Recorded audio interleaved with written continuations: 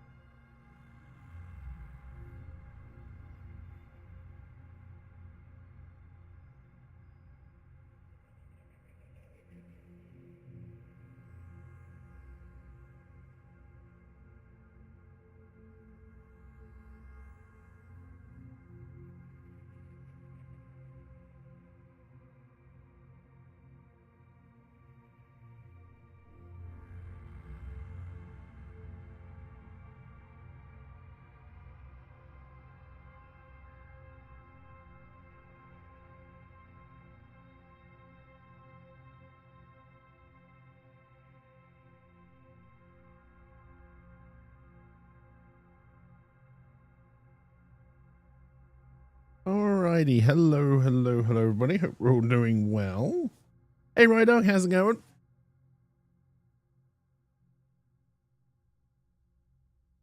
Hope you're having a good Monday so far.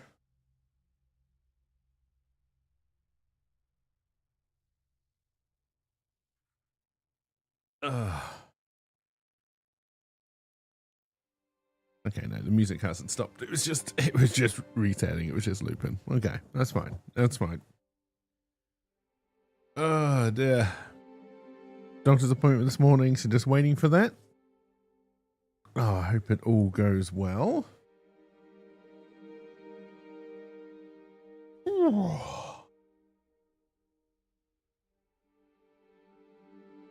I think I'm ready for this. I've probably forgotten something, but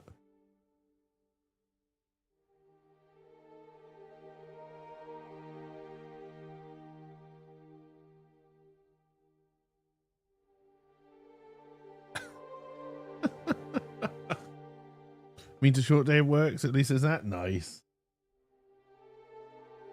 Very nice. Oh dear. I got my pen, got my paper, got my coffee, got my snacks.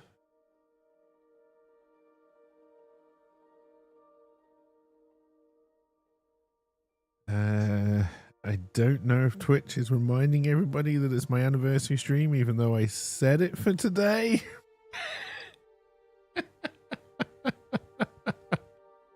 Oh dear, it may kick in at some point. I don't know. I don't bloody well know. I did set the time, yes. It may not go on for another 3 minutes, I guess. Well, no, it was kind of weird because I don't think you can set the time, but I think it kicks on at 1 p.m. But what I'm not, because I'm pretty sure when it explained it, I thought it meant 1 p.m. my time. I'm now a little bit worried it might mean 1 p.m. UK Twitch time, but I guess we'll find out.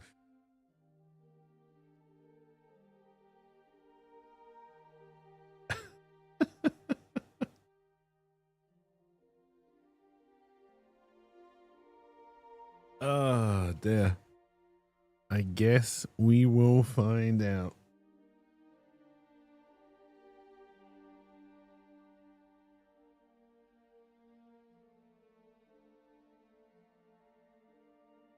Oh, get some coffee in me. Get some coffee in me. Oh, what I should have done is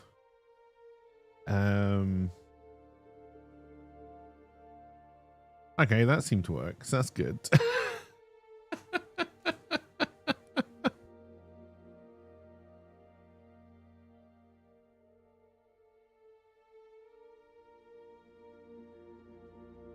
Oh dear.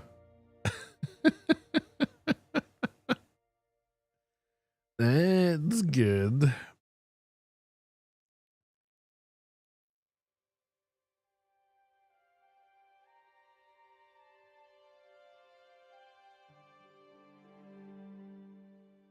I did put the intro video out. I think I said it live. I think it's all going. I should have had a link for it ready to go on the bot, but I don't.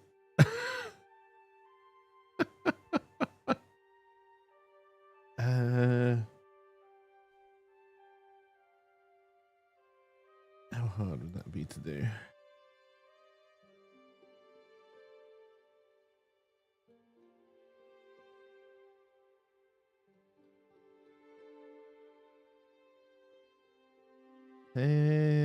That is true.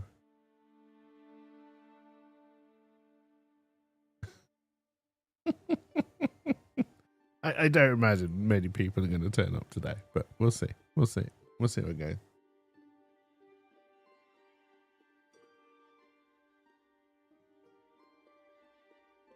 Oh dear. We will see how it goes.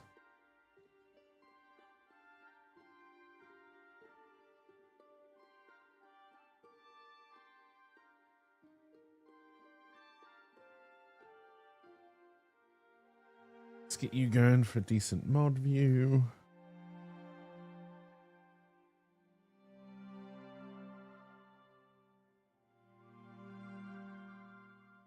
YouTube does seem to be up as well, although all of the fun stuff is over on Twitch today.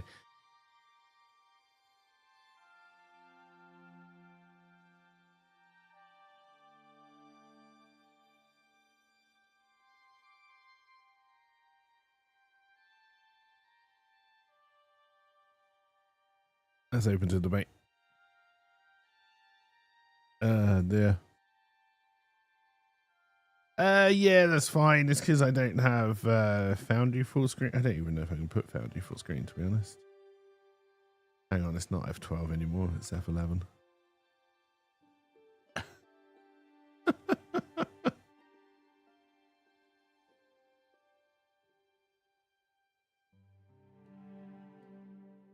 Oh dear. Whew. I imagine I will be getting another cup of coffee before we even start this. Been a busy morning. Busy morning.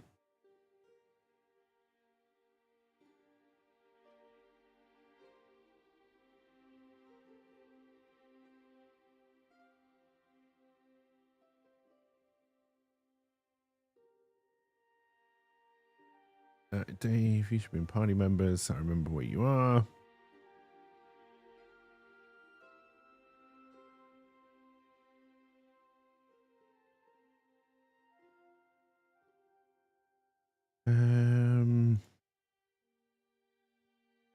Gonna need you open. Bad busy like normal, or can we be no, you cannot be pleasantly surprised for once. Just normal bullshit.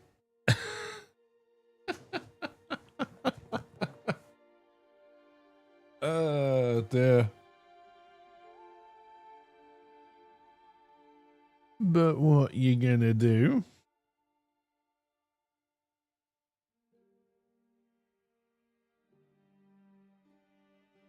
Oh, there's not a lot you can do, really.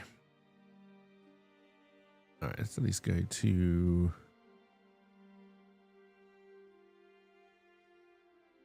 the first map, and we should have Dave's view.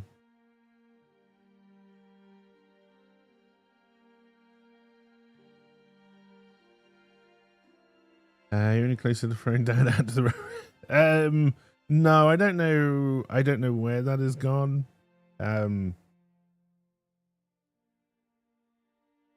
I think my dad will be fairly resistant to it, not because it's not a good idea, because I think it is.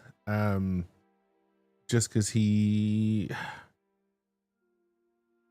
it's a very old house, and it's an old house. Like, even the ground floor isn't level, right? There are many different steps down, steps up. Because technically it's a Victorian house, and then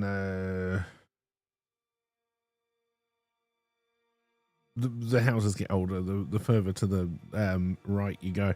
Just like politics. Um,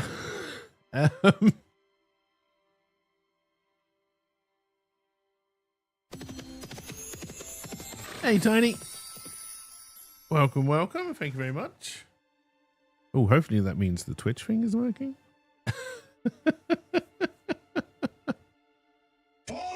Hey, LP as well.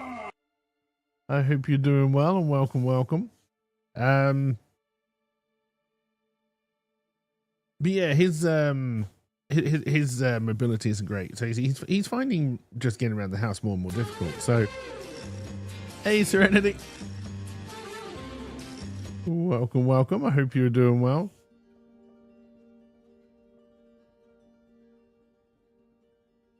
Where is the tattoo?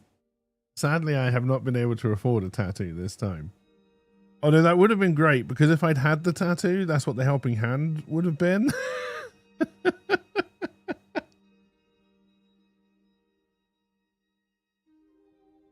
Oh, dear. You managed to dislocate your finger in your sleep the other night, so your finger is fucked. Good God.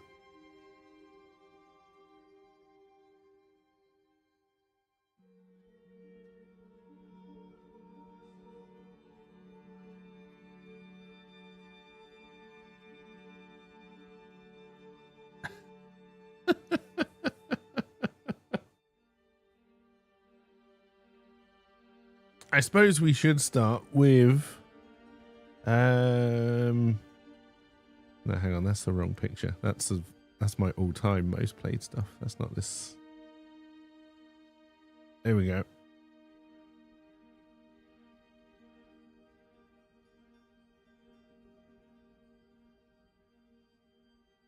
All right, chat. What do you think my number 10 most played game was this year?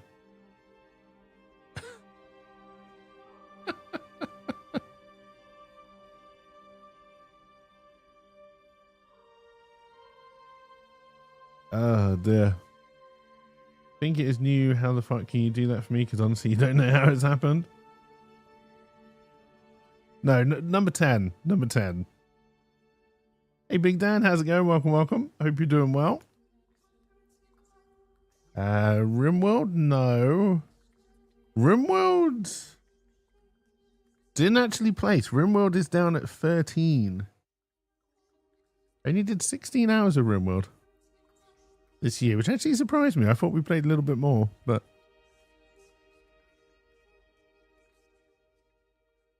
Diablo 4? Diablo 4 does place, but no, it is not number 10. Sadly. It actually managed to get a little bit higher. Oxygen not included is correct for number 10. With a massive 20 hours played.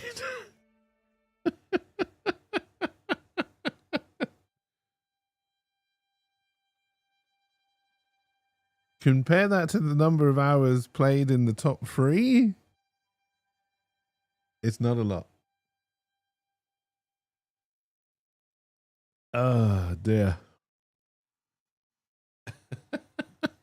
There are no prizes here.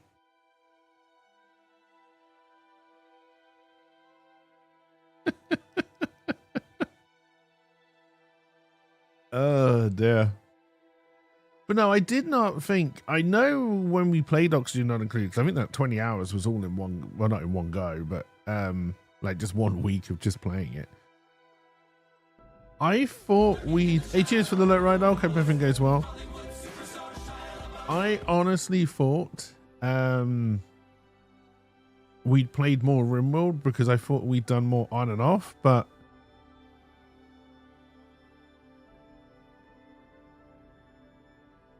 apparently not.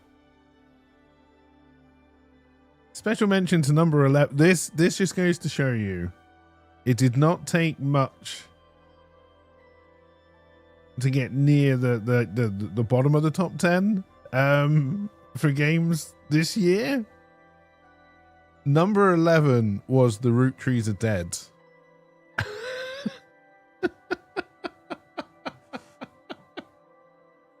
You really did not spend a lot of time playing different games this year. We spent all time getting a dupe something to fix her creaky joints. Oh dear. Yes, I did enjoy that in Oxygen Not Included.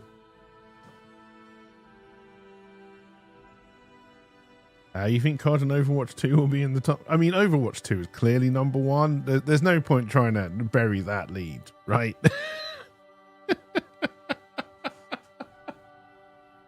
I don't think anyone isn't expecting that. What I was surprised by, because again, just kind of going through the stats, is top 10 games I've played of all time and the hours I put in.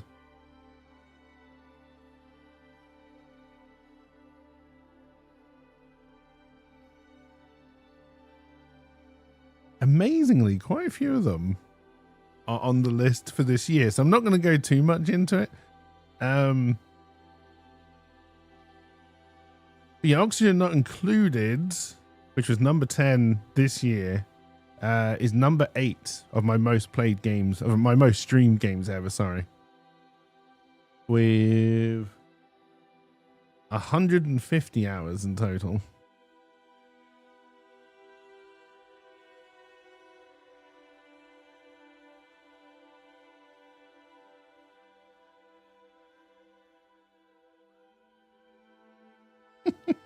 We may as well crack through a few of these. We'll go to, so we've got 10.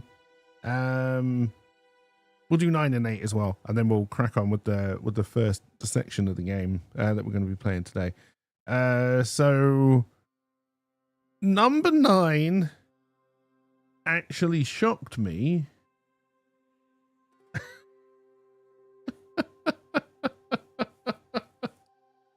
But what do we think my 9th most played game this year was?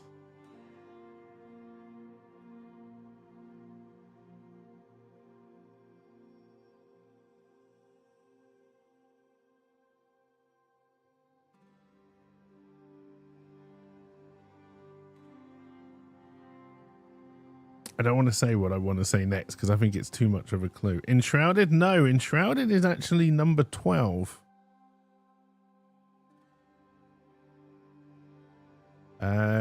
Sniper Elite. The Sniper Elite is placed, but it is not number 9.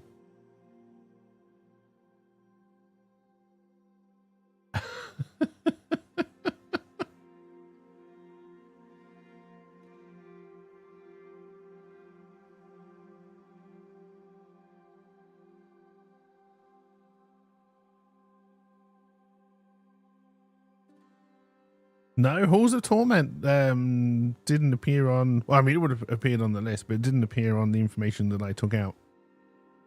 If it's Hello Kitty, you would die. It's not Hello Kitty. Although I'd imagine Hello Kitty and Halls of Torment are probably in the top 20. For some reason, I only captured down to the top 13. I don't really know why. Seems as good a place as any to cut it up, I guess.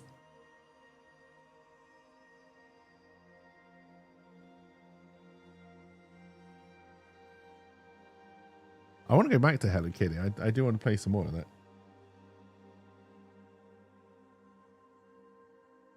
All right, what clues can I give? I think this will give it away. I think we played it purely because the expansion came out.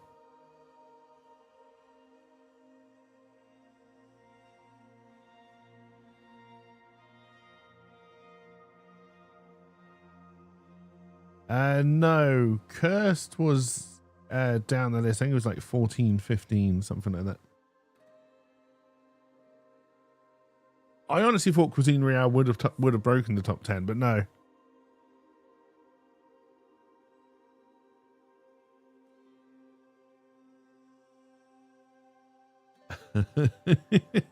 Okay, Serenity's not going to say it, but I think she probably knows what it is.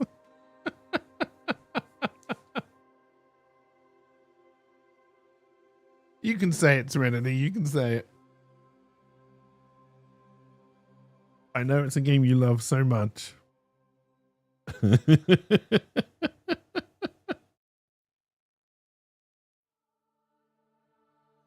Oh, dear. Valheim? No, Valheim didn't make it. I think we only ended up doing 1, maybe 2 streams of Valheim this year. I did enjoy going back to it, though. Kind of waiting to see what they do with the final version 1 of Valheim, and then I might do another playthrough of Valheim.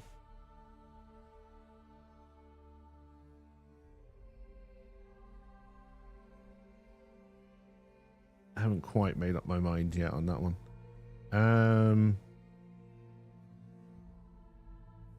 It's an MMO. Twitch hasn't got it yet, no. Okay, right, I got it. It was World of Warcraft. World of Warcraft was number 9 with 27 hours. And I was surprised because I honestly didn't think we'd played it at all this year, but I think the expansion must have come out. Because I can't see that I would have gone to it mid-expansion for any reason. So the expansion must have come out within the past year, question mark? I honestly don't know.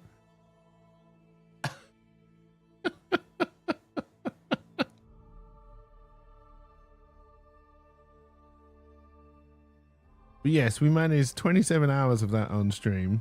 Now, since I've started streaming, World of Warcraft also places at number 10 with 113 hours. So I really have not streamed a lot of World of Warcraft. Oh dear.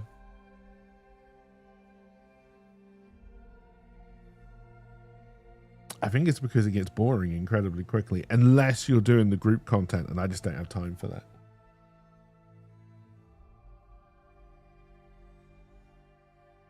All right, so then we'll also do number 8, although number 9 did take a long time. We'll also do number 8. So what do we think number 8 is? Or the group? Yeah, I mean, that is also true.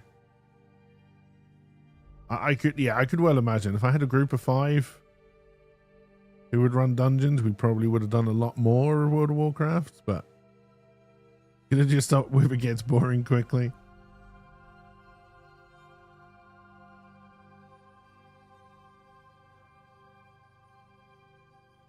All right, so number 8, I do believe it has been mentioned already.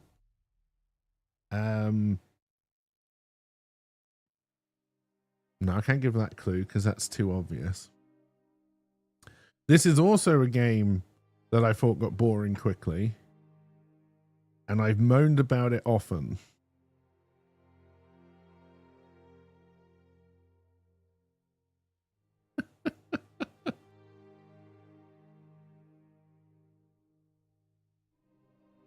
Diablo 4, yes, it is Diablo 4. Is it number 8 with just over 32 hours this year. A lot of that is going to be because we did roll a character every season for a few seasons this time, and then we stopped because we realized every season is exactly the fucking same, and it is fucking tedious.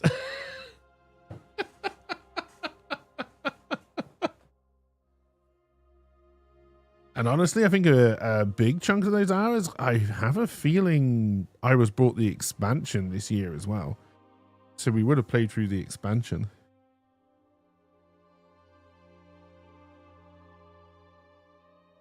Now, no, I don't know. Diablo 4 does not appear in the list of top 100. Top 100. The list of games since I've started streaming. Diablo 3 does. With 124 hours. That is number 9.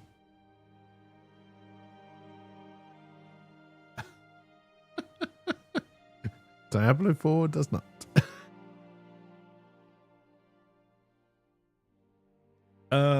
Dear.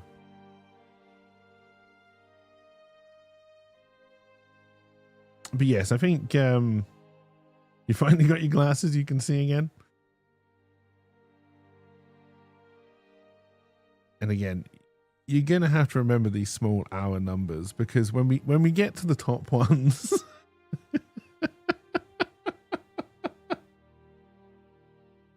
oh dear.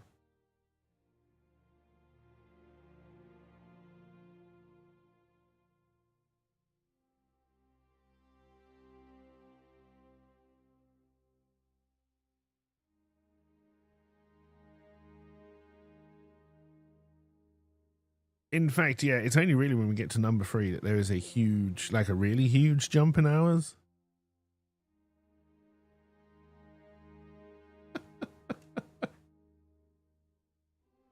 Time well spent. Said no one. All right, so let's get this. Actually, no, I'm gonna. Okay, while I finish my coffee, let's do number 7 as well. Then I can give very specific clues for this one. I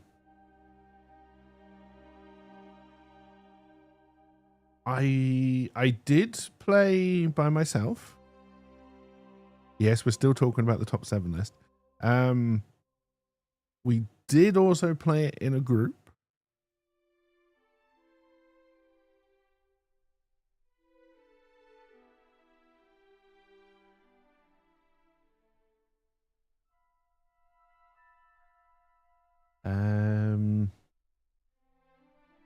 I think a few of us played it at one point. I think we possibly had a group of 4 playing it at one point.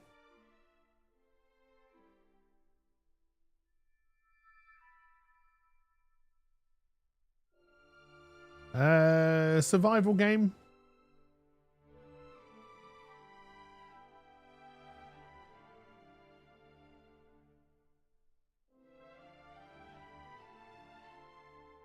Yes, it is. It's the Minds of Moria. Yes.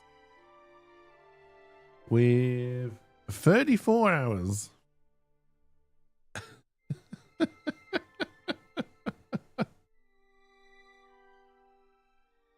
You were just typing that. A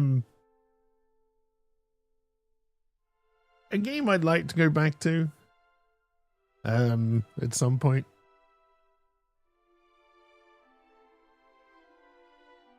You need to get back to that. You like that game? Yeah, I very much like that game as well. I mean, I shouldn't get worried. We play Overwatch for God knows how many hours, and if that's not just repetitive and grindy, I don't know what else. I don't know what it is, but I always get worried with the survival games, like, because you just get to a stage where you can't really do forward momentum without doing the grind, and I always worry. Hey, Mathbox, how's it going? I always worry how boring that is, but I guess I just have to stop that and just play what I want like I used to.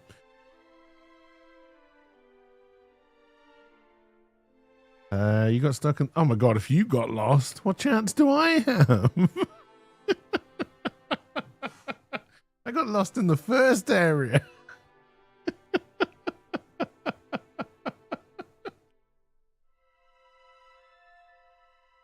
All right, chat. Before we dig into this, I'm going to go and refill my coffee cup. I will be right back.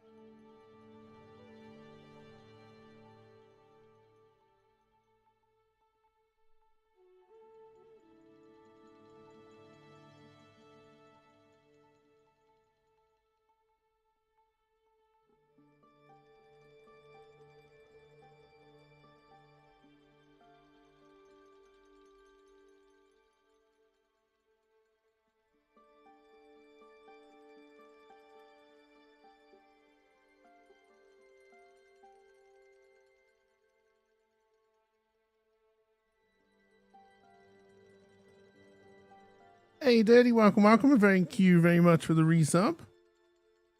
You've been up for so long, but wanted to say hello and happy affiliate anniversary. Hey, thank you very much. It's very much appreciated. Hopefully you've at least been having fun while you've been up.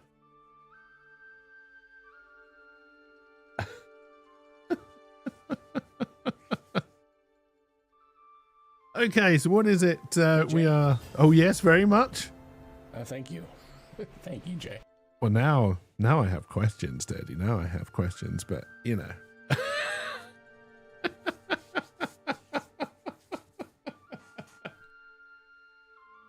Oh, dear.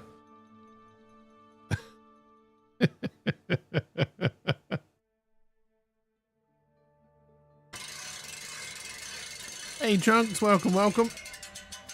And thank you very much. It is very much appreciated. All right. So what is it we're actually going to try and do today?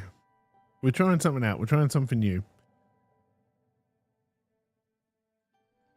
You're going to leave a lurk and go take at least a nap? Hey, have a good nap, Dirty. It sounds like maybe you may need the rest. I don't know. That very much. Let's put thoughts in my head. It's fine. Oh dear. I'm doing alright, Trunks. I am doing alright. I hope you're doing well. Hope you managed to relax a little bit over the weekend. Oh dear.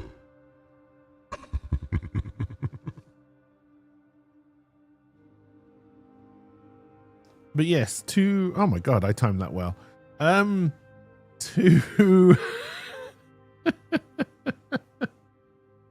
2 days of the Agent Chaos was a lot. By yourself? God, don't tell me you were giving them a break. Yeah, what is it we're trying to do today? So we're going to do a solo tabletop RPG. It is mainly going to be a hex crawl. There is kind of an overarching story involved, but because it's solo, because I'm streaming, and because it's the Twitch anniversary, basically, if you're on Twitch, you can kind of, I don't want to say fuck me over, but that is definitely one way of putting it. If you've ever watched RimWorld with Twitch integration, that's probably kind of what I'm going for. But yes, we will be rolling randomly. With every random roll, I'm very happy to take input from chat about what happens. There are two very specific ways you can interact with the gameplay. One is exactly the Yorkshire Terriers. One is by using a helping hand token. Those only apply during combat scenarios. Just FYI. And they kind of they changed in my mind as I kind of went on, and I still don't know if I was to try and do something like this again, if helping hand would stay like this. But basically a helping hand will do a random roll on a roll table, and then something will happen in a combat scenario. I would like to be able to include possible items and kind of other kind of events in there, but this is just kind of a rough thing. And I ran out of time. Let's be honest, I ran out of time. I always run out of time. Really should start doing these things sooner.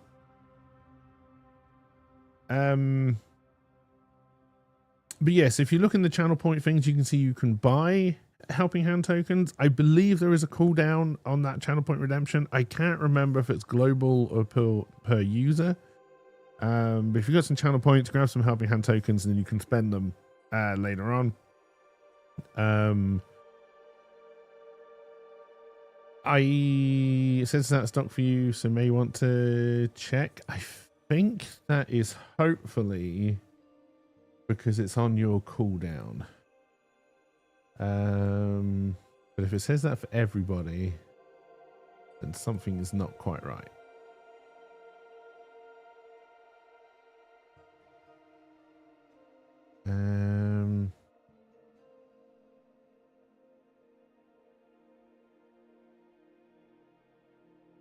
No, it definitely shouldn't say anything like that.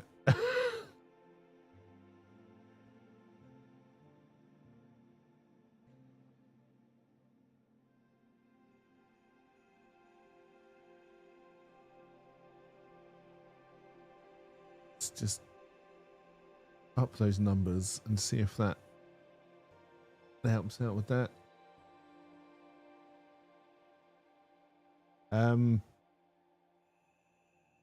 I do not have any safeguards on those things or on the commands that are used. Like I say, helping hand should only be used during combat, and I will make sure to remind people as and when we get into combat scenarios. The other way is to use the objection channel point redemption. This is to be used so when a story decision is made, if you don't like the way it's gone, if you want to make it better, if you want to make it worse, it's entirely up to you. You can make an objection with an idea of how you want it to go. Doesn't mean we will follow your idea, but we will try as much as possible to follow that idea, and make the story go in that direction.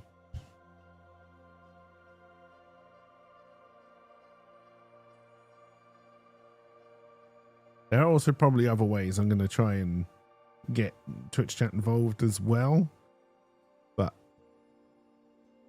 we'll see where we go. Like I said, this is the first time I've tried something like this. I don't know if it's going to be fun. I don't know if I'm going to enjoy it. I don't know if you're going to enjoy it. God, it sounds like whenever I'm proposing that I should have sex with a lady.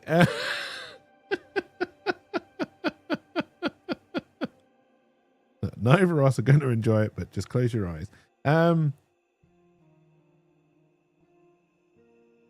You've learned that people who work in big food stores aren't that bright. I mean, some of them definitely aren't. I'm sure some of them probably are. Oh dear. No, my go-to chat up line is, "Are you a prostitute?" I thought we all knew that.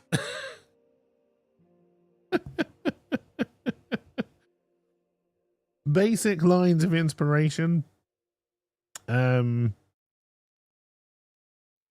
It's very much a you remember, it's very much a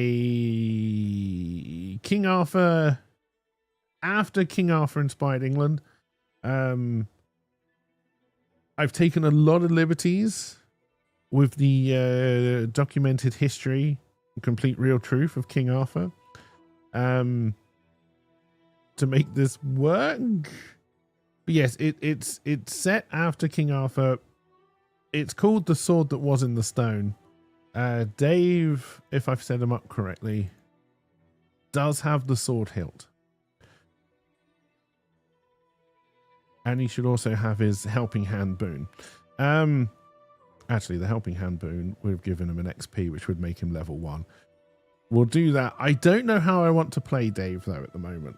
So, but we will level him up.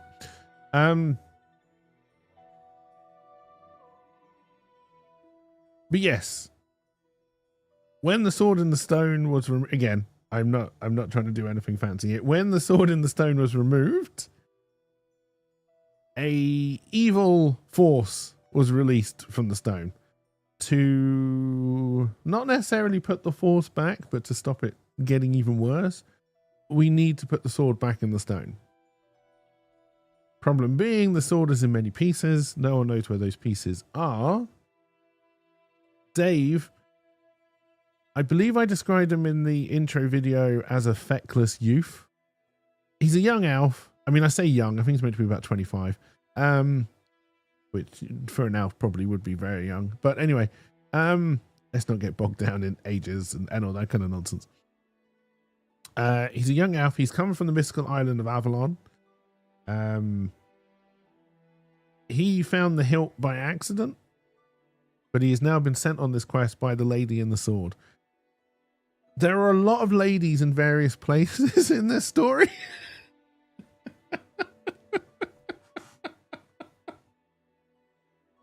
I may have gone with the lady in the lake motif and kind of just went running with it. And where else could I put a lady?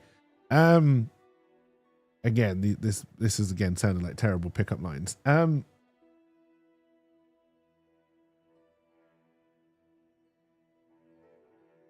But it probably isn't. And yeah, so we have the hilt. We've been sent on this quest. We are looking for Merlin, because of course we are. We have sounding more and more like in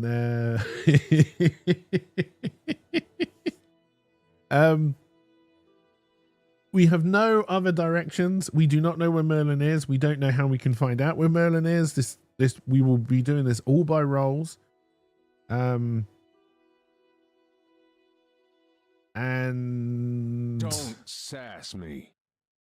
Yeah, I think that probably about covers where we are.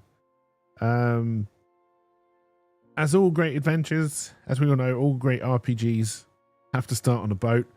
Luckily for LP, I made it a very small boat this time. And nothing very eventful happened on the boat trip. We just sailed over from Avalon and we have landed. Hang on, I can show you where we landed.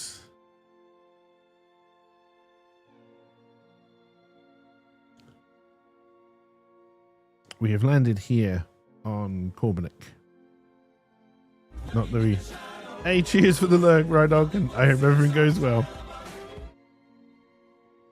Of which Dave, and we are playing as Dave, and we are approaching all of this as Dave. We know nothing about. Also, Dave, you should be over here. You're probably the wrong Dave now, so let's drag Dave back down onto the world map.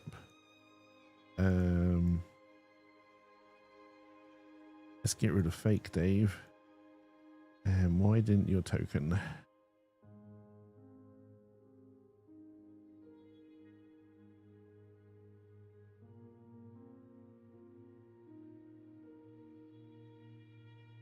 Oh, that worked. That worked an absolute treat. Alright, what if I do this one?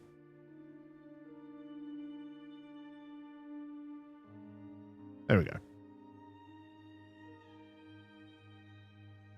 Alright, so David landed on the boat. He's landed on the dock. It is... I don't know. How many times a day are there? Would you say, what, morning, afternoon, and night? Let's make it 4, and I don't know what the 4th time's going to be. All right, we rolled a 1, so it's nighttime.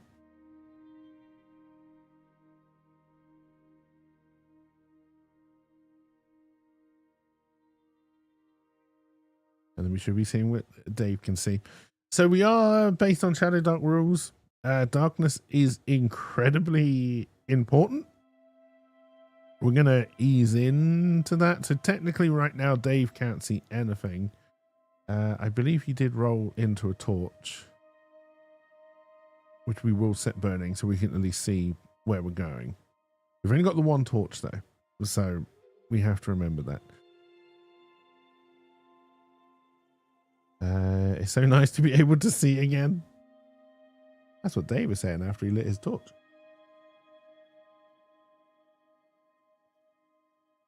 So yes, he's landed on this beach. He's landed at this pier. He knows he has to find Merlin. He has no idea how he is going to do that. And yeah, he's also... He's not even a little bit of an idiot. He is very much an idiot. I mean, he's a Dave, right? So you don't fall on these glasses this time. Yeah, I should really look at getting new glasses again as well. It's got to be a few years since I went and got these after my old ones completely broke and I had to hold them together with sellotape. But what I've noticed with these ones is the lenses for scratches have been fucking awful.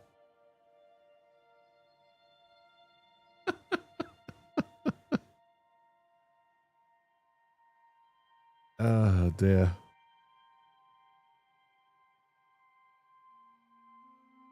Because yeah, like right now, there's a massive scratch on this lens, which I can't get rid of, which just makes it look like it's constantly dirty, and it bugs me. But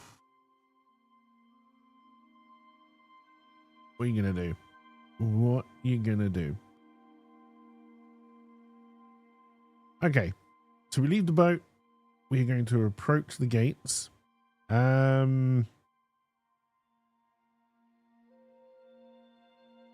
Are the gates locked?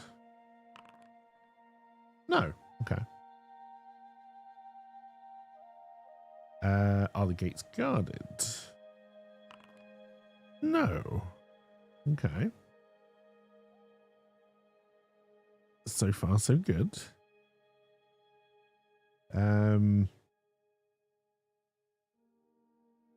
Okay. Well, I mean, these probably don't have handles, right? What we could do is we could do a check to see if they push or pull. Firmware with cheap and good quality, and they do the blue light protection like Ultra One. It does make the lenses a yellow tinge, but you didn't get headaches from gaming using PC like you normally do. Okay, that's interesting. That's interesting. All right.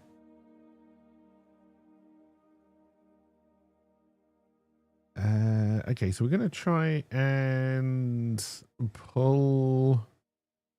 We're gonna try and pull open the gates. There's really no reason to do a roll here, but just so I get comfortable doing rolls. What do I roll for a strength? You can just look at the hinges. Yeah. You're giving Dave too much credit if you think he's going to be looking at hinges.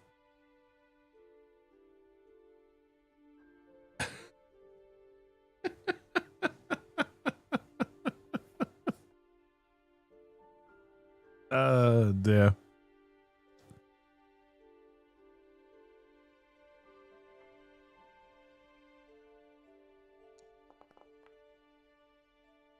Alright, we actually rolled a 20. We'll roll a 20 against him. Okay. We win. We open a gate. Oh, what fun. Alright, so we open a gate. We're going to walk into the village. Are there guards on the inside of the gate? An extreme no. Oh, shit. Okay. So not... Are there dead guards inside the gate? Yes, but... Okay, so we walk in and we discover 2 dead guards. I'm not going to drop them down onto the map because I cannot be bothered.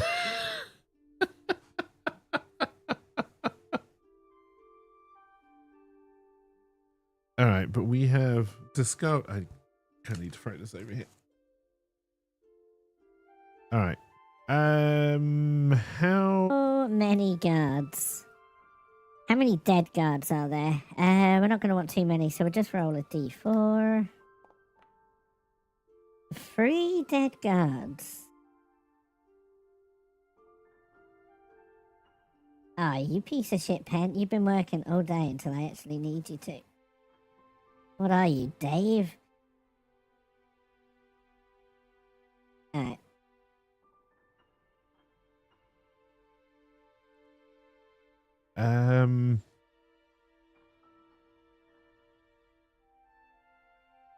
How is Dave going to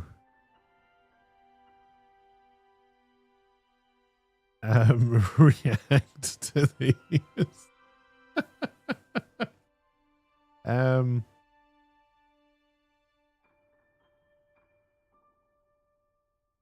Okay, so is there anyone else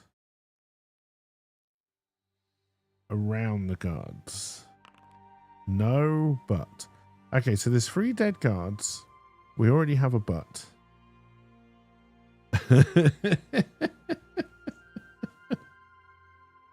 Alright, so what's going to be the but? There's 3 dead guards. Are the corpses intact? Yes, but. Okay, the corpses are intact. So there's 3 dead corpses. They haven't been mutilated. Okay, is there a blood trail? No. What was this question for? All right, so we've got 3 dead guards. Body's intact. No blood trail. Is there any blood? Yes. Well, yeah, that's kind of what we're doing. So we're trying to do a solo tabletop RPG, right? I don't want to have written everything that happens. That's kind of, I don't think I would find that fun.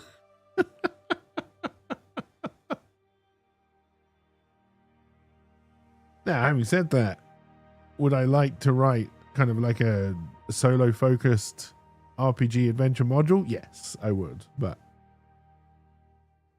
I've got to get the second book out first.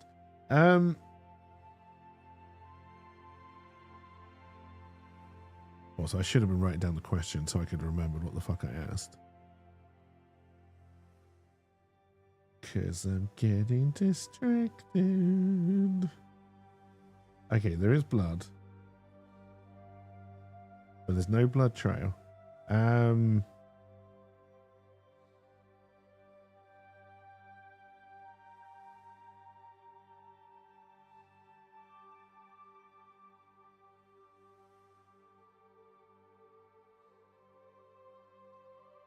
Yeah, then I think we need to do a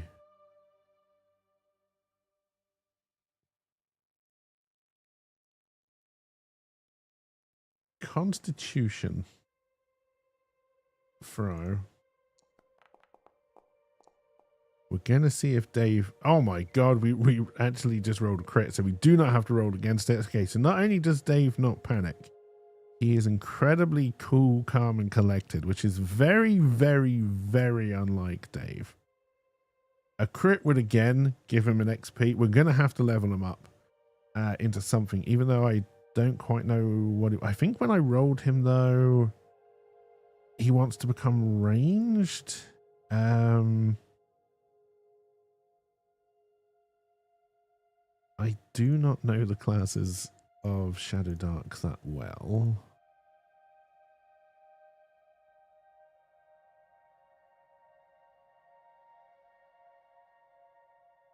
Oh, you didn't go to the start. That's why that all looked wrong.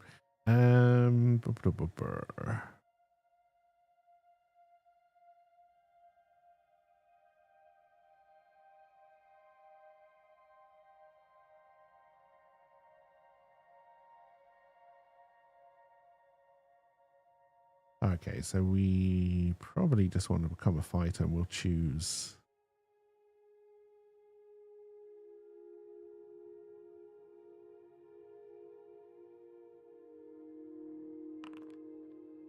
All right.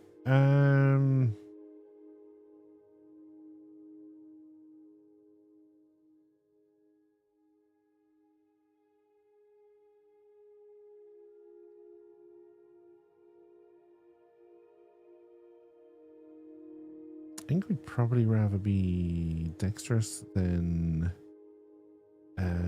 strength based this time.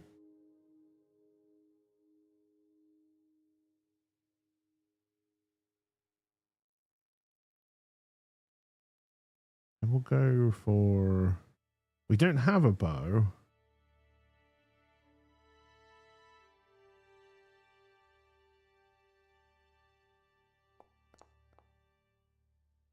Oh, good. Such great hit points. What is our constitution like? It wasn't bad, right? Yeah, right, we'll do +2 to dex.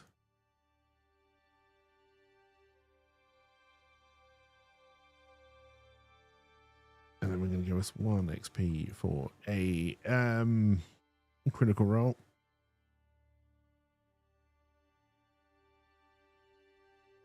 At the moment, we can only attack with the sword hilt because that's all we have. It's not good damage. Doesn't really do a lot for us.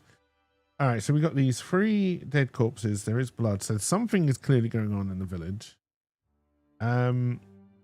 Do we hear any sounds of fighting? No. Okay, so whatever has happened to the guards is clearly over or not known.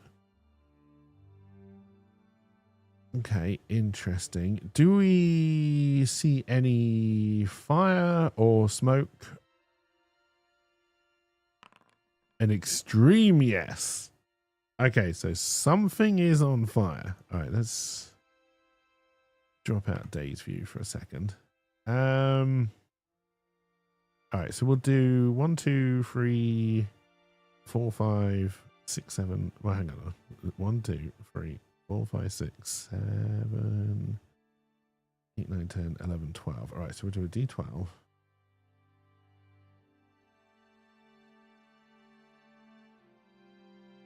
Oh shit, I need to do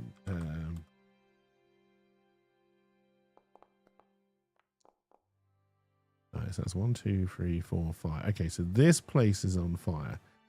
I do not believe I have any easy way of showing that. We're gonna have to draw.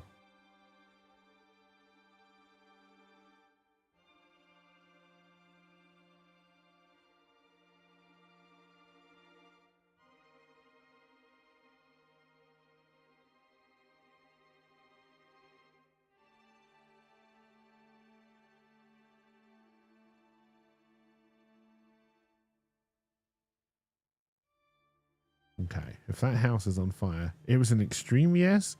So we're gonna roll D12 again. Oh, number 4 is also on fire. That makes sense because it's next door.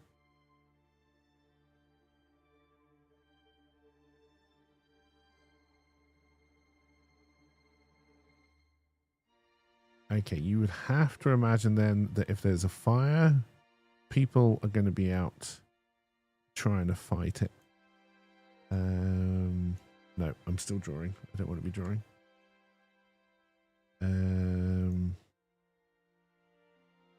Oh yeah, that's right. You're a character, so you have to obey by the laws of physics. Damn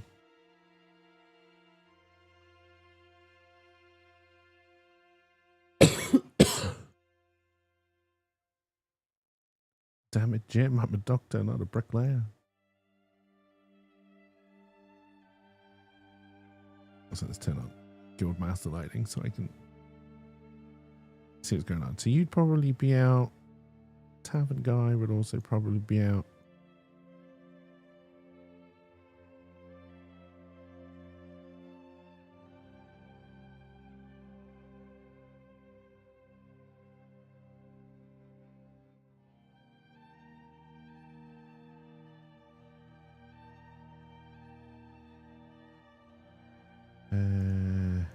The only other one we put in here is the blacksmith. No, I'm going to keep you down here because you're a grumpy little bastard.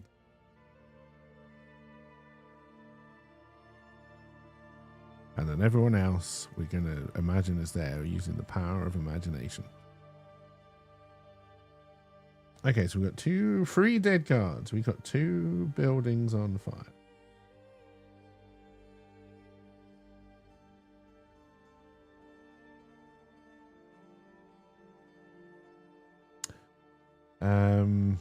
We are incredibly cool and calm and collected about the bodies. We don't see a blood trail. We don't see anyone around them. We don't see any monsters or anything. So we don't know what attacked them, what killed them. We've seen the fires, or we smell the fires. So we are going to make our way towards the fires.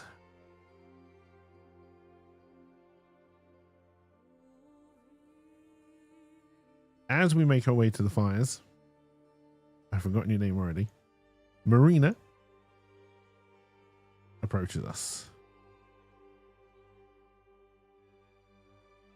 while the baker and the tavern owner try to put the fires out. Because why not? All right, did I make any notes about you? I did. Okay, but her most important thing right now is going to be the fires. Beautiful handwriting there for the fire. I know, right?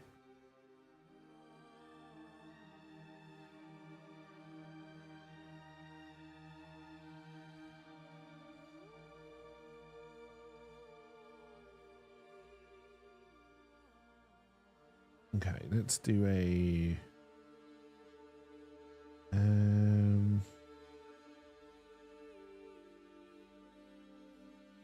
now I know in this you can also do a coin flip, but I can't remember how to do it, so we're just all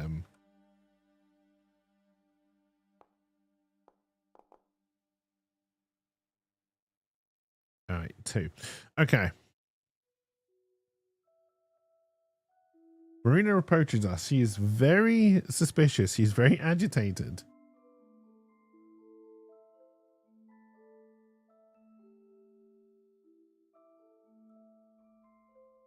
Is her weapon drawn?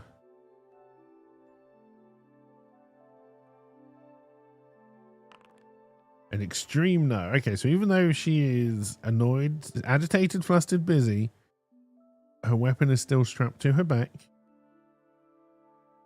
She probably looks at us with a huge amount of disdain. We are a tiny little elf who is very suspiciously in her village, and it is clearly under some kind of attack, although we don't know what it is. She approaches us and she shouts, "You there! I sent the guards down to get some water. Have you seen them?" Now, we have seen them because we know they're dead. Are we going to tell her the truth? There's no reason not to tell her the truth. That would just make her more suspicious of us. So I'm hoping we are going to tell her the truth. Yeah. Oh God, but there's a but. Okay, we're going to tell her that we seen them, but we're not necessarily going to let on that they're dead at this stage. Don't know why we wouldn't. But we got to go with the prompt. So for some reason, we're keeping information.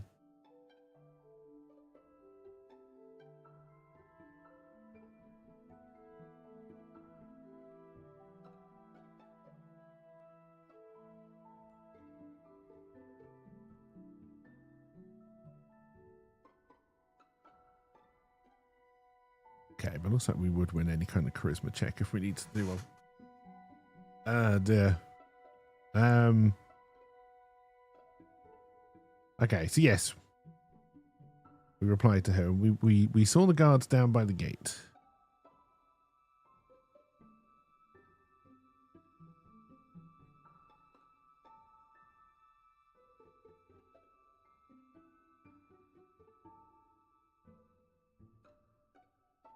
Just out of interest, can I...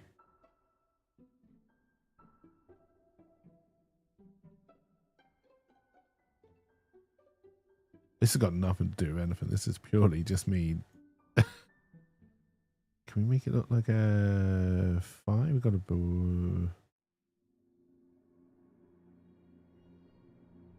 A swirling rainbow. A lot of rainbows.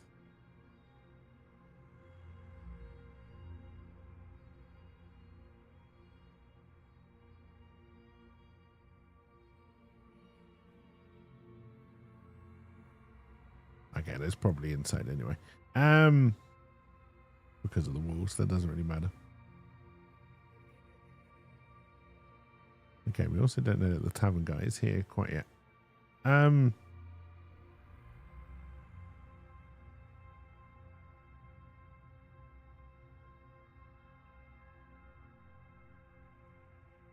He said yes, but I really want to tell her that they're dead.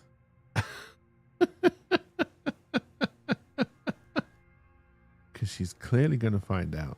But We got to go with the rolls. We got to go with the rolls.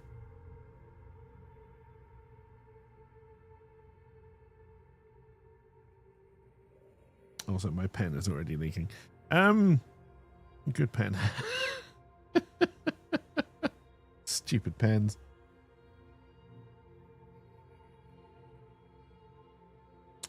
Okay, so she's going to reply to us. Well, I wonder where they are with the water, because, I mean, there must be a freshwater source, but we're going to be trying to use seawater to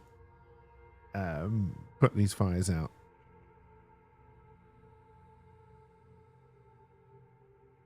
And she orders us to follow her because we're going to go get what? Okay, we're going to be in trouble straight away. I really hope we don't die in this village because Marina swings at us. We do as we're told, and we follow her down.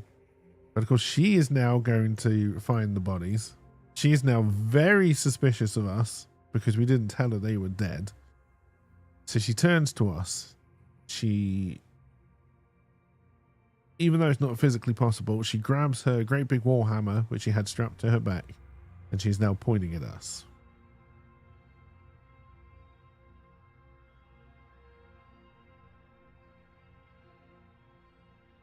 This isn't going well.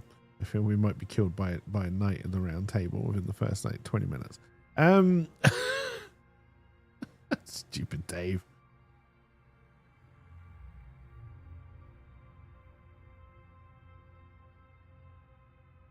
All right, so she sees them.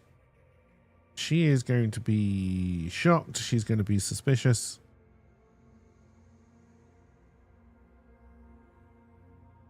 And she's going to ask us, did we kill these 3 guards? Which we obviously didn't. So I'm still going to roll on the oracle because we may lie. I really hope we don't. I'm going to make it an unlikely that it's a yes to give us the best chance that we just say no, but still going to roll. You fucker. So she asked us, did you murder these guards? And we're now going to say yes. But. Ah, Dave, you idiot. What have you got yourself into? We didn't murder them.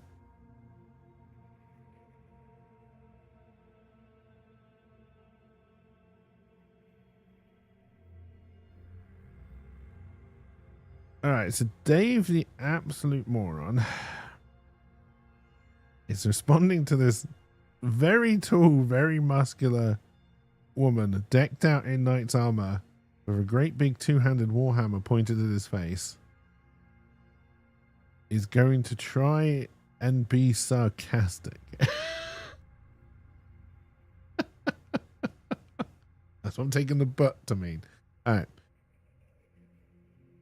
And we're going to have to probably try and beat this with a charisma roll. So we're going to say, yes, obviously I murdered them. That's why I'm covered in blood and came right to you.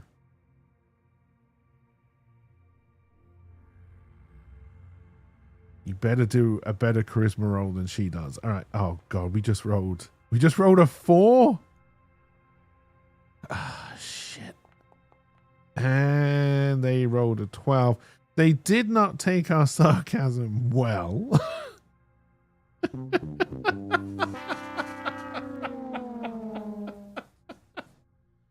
Did not take our sarcasm well at all.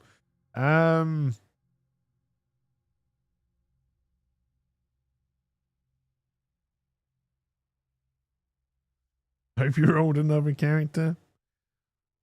Okay, she is not going.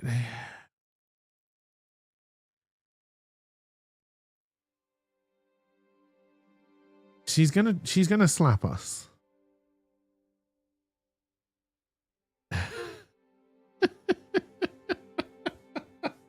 Fucking Dave. Dave the idiot trying to be sarcastic. Come on. Come on. You're better with long range weapons and you don't really have a weapon. You've just got the hilt of a sword. You're going to try and pummel somebody to death with. You're pissing off the first person you meet. Leave the sarcasm to the professionals. Fucking Dave, I tell you, fucking Dave. All right, so she's gonna come stand right next to us,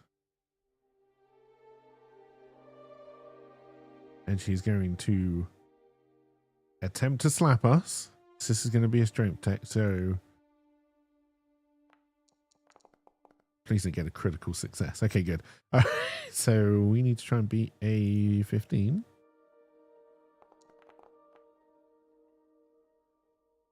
Okay, so she tried to slap us. We hold up our hand and we catch her. She doesn't seem like a slapper. I didn't mean it in that way.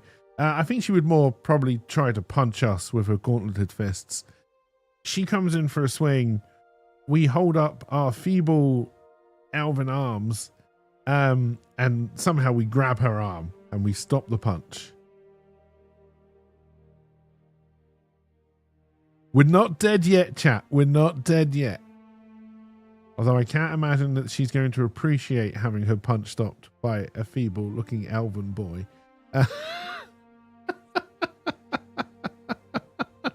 He was trying to be sarcastic over the point of murder. But it's probably fine. Let's not worry about it.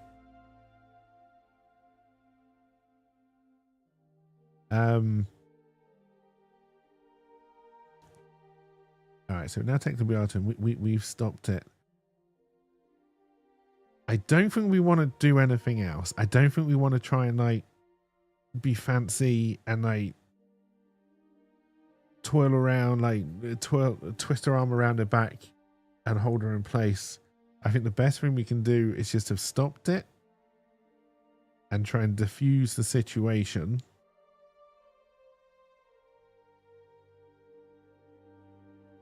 Hey, Ryla. Welcome, welcome. I hope you're doing well, and thank you very much. It's very much appreciated.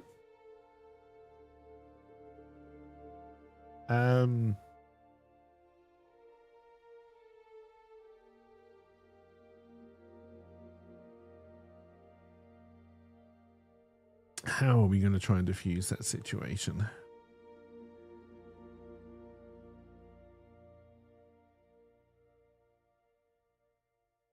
Okay, we're going to say to her, look, I was clearly being sarcastic. I'm not going to apologize for it because Dave doesn't seem like the kind of person who would. I was clearly being sarcastic. I did not murder my wife. I mean, these 3 guards. And we should get water so we can put the fires out. That's got to be priority number 1. We're again going to do charisma checks. All right. And we're going to win this time, Dave.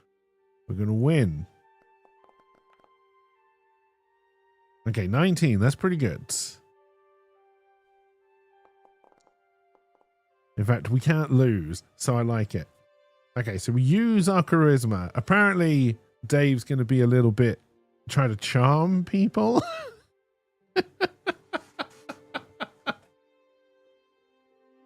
Charm people, and is fairly strong in his very...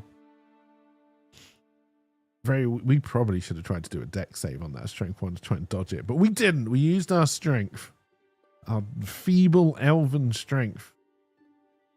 It was the one-armed man. She lets her guard down. She's clearly not happy with us.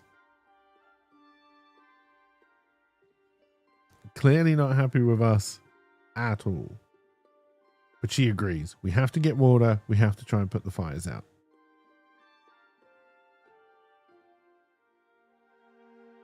And then we're going to have to circle back about these guards who have been murdered. Okay, so we head down. I'm not going to do dice rolls for everything. So we head down. We got some buckets. I'm pretty strong. I said I'm not going to do dice rolls for everything. We try, and we're going to try and impress her. We've pissed her off. We were sarcastic about murder. We've stopped her punch. Now, I feel she would appreciate strength. So I feel the actual stopping a punch would kind of make our kind of point system go up on her a little bit. I'm going to go off topic for a little bit here. I think if I was going to design a role-playing system from scratch. I think having like a kind of like they do in Baldur's Gate 3, and I think actually D&D does have a system for this. Having like a how much they like you track, I think would be really interesting. Not for love. Well, I mean, I don't know. Sex does sell, so maybe you should be able to get to that level as well. Call her a real slapper. But yes, okay, so we think she is impressed by strength. We're going to try and use that. Kind of like how in Professor Game, everyone hated that. Yeah, that kind of idea, right? I think being able to do something like that, being able to track something like that would be fairly interesting. And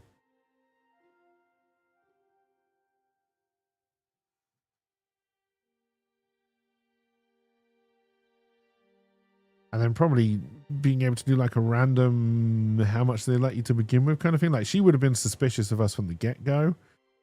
I feel like if we hadn't stopped the punch, we'd be in deep trouble right now. Stop the punch and then charmed her a little bit, right? But we're not. So we've headed down here. We're grabbing some water. She has grabbed... Oh, just one bucket? Come on, you can do better than that. We're going to try and grab 6.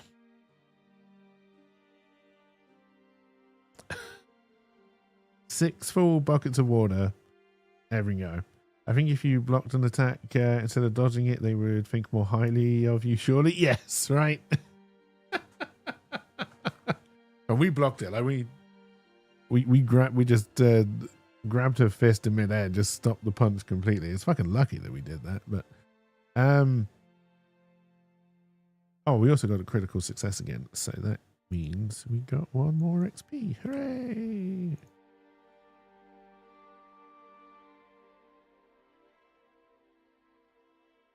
All right, out of the 6, how many make it? 2. All right. So we've scooped up 6 buckets of water, and then we try to lift them up, and we fail. Highly embarrassed. Marina looks at us and scoffs. She is not impressed by this ridiculous, stupid display of strength, which we have not managed to achieve. We then go down to 5, 4, 3 buckets, and we still cannot lift them. We get to 2, 1 in each hand, a little browbeaten grimace on our face, and then we head back up. However, now what we're going to try and do is we're going to try and use our dexterity to make up for our incredibly bad roll on that. So we can only do 2 buckets at a time, and Marina can only do 1.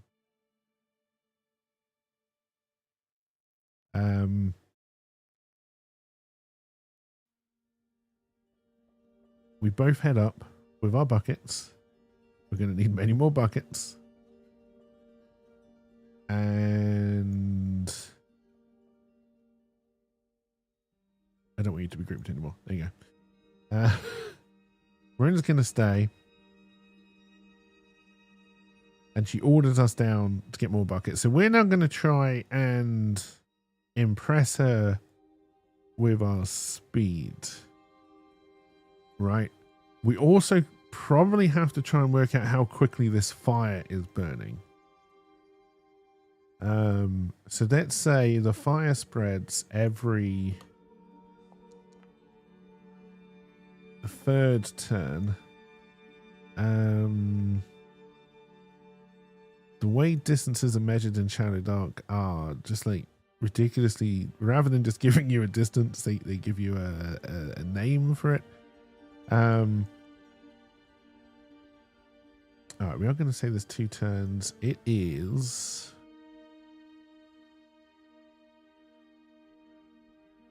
No, that's the wrong one.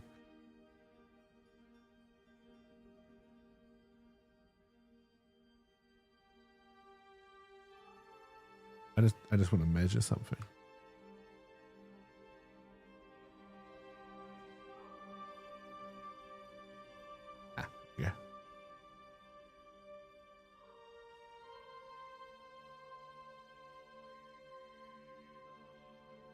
It is about 120 feet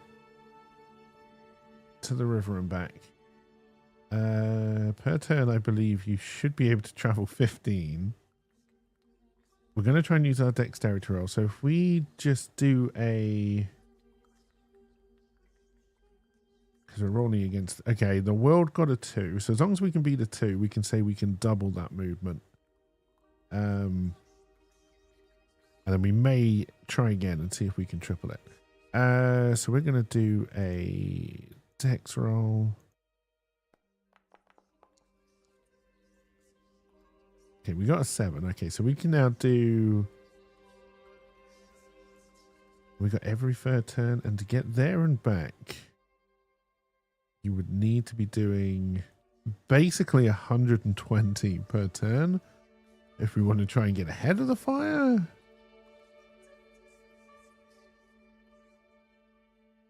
So we're going to have to try and push this. Okay, so we're up to 30.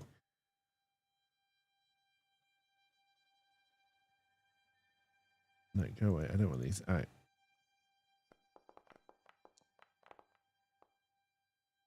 Okay, I'm pretty sure we can beat a 4.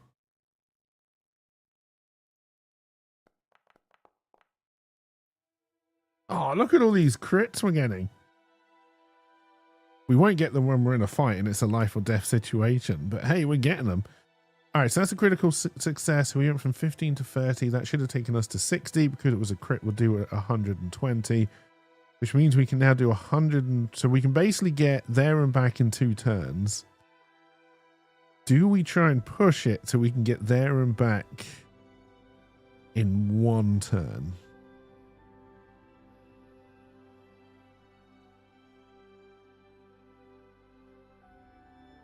If I say yes to the roll, we have to make it. I can't just roll and then decide if I want to attack it based on what they get. And then what are going to be the repercussions if I fail? I think we're just going to stick to... We can now do it there and back in 2 turns. We can bring 2 buckets... A bucket will put out... Ah, oh, you bastard. 1 square of fire. Per turn. So then...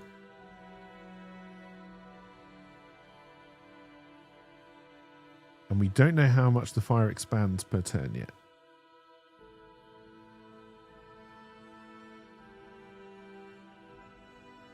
Alright, so if that's on fire, we probably have to put all these squares out.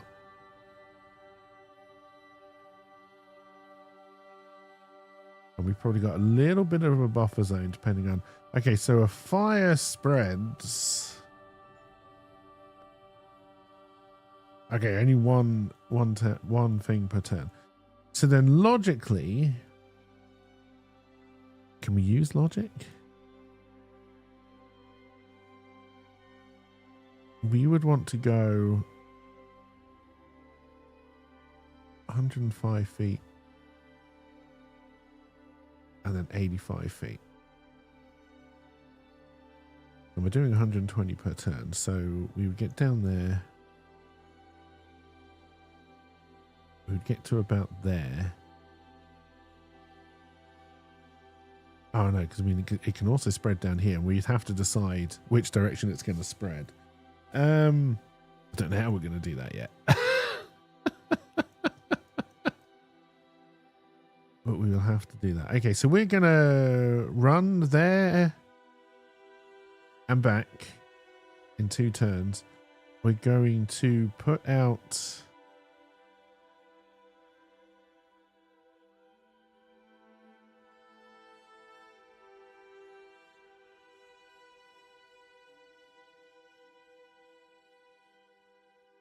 Can I make you bigger and smaller? I can. All right, we're going to put out that bit of fire.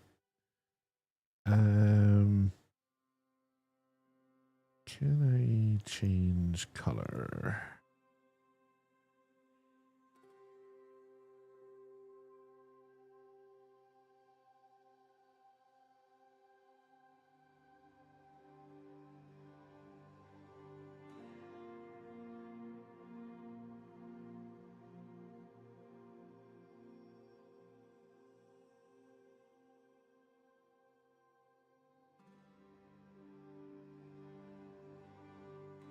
I'm also going to say it does the damp thing. So the fire, if it tries to go back there.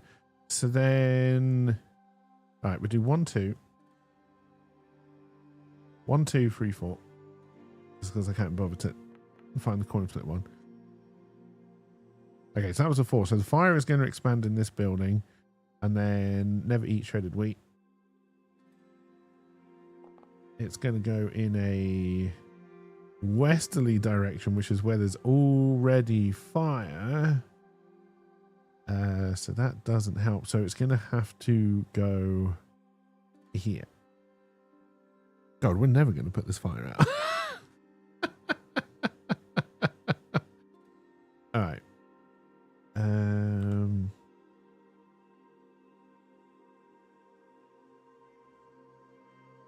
Okay, I can't get that back.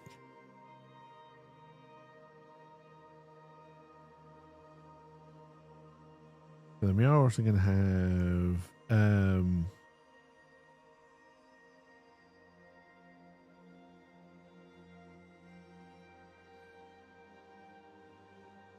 these people. Oh, that is a good question, actually. So how many turns? We'll give us a little bit of time. So let's do 20. How many turns for a square that's on fire to burn out? 18. I don't know how I'm going to keep track of all this. We're on turn 2.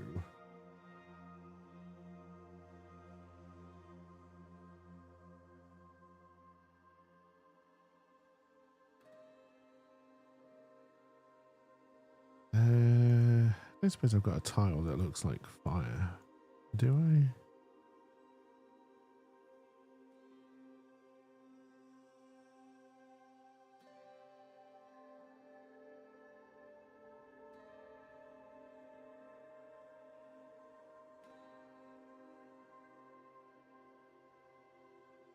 Oh, so smooth. Oh dear. All right. And then we will also say then that every 4 turns, these two will come back and forth and also throw a bucket. Well, let's see. How many buckets can the baker bring back every time? 3 buckets. Okay. And then the tavern owner brings back also 3 buckets. So every 4 turns, we will get 6 buckets. Plus our 2 buckets. We're doing 2 buckets. So we actually put out 2 pieces of the fire.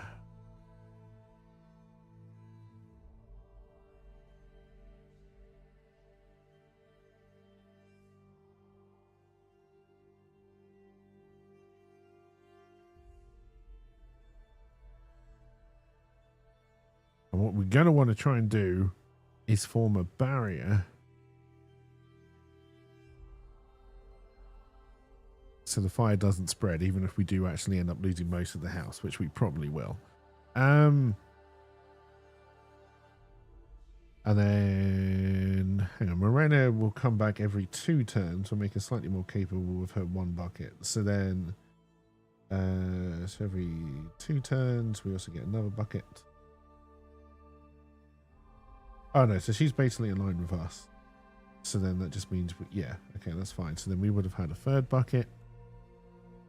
For the sake of ease, we will say she will join us where we're going to fight it. So then we do turn 3. We're running down. Turn 4, we run back up. We get 3 buckets. The fire spreads. Hey, cheers for the alert, Trunks. I forgot to note how quickly the fire spreads. Every 3rd turn.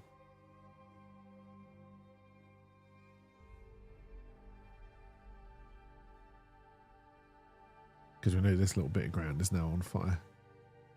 God, you would need to track this properly. You would need to be writing so much information on this map right now. I wasn't expecting we'd be putting out a fire the first thing we're doing. All right. So we get 3 more buckets. Again, we're just going to carry this on. Which puts that on. And then this is also the 4th turn, which means we get the extra 6 buckets. And we're going to carry it on here.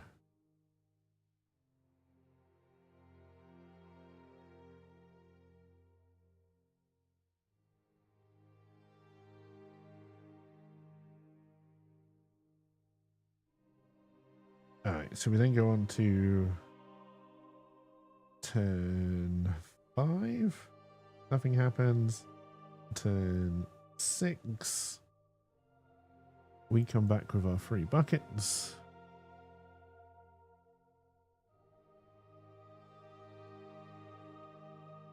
All right, so 1, 2, 3, 4 for the buildings. Okay, this building is expanding this time. Never eat shredded wheat. Is going up to the north. So then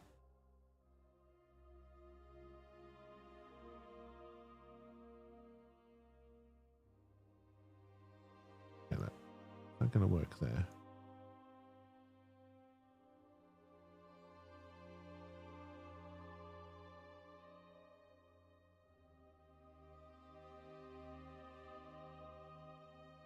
Okay, I don't know why you've selected that.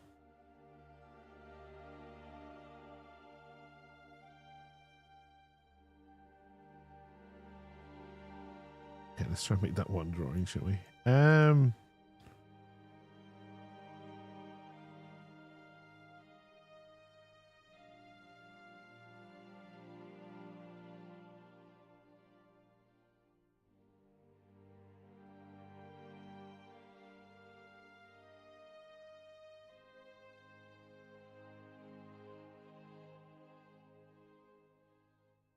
Alright, so you're now on fire.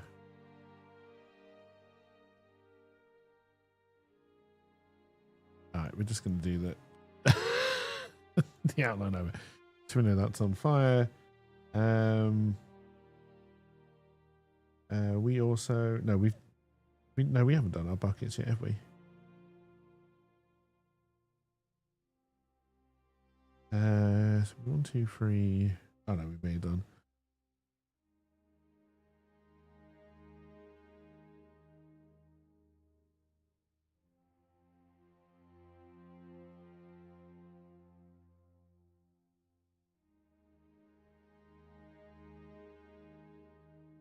Alright, so then that would be turn...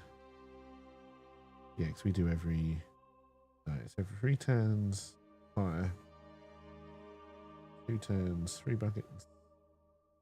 4 turns, 6 buckets. Alright.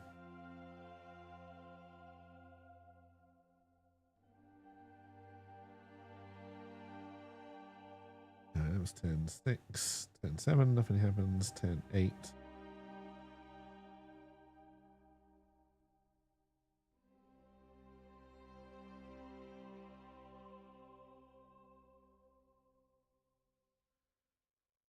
I now can no longer just expand it. Alright,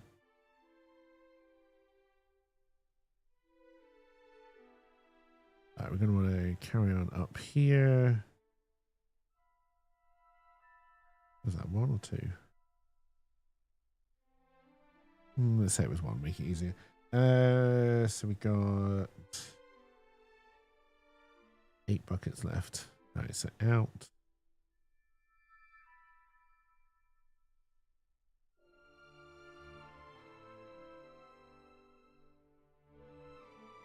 Okay, so the fire cannot spread to any more buildings. It can only spread to grass.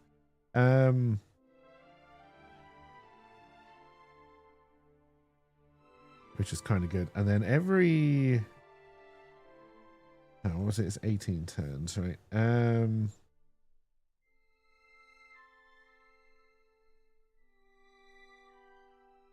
Let's give us 2 goes at this. So let's then say every 9 turns, which will be the next turn.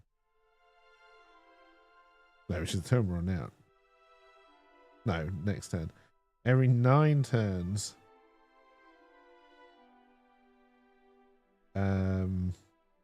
Possibility of rain, which would put the fire out.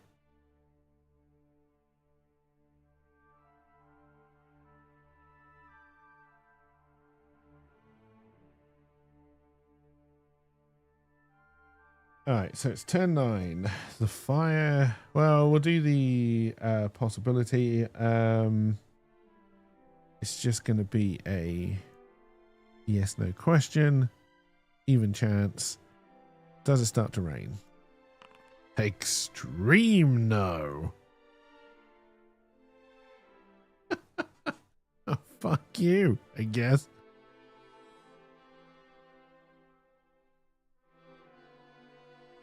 All right, so we need to do the rolls again, see what's going to spread. It's spreading from the first building. I was hoping it was going to spread to the south because it can't do that anymore. But it is not.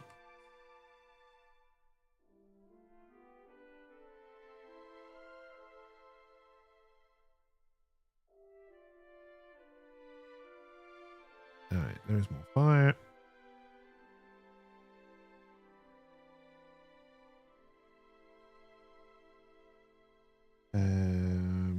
We go into turn 10, which means we get 3 buckets.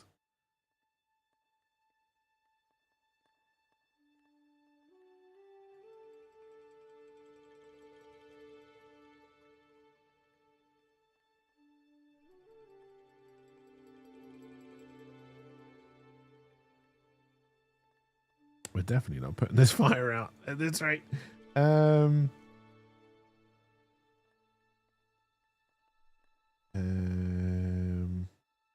10-11, nothing happens. Turn 12.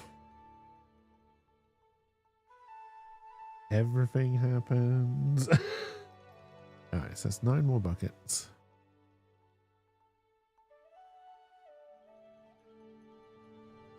Alright, so that's 3.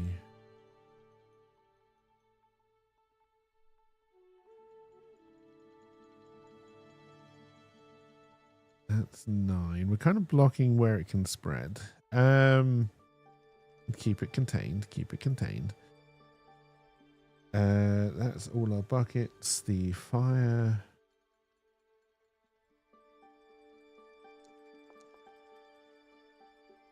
Is going to spread in this building, and it can only spread on a 4. All right, doesn't spread. All right, so then 13, nothing happens. 14, we get our 3 buckets.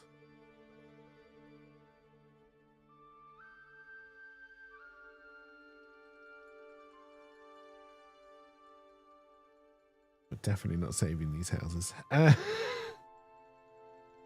right, so that's 14, 15, fire spreads.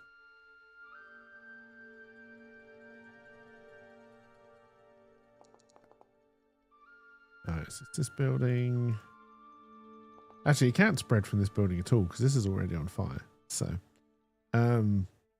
that's good. We do at least have the fire largely contained to just these 2 buildings. Alright, so that's 15, 17, 16. We just did the fire spread roll. Turn 16 is 9 buckets. We might be able to save this house.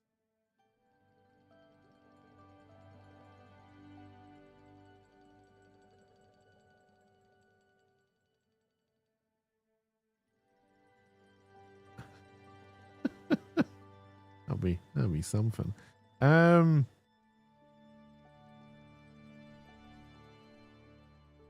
Alright, so that was 16.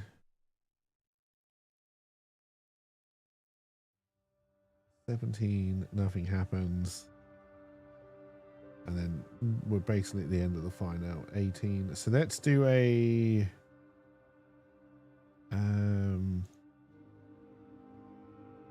Does it rain? Yes, but... Okay, so it does rain. So it's not going to put the fires out completely, but let's say it will give us 2 d20 squares. Is that enough to put the fire out? So it gives us 16. 1, 2, 3, 4, 5, 6, 8, 9,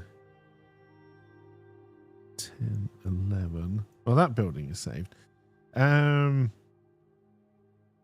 13, 14, 15, 16. We are going to have 9 buckets, but that's still not going to be enough. 1, 2, 3, 4, 5, 6, 7, 8, 9. Okay. But then the fire fizzles out. It didn't spread anymore, which is good. We need to get rid of all of these. So this building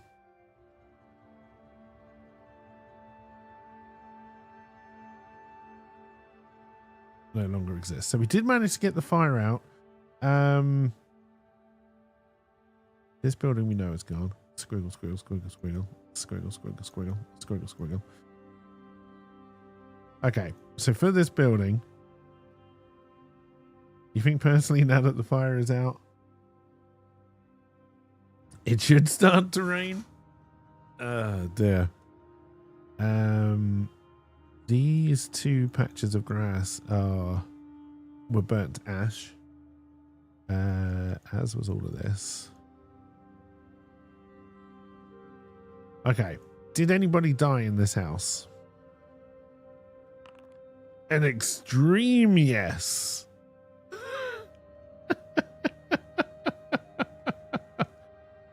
Okay, an extreme yes means I'm going to go for a D8 roll. Only one person died. Only one person died in this house.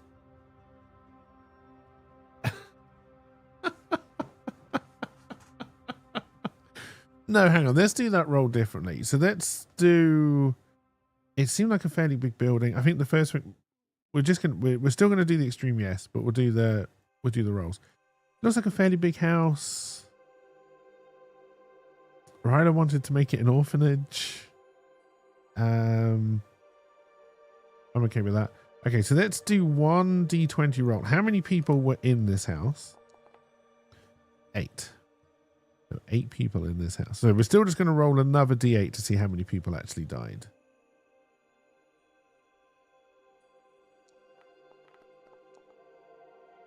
We should have left it at the 1. All right, 6 people died in this house.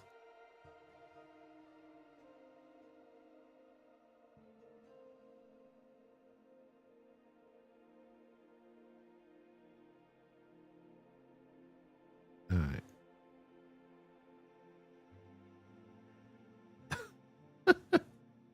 All right, 6 dead.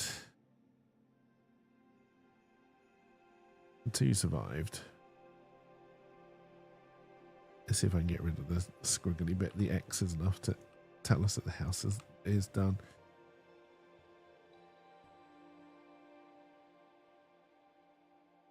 All right. So there were 2 survivors in this house. This house was saved. Doesn't mean people couldn't have died. It's a fairly small house. Let's just do a D6 roll for people who could have been in this house. There's only 1 person. Did anybody die in this house?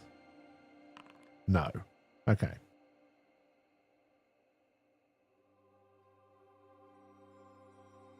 Okay, so 1 person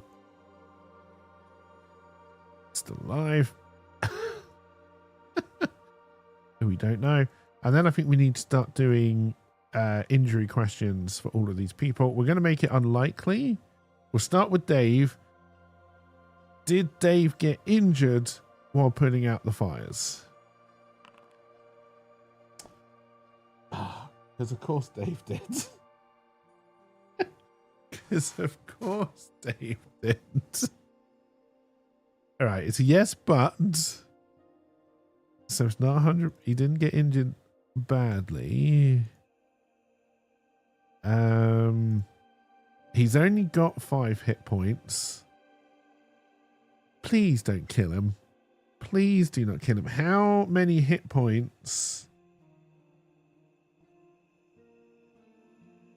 did he lose? 2. Okay. He's down to 3 hit points.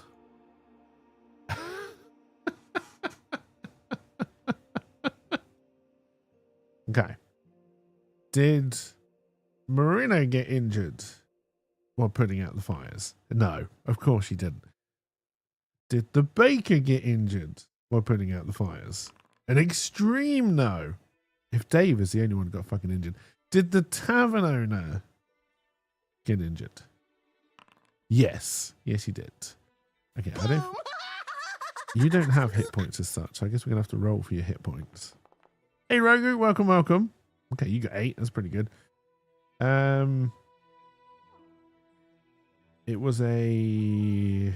So again, we're going to roll a d8 to see how injured he got. He died.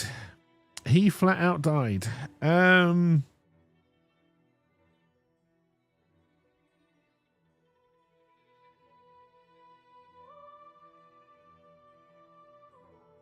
Which one of you staged the next? There we go.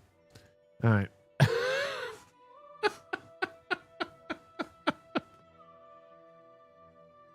Okay, so the tavern owner is dead. Marina is fine. The baker lady is fine. There's 1 alive in here. There's 2 survivors here who are now left homeless. And there's 3 guards, remember. In fact, let's just make ourselves a note. 3. That's good handwriting. Oh, done with the mouse. 3 dead ghouls. Ghouls.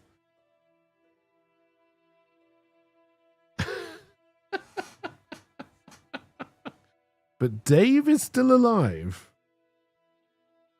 Although not fully. Okay. But other than that, it's going great.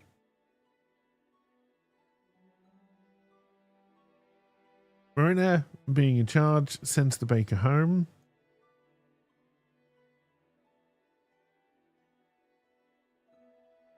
Get in your goddamn house, woman.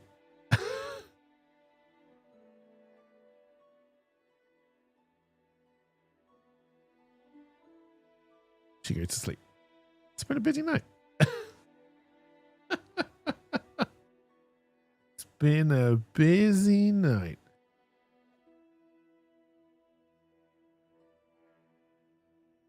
All right.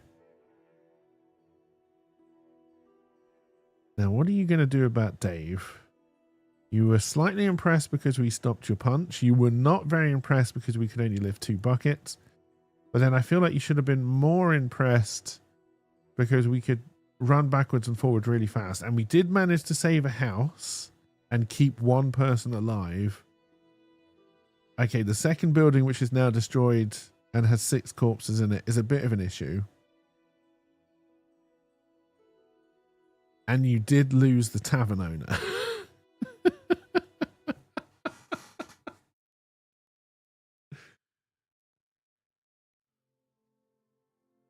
I think these were meant to be growing plots, much like in a RimWorld playthrough. I think these are now probably graves. And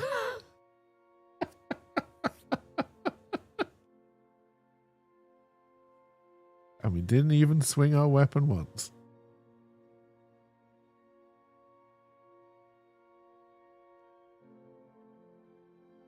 Okay, so Marina looks around. She still does not trust us. She is still worried about the dead guards. She's also going to worry why the blacksmith didn't come out. In fact, Do you want to go and check on the blacksmith right now? No.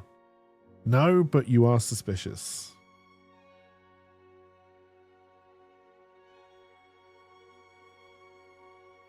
Okay. She's going to thank us for our help.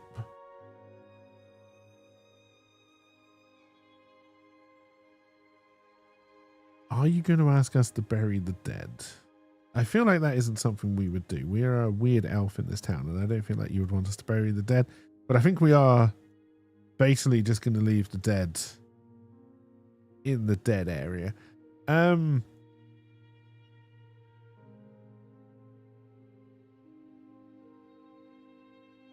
Okay. I want a chance to possibly loot this guy. But I don't want to loot this. Oh, we didn't loot the guards. I wonder if we should have tried looting the guard. Too late now. I do not want to loot this guy while she's around. She is not going to want to leave us unattended.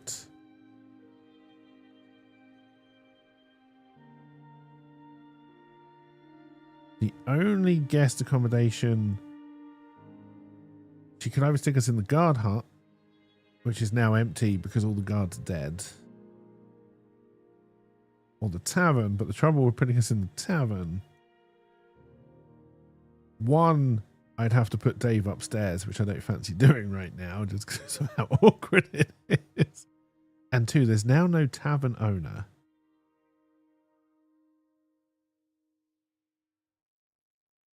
Or she can lock us in the bathroom.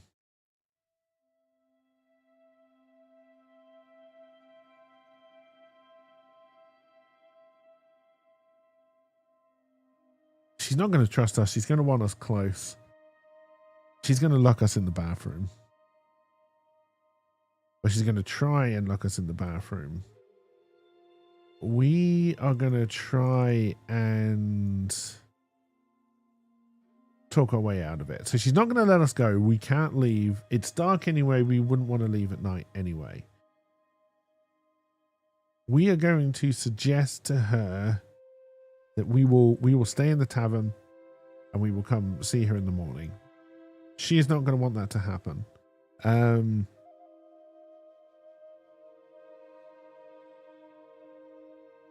She's going to try and manhandle us. And we're going to try and talk our way out of it.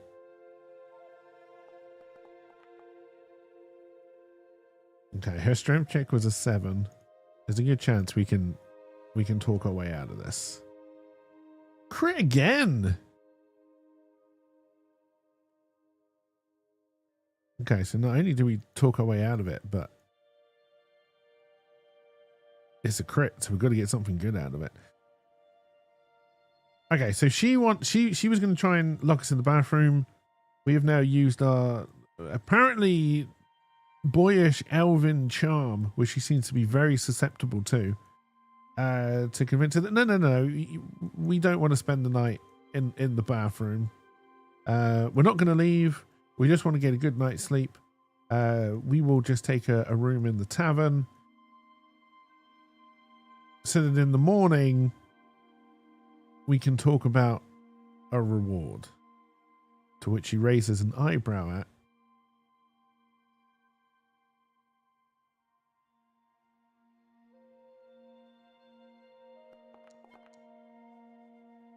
But she is going to give us a reward. We don't know what it is. She says, okay, that's fine. But she also has some questions for us. She does escort us to the tavern.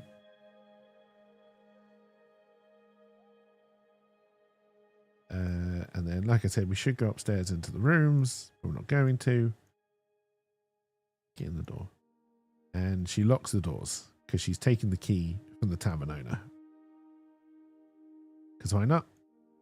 She heads... It's your bedroom.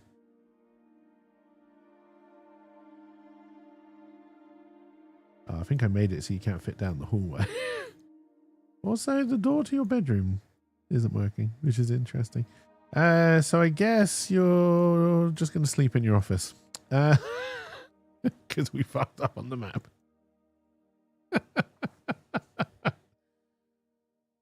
It's fine. Okay, so we are then going to... Well, actually, we're not going to transition to the next day so far. So we are going to try and look for a way out of the tavern. All external doors are locked. There are windows we could try and open. And we could also look upstairs. We could also go downstairs.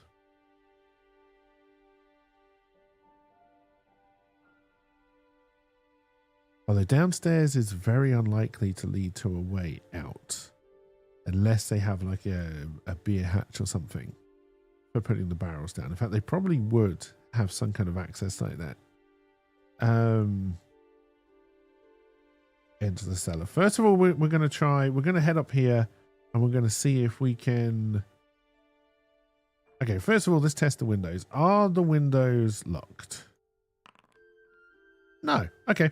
So we're just going to simply open the windows. We're going to sneak out, which I can't do right now because you're going to block me in. I can turn free movement on, right?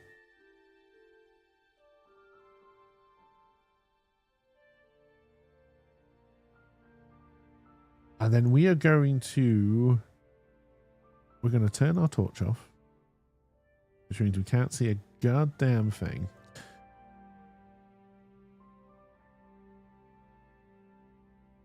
And we are going to try... So we're going to try and sneak down.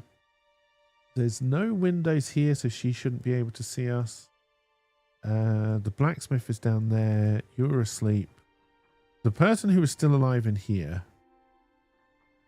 might be able to see us because there might be some holes in the wall. So we'll do a check there.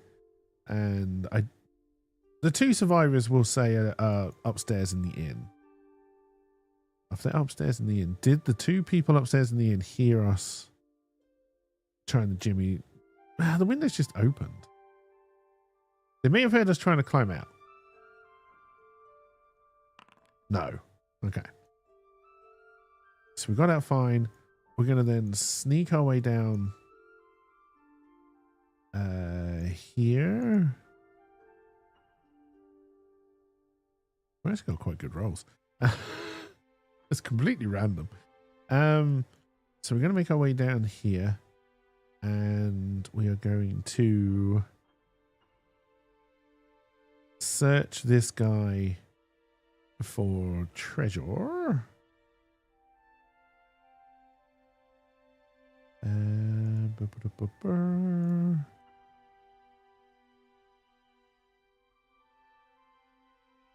These are the wrong roll tables. Which ones do I want?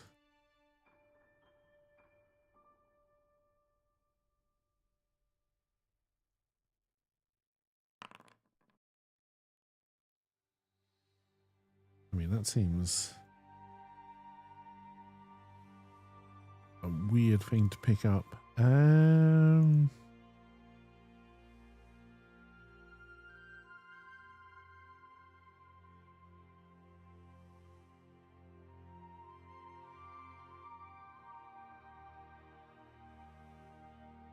All right, but that is worth 15 gold, so that would actually give us another XP point.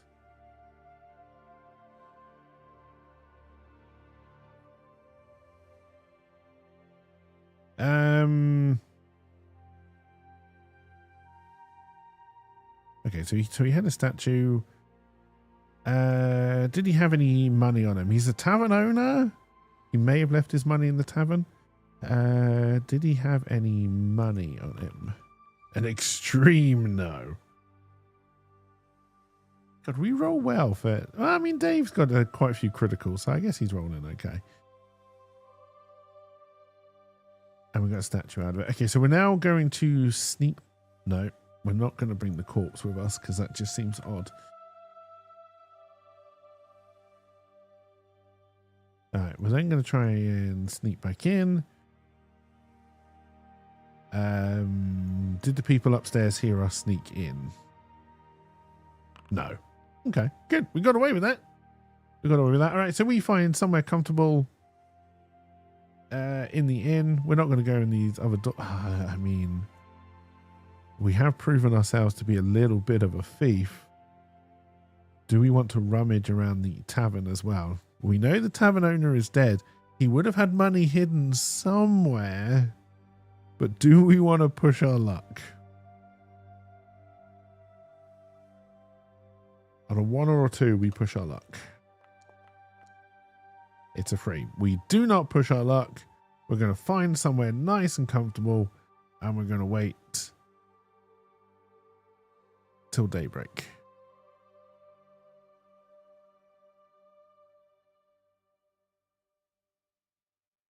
At which point, she storms over.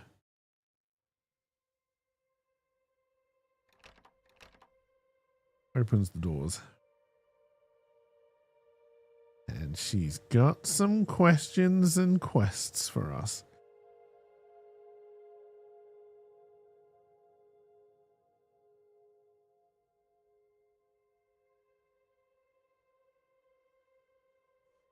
What those are, I don't know, because we haven't made them up yet.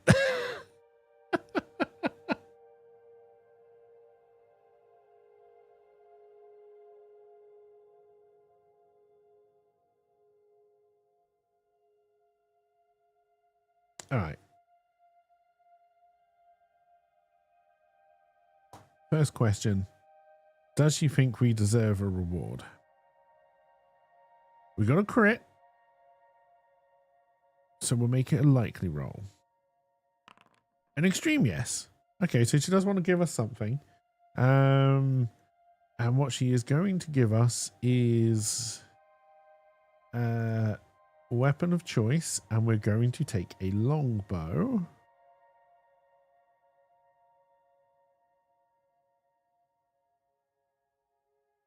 And some arrows. And we're going to equip the longbow.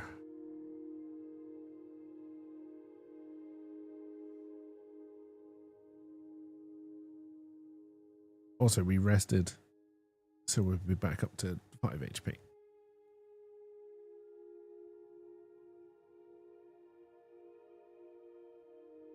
She's also going to give us a luck token, which means I can re-roll something that I don't like the sound of.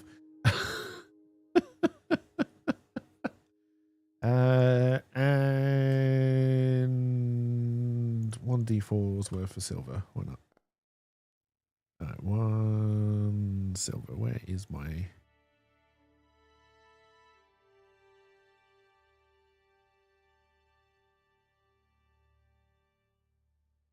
Okay, we only have 5 arrows. We may want to head down to the blacksmith, see if he's got some for sale.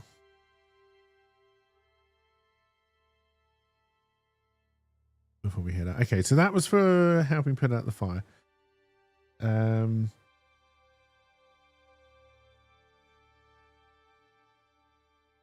She's going to ask us if we're going to help bury the dead, to which we want to say yes. Yes, but again, I want payment. She doesn't like that, but it's hard work, so she goes along with it. But before... All right, 1 and a 2, we do that first. 3 and a 4. Okay, before we go and bury the dead, she needs to question us. Getting paid to bury your victims is crazy. We didn't start the fire. We didn't kill anyone.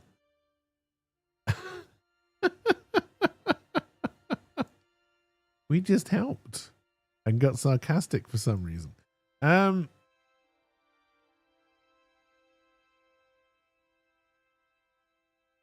Obviously, Marina is suspicious. 2 of her buildings were set on fire. 10 people died in her village. None of this is going to look good on her. And we happened to turn up that day. That very night is when we turn up. She hadn't seen anyone else suspicious around the village that she's known of. And she's still very suspicious about the guards. Now, in the light of day, she wants to go and investigate the guards and see if she can find any clues. And she wants us to go with her. She's not really giving us a choice. And she will strong arm us if she has to. I don't particularly want to fight against her, but I am willing to do an oracle question just to possibly add some more tension. I do not want to get in a fight with her because I don't think we win. Also, I'd quite like her to join my party for the original bit. So we got some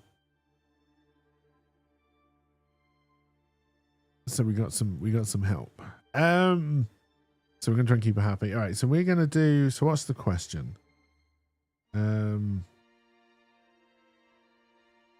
I want it to be likely because I want it to be a yes. All right. Do we go with her to investigate the guards? Please be a yes. Okay. Yes. Good. You could have a serial killer killing people and the necromancer bringing them back and asking the dead to act like nothing happened. Okay, so we're gonna head down to where the guards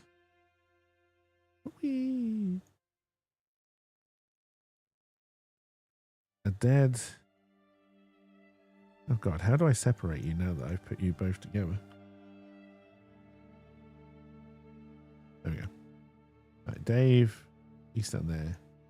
You stand over there. And now we're going to try and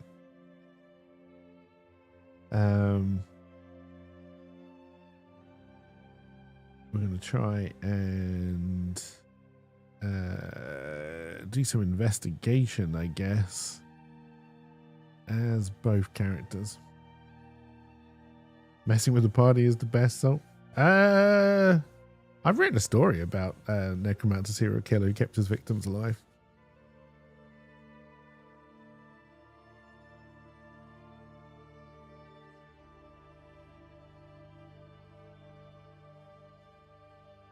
Also, one he did it the other way around.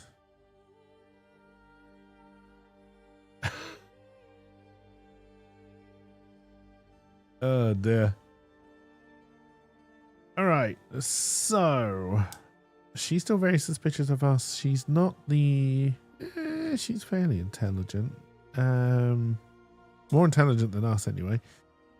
But we are more wise. And I don't really know what the difference between intelligence and wisdom is in this game. Other than one is for magic and one is for priest spells.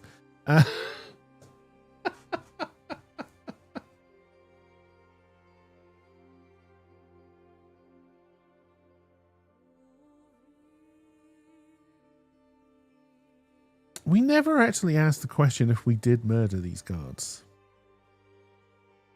We didn't. We didn't. We weren't here. We found them dead. We opened the door and we found them dead. Intelligence is knowing that a tomato is a fruit. Wisdom is knowing not to put it in a fruit salad. So I think we're going to try and use our intelligence here. So we've got 3 dead guards. We already know that there's no blood trail, or at least we couldn't find a blood trail. Doesn't mean that Marina couldn't find a blood trail. So I think what she's going to first look for is kind of cause of death, right? Now, I do not have a cause of death roll table, but we could quickly make one.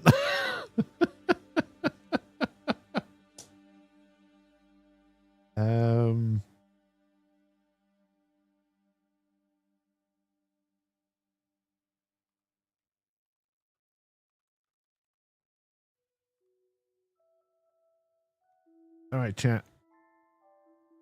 3 guards. What's a good cause of death? Stabbed.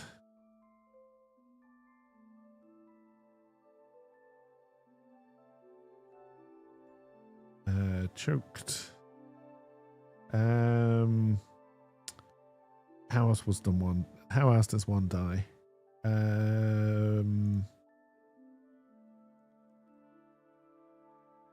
Forced old age.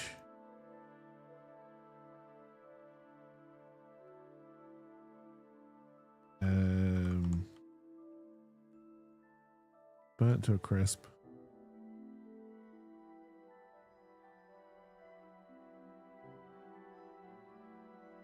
The heart attack after seeing his friend stabbed and choked. Poison.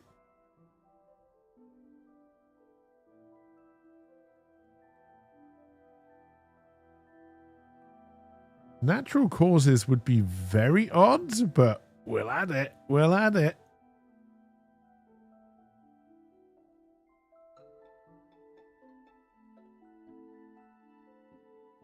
They all ran down to get water to put out the fire and all just happened to die of natural causes.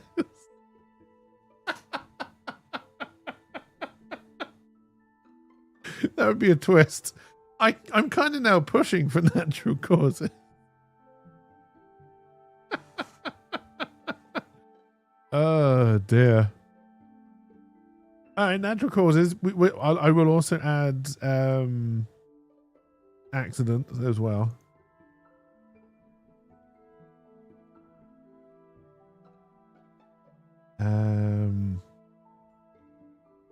All right, some kind of. So again, we're just going to use this as a kicking off point and then try and see what we can do. So then, like, animal attack.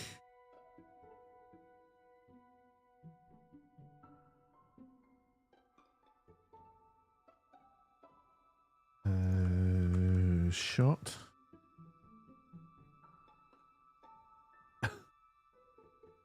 Not really. They sent the geriatric guards who refused to retire to this town to guard it.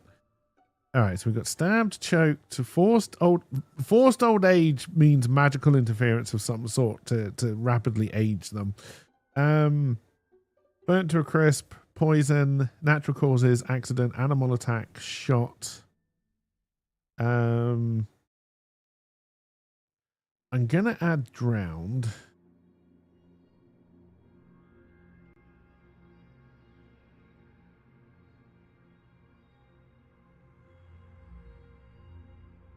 And then that gives us a D10 roll.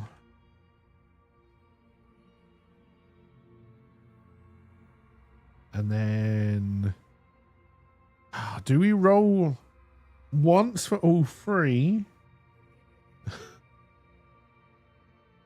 Or do we take all three guards individually?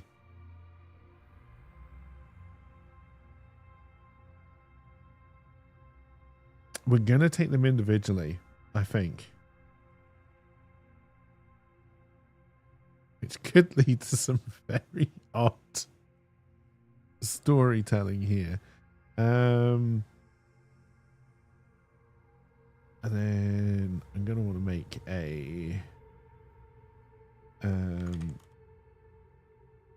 I should have done this earlier.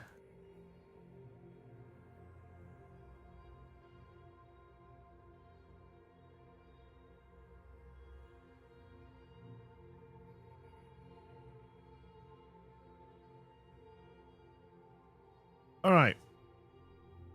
We need to give the three guards names, chat. If you have any ideas. Also, I think by pressing escape, we lost the full screen, but that's not a huge problem. I do have a name table somewhere.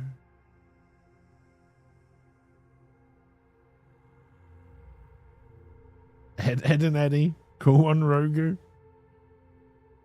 Okay. I'll do an Ed, a Rogu, and a Bob.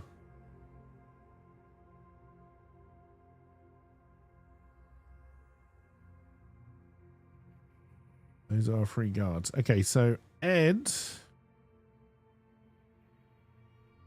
died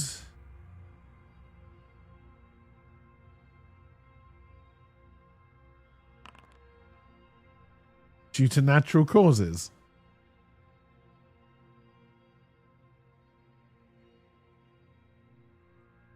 Which is interesting. Rogu died Okay, you can't always be 6.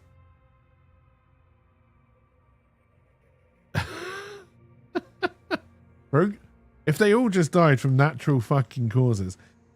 Natural causes. Quick, someone use an objection. And then Bob died. Bob is burnt to a crisp.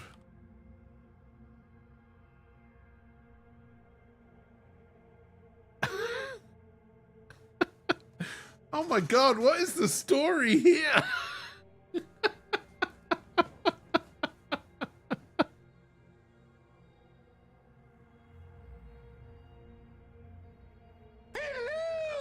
Oh dear, that sounds like natural causes to you. Oh dear.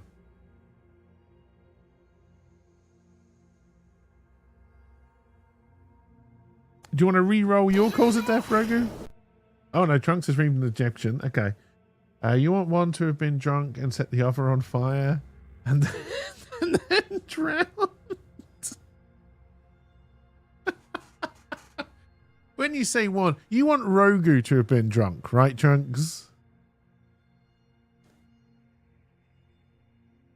The story, there is no story here, just the chaos of the universe. Alright. Alright, so Rogu died of booze. You would kill to be a fly on the wall of this escapade. Okay. So somehow Rogu, while drunk,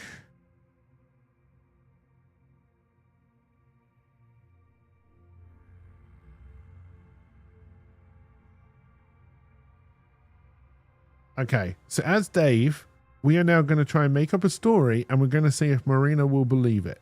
We're going to have to do some rolls, but we're going to see if she can believe it. So Dave's version is that Rogu clearly shows signs of drunkenness, vomit on shirt, empty bottle, booze. I very much doubt in King Arthur times we'd be able to test their blood alcohol level.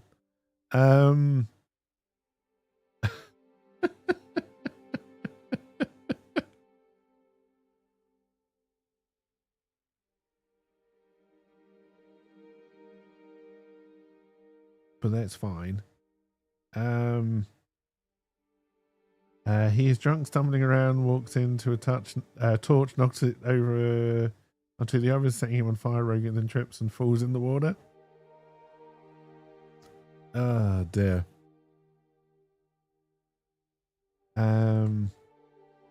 He will be carrying a torch, so Rogu is also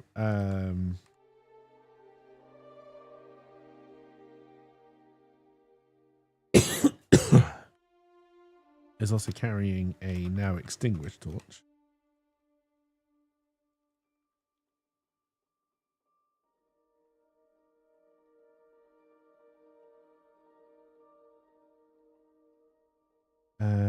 Now, why would Bob have gone up so easily?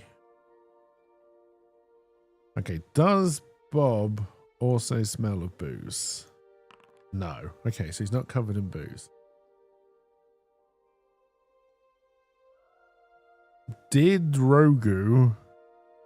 Hang on, I don't want to know the truth yet. We have to kind of do this as a kind of game of Cluedo, and then we'll work out the truth afterwards. Is this some free stages shit? Okay, so Rogu stumbles. Bob catches fire. Why does nobody help him? And if he's on fire, this close to a gate, this close to the sea, why wouldn't he run and just dive in? He basically just gets caught on fire and died where he is, which is suspicious. Bob catches fire and burns to death. There's holes in this story. I don't think Marina's gonna buy this. This is a classic Russian story, all natural causes, no strange, unexplainable, suspicious plot holes. I know, they all just happen to fall off balconies. It's weird. Weird. And then Dave is saying, because again, this is Dave looking. I know we started firstly with Marina, but we'll do her story next. So Dave is looking at the corpse, and this is the story he's coming up with based on the evidence he can find. So Rogu looks like he was drunk, vomit on shirt, empty bottle of booze. Now, you could say that happened afterwards. I mean, you know, if you accidentally set your friend on fire, you probably are going to vomit a little bit, but it doesn't matter, right?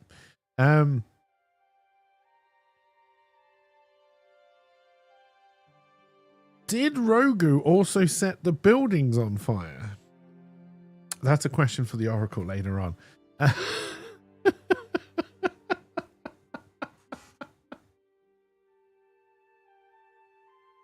There's a story here that makes sense. Bob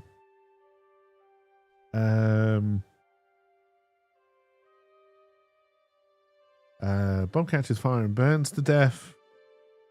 And then Ed has a heart attack and dies.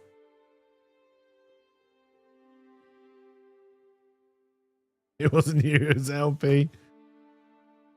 That is what we're going to say to Morena. We are going to try and use... Okay, it's going to be an intelligence roll-off. So this is the story we are trying to tell her. It's a pretty weak story, so I'm going to give ourselves disadvantage on this. We rolled a 7. And I'm going to let your roll just be a normal one. Morena does not buy that story at all. She would also know more. So we only found 3 guards. We're now acting as Morena. Morena has knowledge that we couldn't possibly have had. So we're going to ask the Oracle. Should there be more than 3 guards? No. But... Okay, did you send other people down with the guards? No. What the hell is that butt going to be? She's saying release the cakey files. The town crier only recorded 2 guards during the fire. Okay, so you didn't send anyone else down, but we still have to try and resolve this butt. The town crier only recorded 2 guards during the fire. Oh, that's an interesting twist. Should there only be 2 guards? Oh, I like that. All right, so then... All right, so...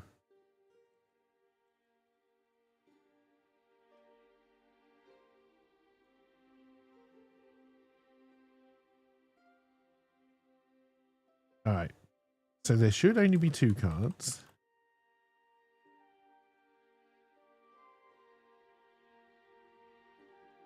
One is an imposter.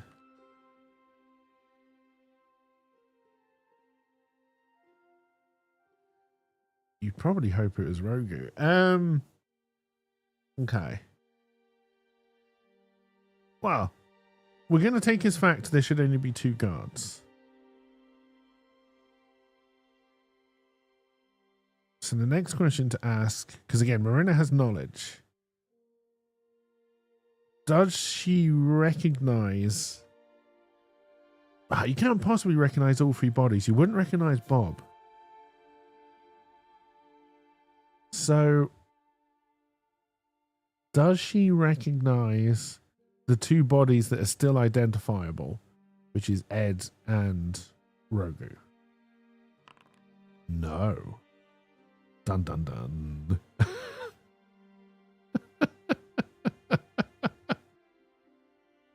All right. Does she recognize at least one of them? Yes. Okay, so one of Ed or Rogu is an imposter.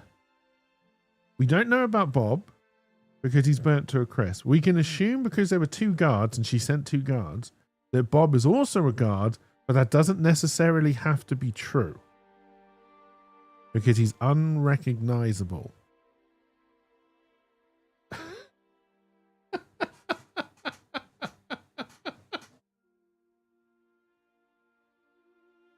Oh dear. All right, so then basically she has knowledge that we still don't know because she hasn't necessarily told us as Dave. So her knowledge is there should only be two guards. We're gonna have to decide who she recognizes. So 1, 2 she recognizes Ed. 3, 4 she recognizes Rogu. Okay, oh God, so Rogu was the guard? Jesus. He's the one who seems to have set everything on fire. Only recognizes Rogu, possibly Bob. So we now know that Ed, who just seemed to die of some kind of heart attack, was the imposter.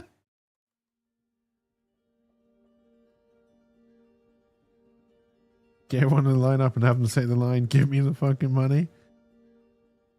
Oh my God.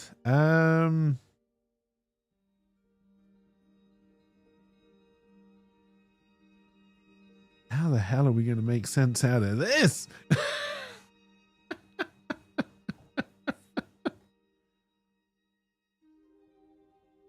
And we also know that these two buildings were set on fire.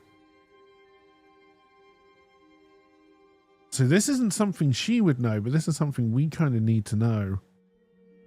I guess we'll roll that at the end, see if we get it right. I don't know.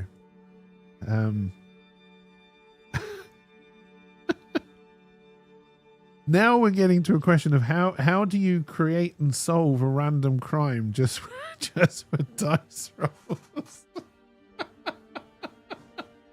Unless you go down the Cluedo route and you have cards that you just kind of hide and then you just have to try and guess.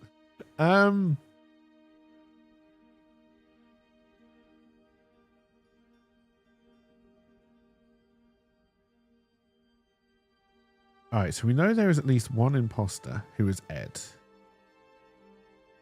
She's probably going to suspect us still, because why wouldn't you? She wouldn't have looked at the bodies while it was dark because she wouldn't have been able to see. Little bit odd that she didn't tell us there should only be two bodies when we were doing the buckets, but again, they're all already dead. So everyone should be alive.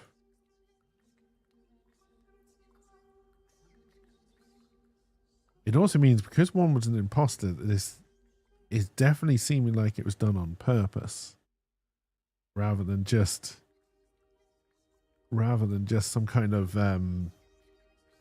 tragic accident.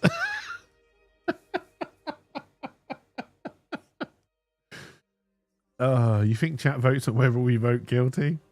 That's true. We could set up a poll, couldn't we?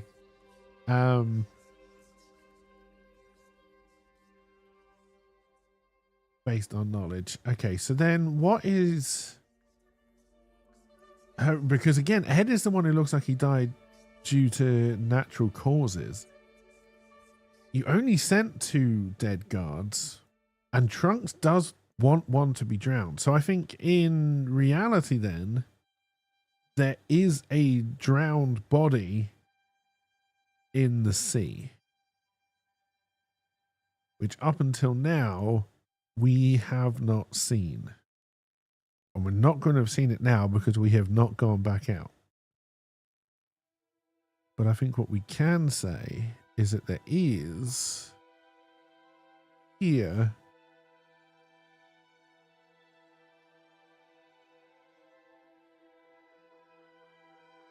a little drowned body. No, we're not even sure a crime has been committed. But what we do know is that 2 buildings were set alight. 3 bodies were found here. There's a 4th body that we can possibly find. We're going to have to do checks if they ever decide to come down this way to look further downfield. We know of the 3 guards that only one of them can be recognized. So something has gone on here. Dick Van Dyke can show up in court and make a prolific monologue. Hey, Right Dog, thank you very much. I think someone must be back home now.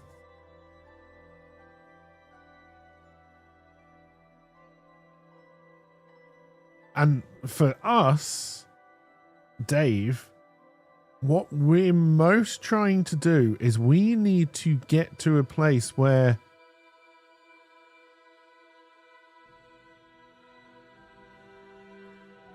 you got 2 hours before work, so even better. All right. How easily can I make a poll? I don't know how many people are here, but how easily can I make a poll? No, I don't want to raid a channel. All right. Create a new poll.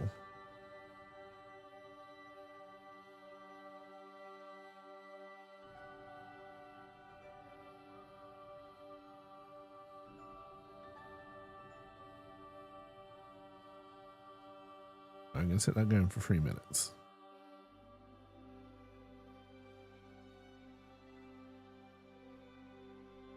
All right, so there's a poll for you to vote on, which may change the story a little bit. Whatever happened, did Dave do it? We don't know what happened yet, but did Dave do it? And we're gonna fight from there. We're gonna find it from there. While you're voting, I'm gonna go make myself another coffee. I'm gonna be right back.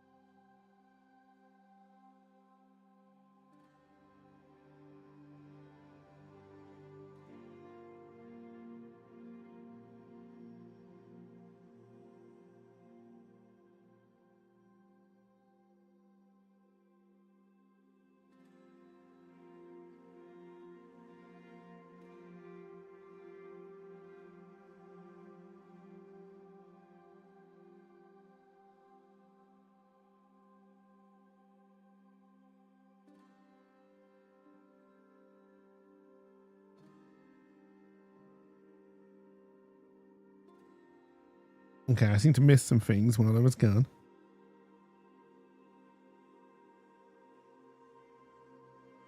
Thank you, Rydog, for giving out 10 gifted subs. It's very much appreciated. Thank you, thank you, thank you.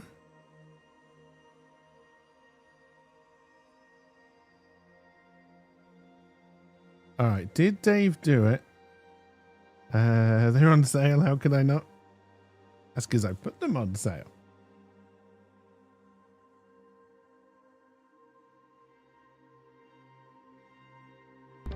Hey, Trunks, thank you very much for the bits as well. It's very much appreciated.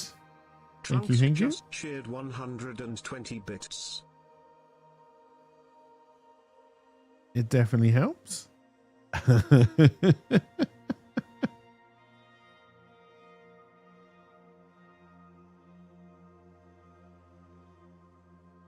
All right.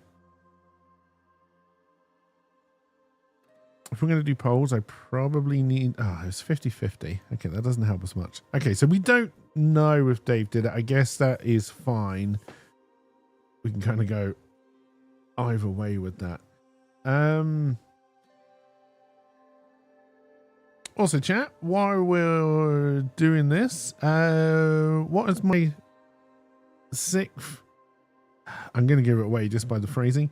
My sixth most streamed category this year.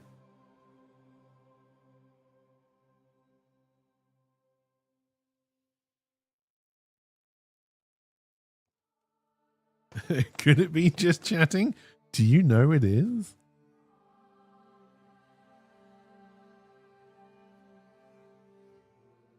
With 35.3 hours of just chatting.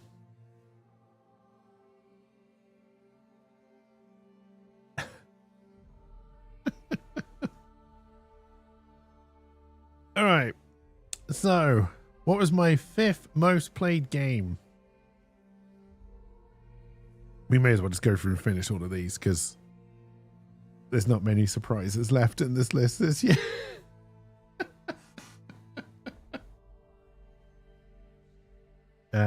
Satisfactory? Nope. It is indeed. It is Sniper Elite 5 with just over 57 hours. Okay, so number 4. Hey, and Owen, thank you for the bits as well. _Owen just cheered 100 bits. A sight so bizarre is a double whammy / a pig playing basketball in sunny Miami / everyone's heart sunk / as he went for a dunk / he collapsed mid-flight and pulled a hammy. It's not satisfactory, nope.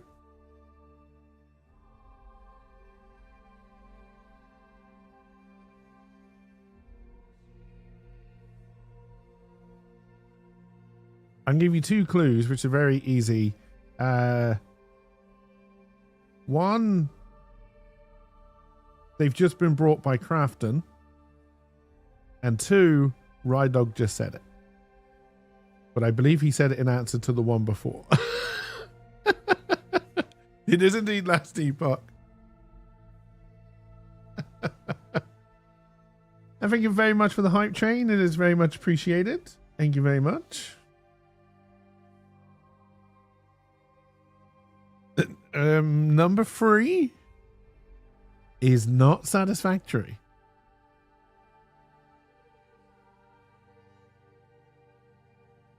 You are absolutely correct with the top 3, but your order is incorrect. It is Call of Duty Black Ops 6.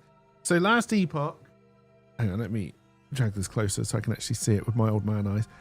Last Epoch had 68 hours. We then go to Call of Duty Black Ops 6, 205 hours. We then go to Satisfactory, 206 hours. So if we hadn't played that yesterday,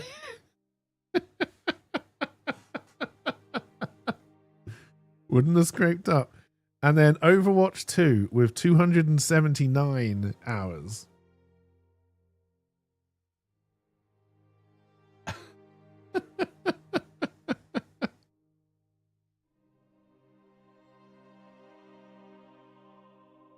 Ah, dear.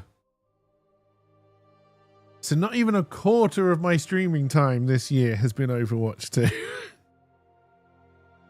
Now, if you break that down to just the past few months, that percentage would get a lot higher.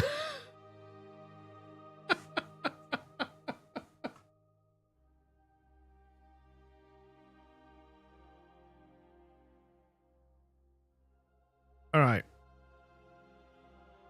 So then, since I've started streaming,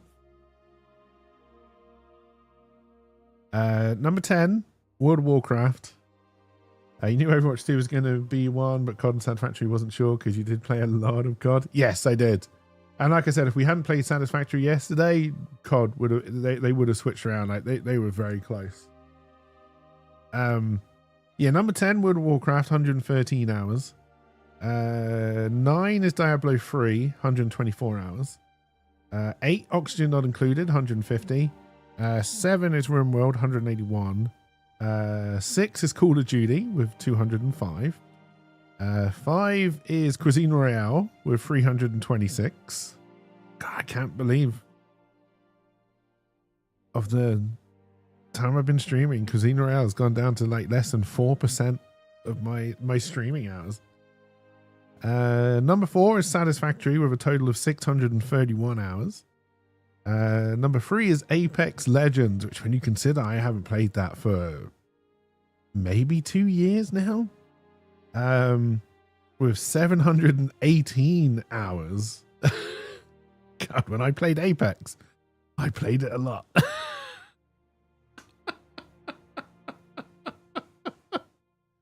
Jesus Christ. And then 1 and 2 are both Overwatch, but of different flavors. So number 2 is Overwatch 2 with 799 hours. And number 1 is Overwatch, the original, with 867 hours.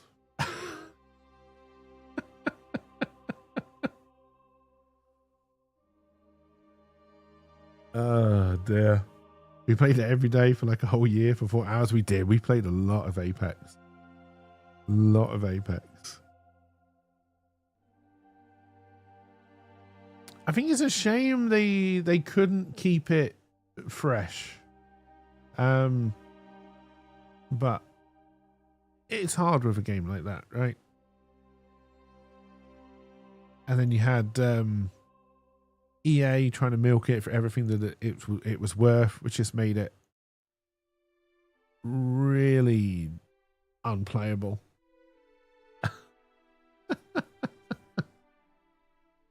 Addiction, it definitely was at one point, yeah. But I mean, it's just like Overwatch, right? It's such and Call of Duty. It's such an easy game to just pull up and play. You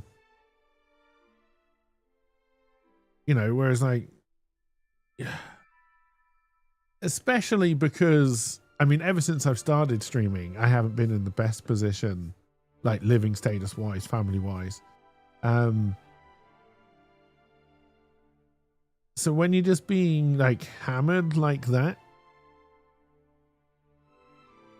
it is the best performing IP for Respawn, and it still wasn't enough to save them from EA's layoffs. No, I mean, Apex would have had to make a shit ton more money for EA to be happy with it. And I don't know with Respawn's layoffs, because Respawn were making so many games for EA. Like they were doing, I think they were behind the Star Wars Survivor ones.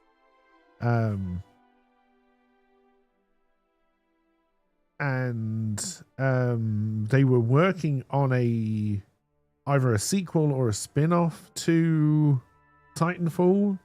They were still working on Apex, are still working on Apex. Like, there was a time there where Respawn was basically doing everything for EA that wasn't a sport franchise.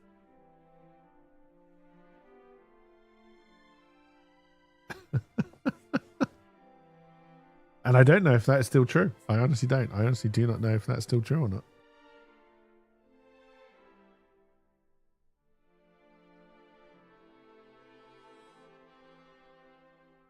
Okay, so we still don't know if Dave did it, which is interesting, and we still don't know we know that Marina did not buy this story. And she's starting to tell us why. She recognizes Rogu. That's the only guard she recognizes. Rogu was drunk.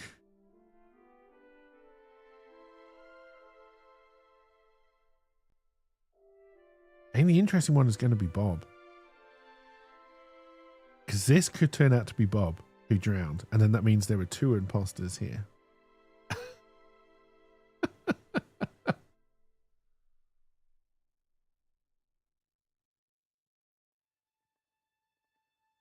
Also, the fact that the body is right next to the boat, if Marina discovers it, may make her more suspicious of us rather than less suspicious of us.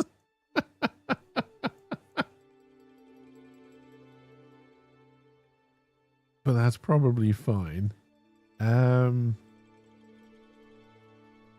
we know that Ed is the imposter, but he is the one who just seemed to die of natural causes, which is really, really weird.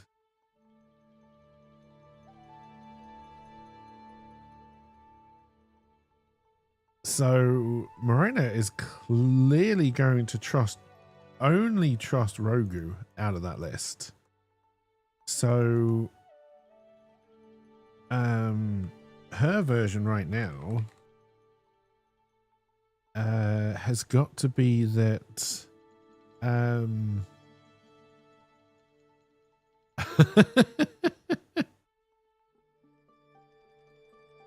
she accepts that Rogu was drunk. We accept that. But that Rogu was probably force-fed booze and framed for setting Bob, who may have been a natural guard, framed for setting Bob on fire. And then Ed is the real culprit.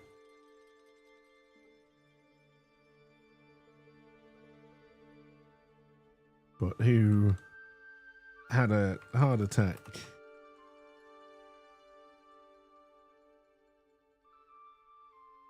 before they could run away.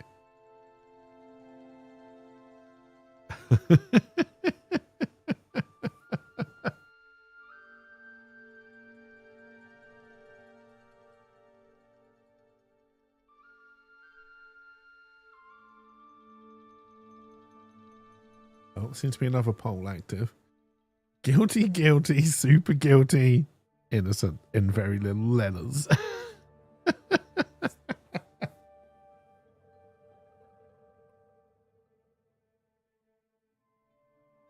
All right, so what is she going to let Dave know? Because at this point, I think you still have to suspect Dave, right? Okay, so are you still suspicious of Dave? Yes, but. Okay, so you are still suspicious, but you're definitely more on the side of he's not involved. He just has to prove that he wasn't involved. And I don't know how he proves that.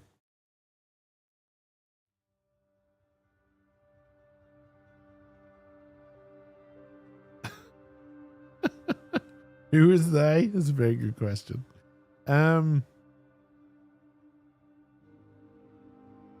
Okay, so she is going to tell Dave that she only recognizes the one guard, and that is Rogu.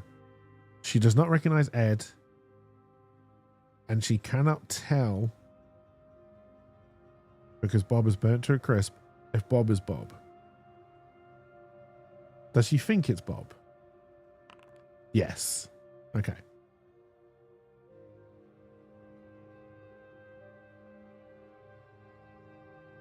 Okay, so she tells Dave.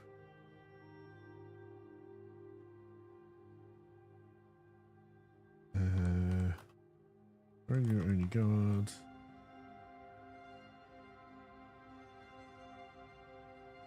She thinks BC, burnt crisp, is Bob.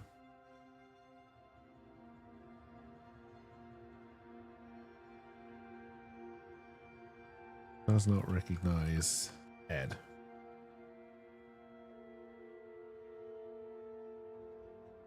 Alright, so therefore Ed. Ed right now, I think for Rogu's vote, on Owen's vote, Rogu is the dead drunk man. Is who we're voting is, are they super guilty? Did Ed do it?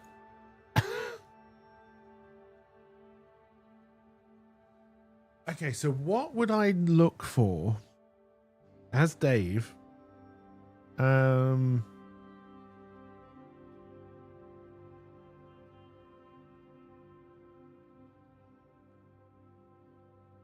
What would I look for on Ed?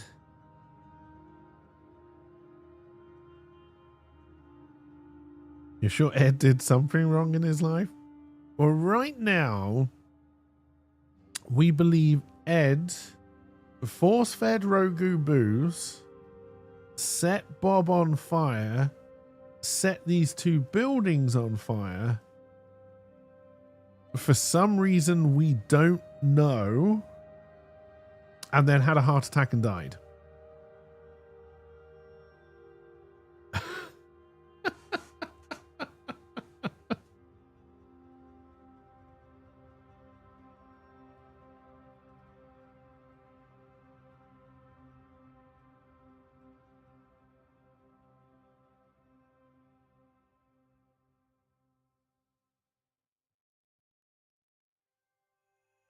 Why do we believe Morena is believing that purely based on the fact that Roger is the only one that she knows, and it's the only one that she is trusting in this scenario, so probably can't bring herself to believe, even by accident, that she set who she believes is Bob on fire. You're going to vote Rogu stole Ed's wife?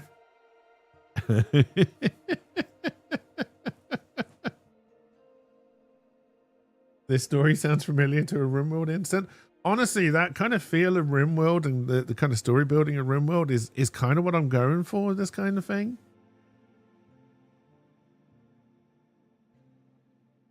The stupidest situations we can land Dave in, the better, right?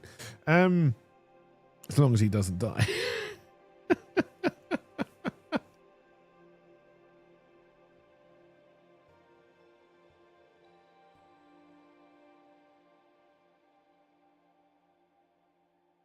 So yeah, so from Morena's point of view, because the only one, again, Bob may not be Bob. We're not 100% sure Bob is Bob.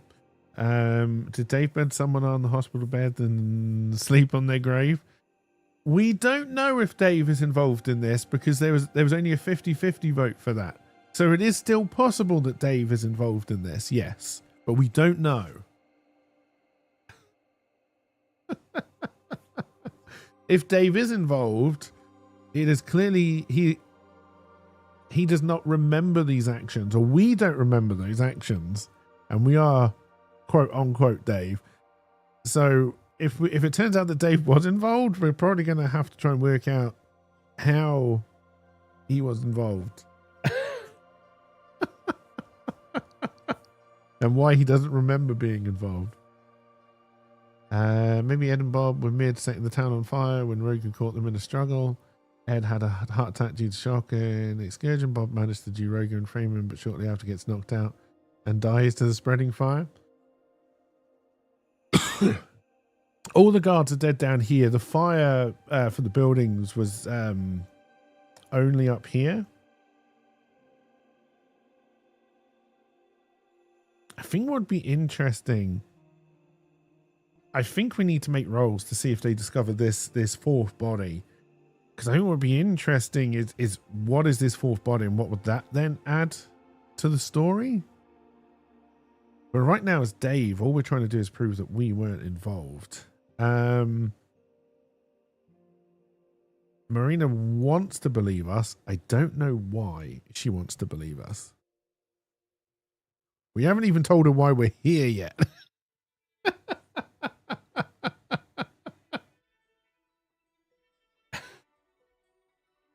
We walked in and there were 3 dead guards and the bloody village was on fire.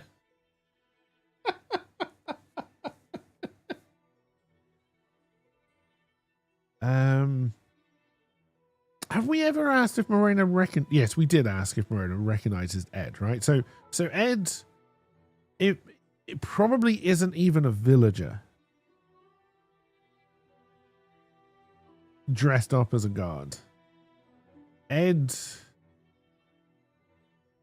I guess we can ask, because Marina may not know everyone in the village. She is that kind of person. So let's ask the question. Is Ed a stranger to this village? Yes. Okay.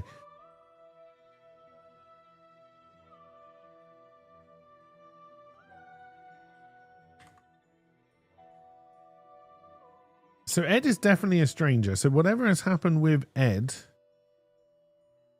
story is definitely,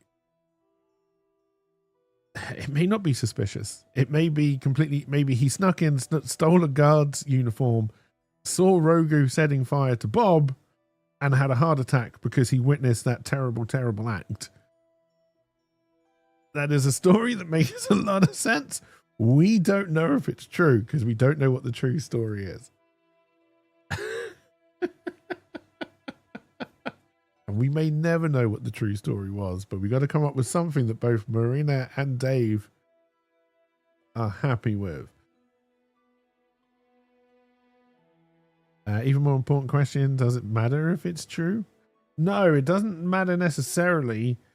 Like I said, all we need to make sure is that Dave either convinces Marina that he is not involved. That's all we're trying to get here. If she does think he's involved, then Dave is then going to have to try and run away.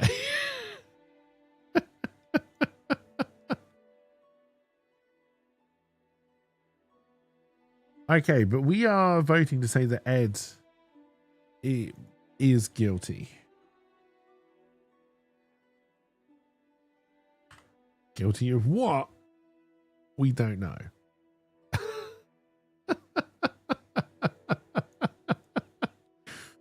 We're going to have to roll for the proper story at some point.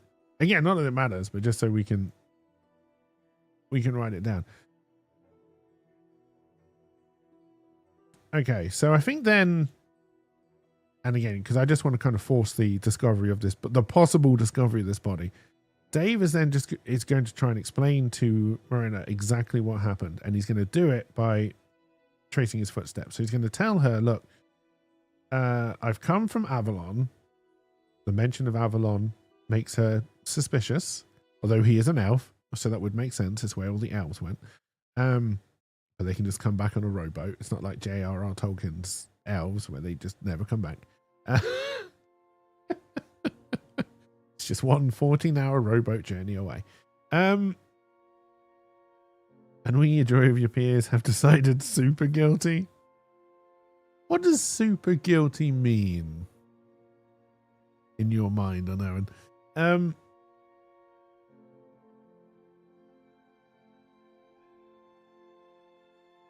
Again, I need to be keeping like a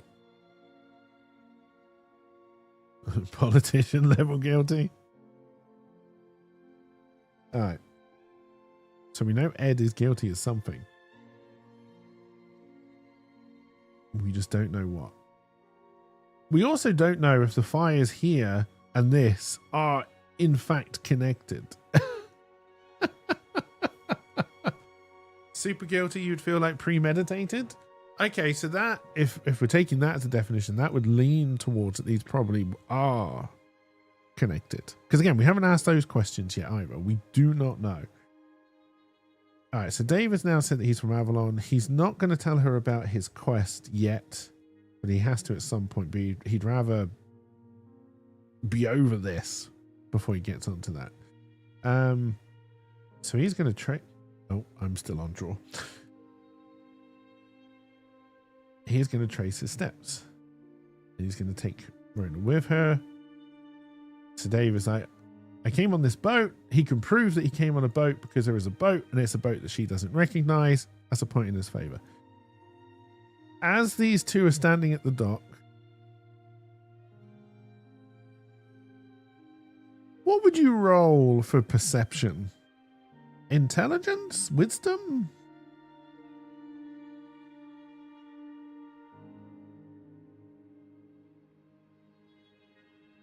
Intelligence? Okay, we can do that. So we're going to do some intelligence rolls. So the body... Oh, Serenity has said wisdom. The body will be found on a roll of 4 or greater.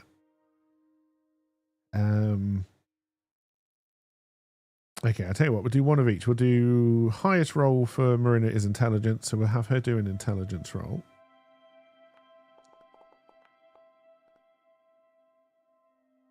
I mean, that was a 14, so she definitely sees it. Let's get Dave to do a wisdom roll.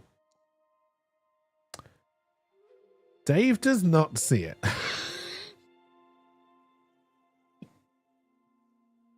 Okay. Marina has to find that suspicious. Body? What body? What are you talking about? This body, you fucking blind idiot. Oh, that body. Okay. So then the next roll is this Bob? Yes. This is Bob. So that means the person who was burnt to a crisp is not Bob. So Bob drowned, at least on the face of it. And then there is a question mark, question mark, question mark, who is burnt to a crisp.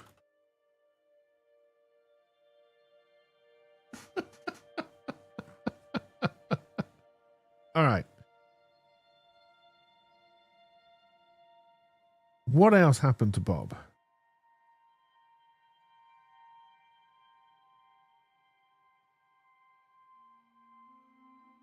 Because the 3 died here, and then Bob is the other guard, the other person who Morena knows. So that means that there are 2 imposters.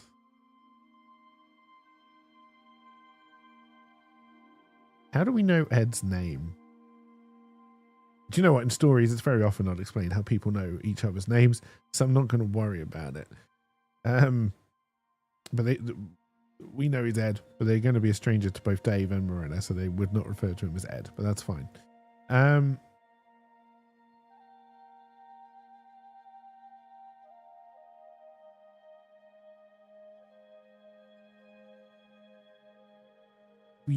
We're going to agree what is fact is that Rogu is showing signs of drunkenness. Obviously, we can't do scientific tests to prove that he was drunk. But he's got vomit on his uniform and he's got an empty bottle of booze. Maybe Ed was identified as Ed by a townsperson who had talked to them during the day prior. Bob is in the river drowned. Is Bob, or does Bob, show signs of having been set on fire? An extreme yes. Okay, so question mark, question mark, question mark, and Bob were set on fire.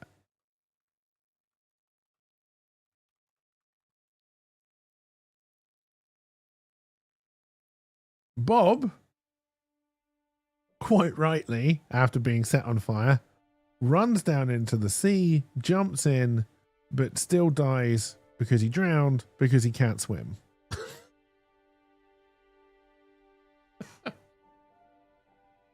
No. Based on where he's placed, we need one more question. Is there any sign that Bob may have been hit by either Dave's boat or Dave's oar? Fuck! We killed Bob!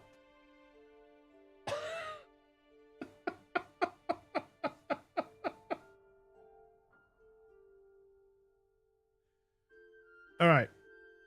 That's probably fine. Alright. He was set on fire, was then hit by a boat, and then drowned. Poor Bob!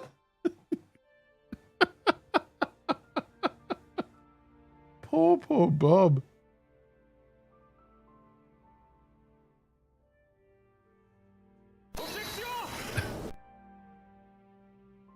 But Bob was already dead when we hit him with the boat.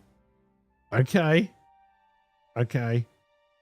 We're going to have to try and prove that, but we can take that as fact. I didn't copy and paste it. All right.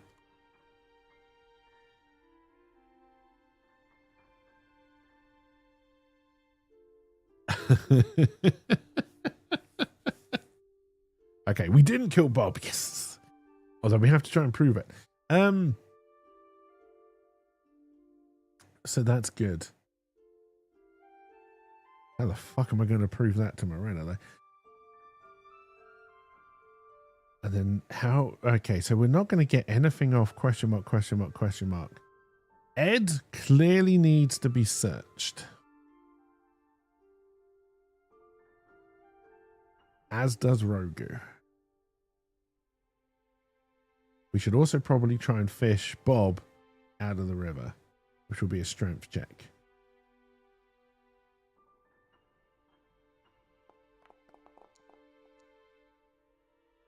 We have to beat an 11. Please, Dave. Please pull Bob out of the river so we can try and prove that the boat hit him afterwards. Don't make a cock up of it. Don't Three Stooges it. Don't drop him into the river and then... Or it's not river, it's the sea. Don't drop him into the sea and then the body washes away in a very suspicious type fashion. Okay? Okay.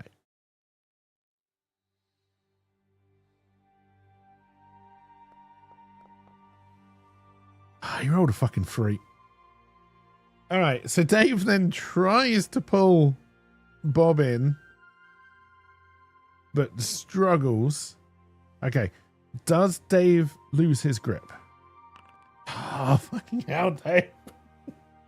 All right, so Dave then loses his grip on Bob and stumbles a little bit and goes falling into the sea after him. God, I have to hope Morena can save both of us here. All right, so now the picture that represents Bob is down there. Dave has now fallen into where Bob was. Morena is then going to pull back. All right, so we know we lost his grip. He then falls in. All right, we're going to try and do two things. So Morena is going to try and grab Dave. Does Morena grab Dave? No.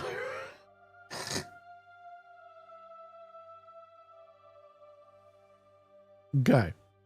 Fuck. She doesn't even care. In fact, if both Bob and Dave get washed out to sea, it makes her life just that much easier. She's clearly not going to jump in after him because she's wearing a suit of armor. So Dave now has to try and save himself. But Dave also needs to try and get Bob back. I'm also going to assume that Dave can swim. All right, so we're gonna try and do two things. So one, we're gonna try and grab hold of Dave, which again is going to be a strength roll.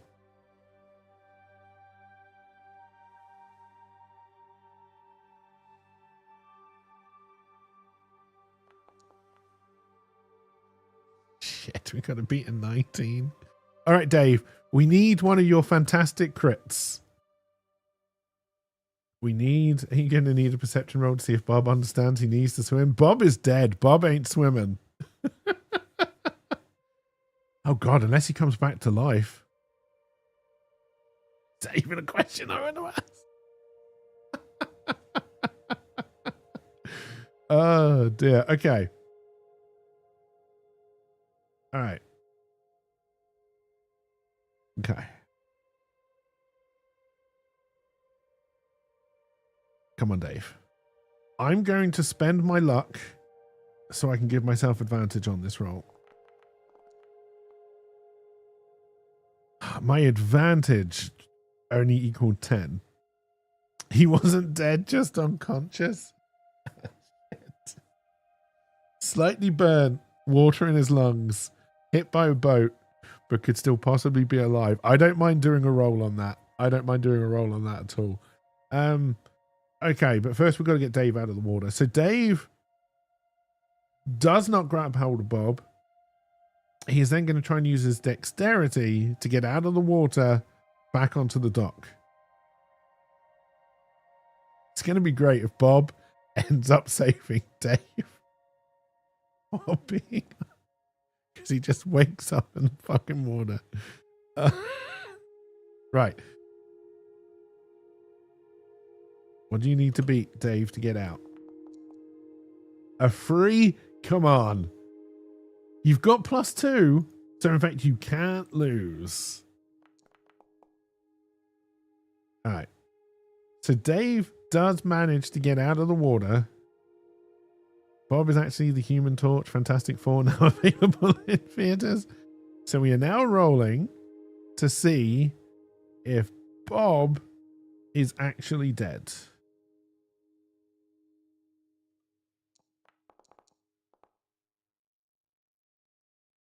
He needs to be a 16 to be alive.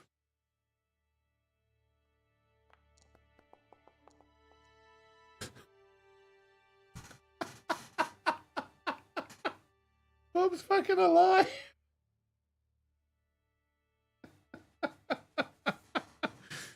All right. Well, if Bob's alive, I think we're actually going to have to make Bob a character now.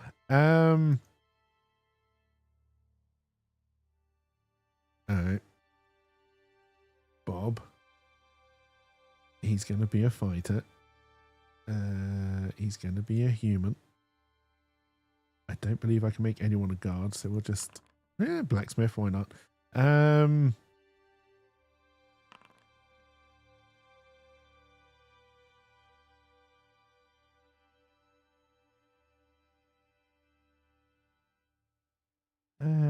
He'd be mastered with a sword.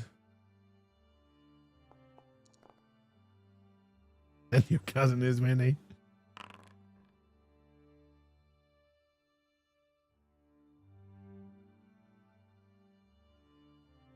All right, and then you would have on you your bastard sword. And you would also have some kind of armor, but I'm not going to worry too much about that.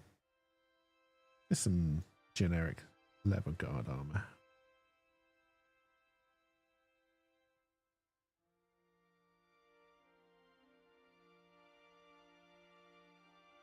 All right. So Bob is alive.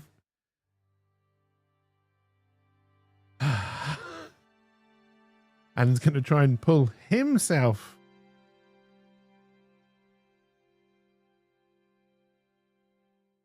up onto the dock. How the fuck did Bob end up being alive? He's slightly crispy. All right, so we roll. All right, you've just got to beat a 7.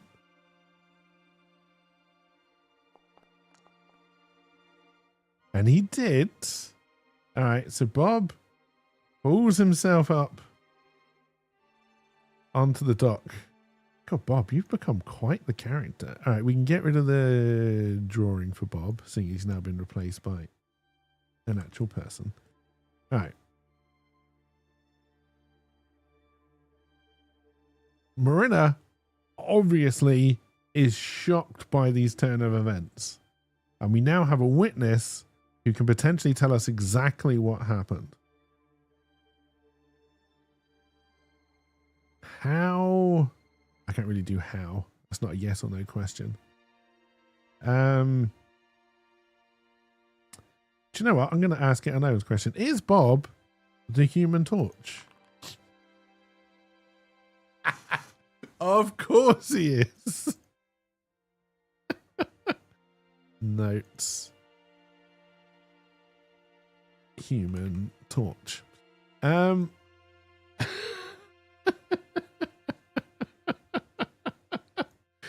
Oh no, did Bob set everybody on fire? Oh, that'd be fine though. Because that means he burnt to crisp, question mark, question mark, question mark. This could all work out. This could all work out. I doubt people know that he's the Human Torch, but that's fine. Okay. Next question. He's been knocked unconscious. He's a little bit singed. Well, he's hit by a boat. He's a little singed. And he did almost drown.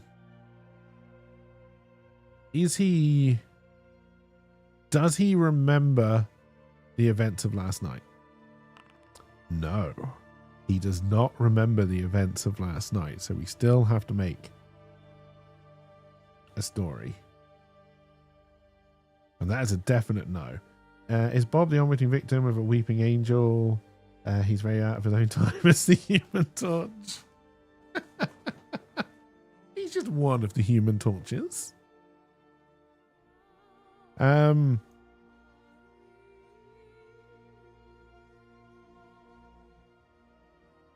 I'm not going to ask if Bob knows he's the Human Torch. Okay, so he does not remember what happened to him. He does not remember how he got into the river. He is therefore going to be... Okay, so Marina and Bob head off together. And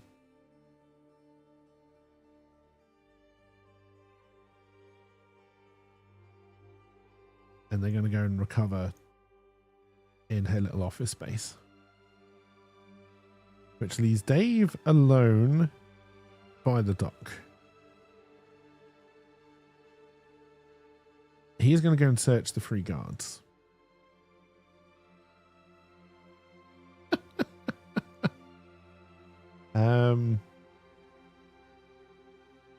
Alright, so we now know question mark, question mark, question mark is also a stranger.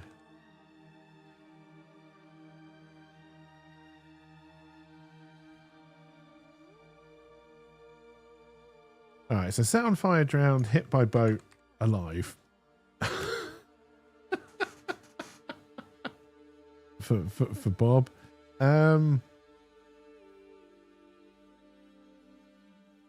Good for you, Bob. I'm going to see if we can take Bob with us on our adventure, I think. See if he wants to come along. If we make it out of this town. Okay, so we are going to search the area as Dave. That's probably going to be a wisdom roll. All right. And we're going to ask ourselves some questions. Okay, so we're going to do a search first. So we're going to search Rogu, and we're searching Rogu for any further clues as to... So he set out as if he was drunk. He's been... Oh, hang on. This may open more questions than it answers. But it's fine. We're going to search Rogu to see if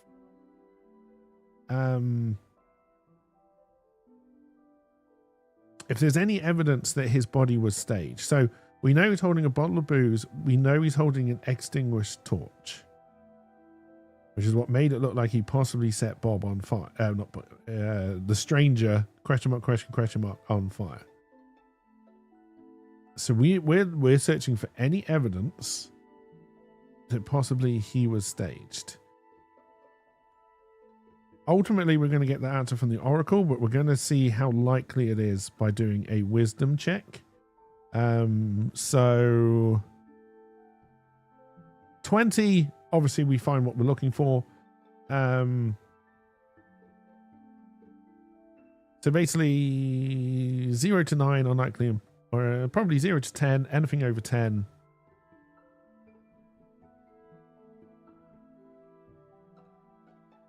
And then probably anything over 18.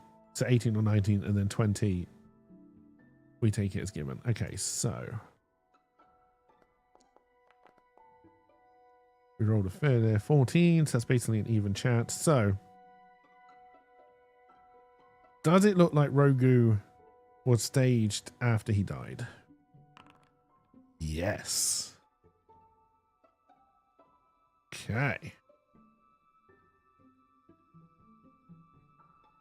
Getting more information. We're getting more of a story we can tell. All right, so Rogu was staged. Now, the trouble is, the only person who we know who is still alive is Bob. So this may implicate Bob.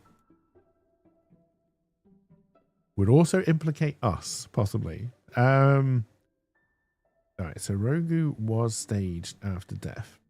We're not going to be able to, we're probably not going to be able to tell timeline of who died when.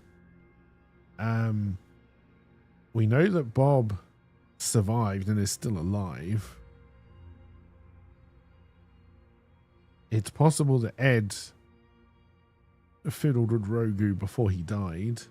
I don't know how you would prove that. But the next question we're going to ask is, okay, so we're going to search Ed, and the main thing we're looking for, again, this will be a wisdom check, is there anything, oh, that's a good wisdom check. Still just going to be even chance though. Is there anything that identifies Ed? Yes. Okay. Well, we don't necessarily know what. Okay, so we search Ed. All right, so we now know Rogu was staged after death. We search Ed and we do find something that identifies him. So who the fuck is Ed?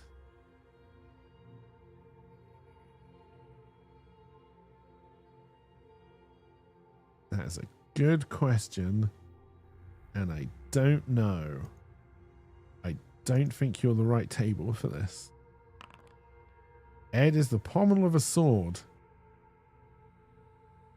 No, that's basically the quest that I've got going. Don't you steal my ideas. Stupid roll table. All right. So we find... What do we find?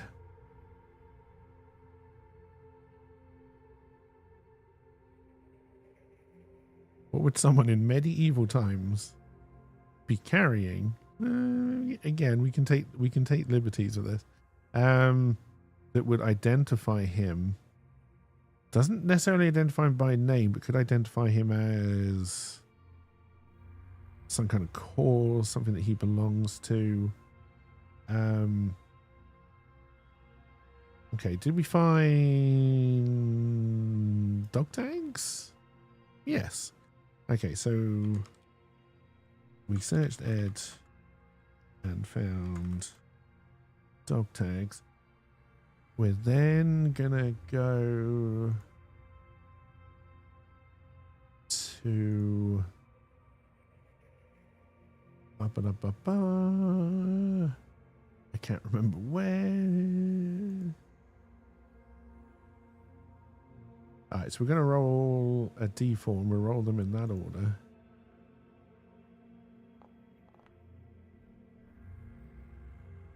Okay, so he is from Corbenek, which is where this place is.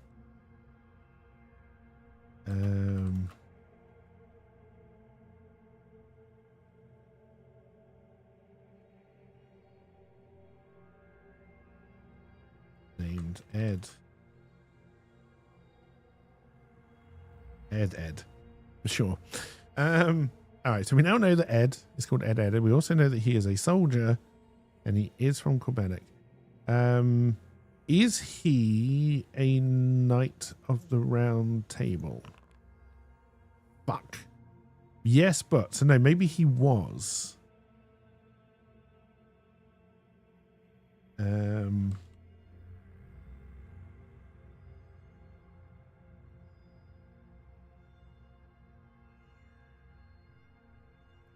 Which I don't think Dave wouldn't know that.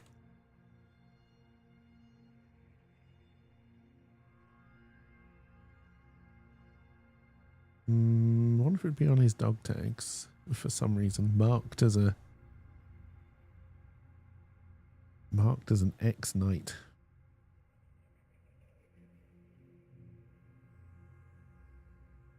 Alright, and then we're also going to search question mark, question mark, question mark, but he's burnt to a crisp. So it's going to be very unlikely we find anything. Do we find anything on the question mark guy that would help us identify him? We do. Okay. So then but it was a but. Question mark, question mark, question mark, and found a... Okay, so it was a yes, but. So we're not going to find anything as obvious as dog tags, but we are going to find something that possibly identifies him as something that wouldn't burn. So kind of like a metal necklace.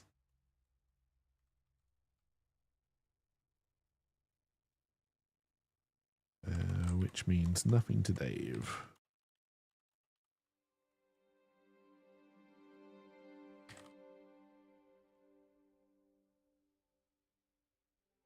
All right. So we now have more evidence, which we're going to try and convince Morena of, so she will let us out of this goddamn town.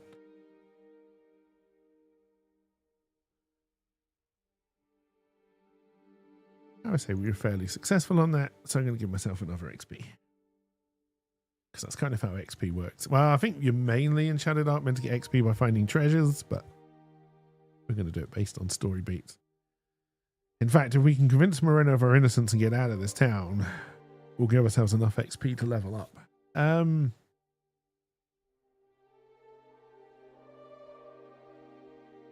we haven't been in one fight.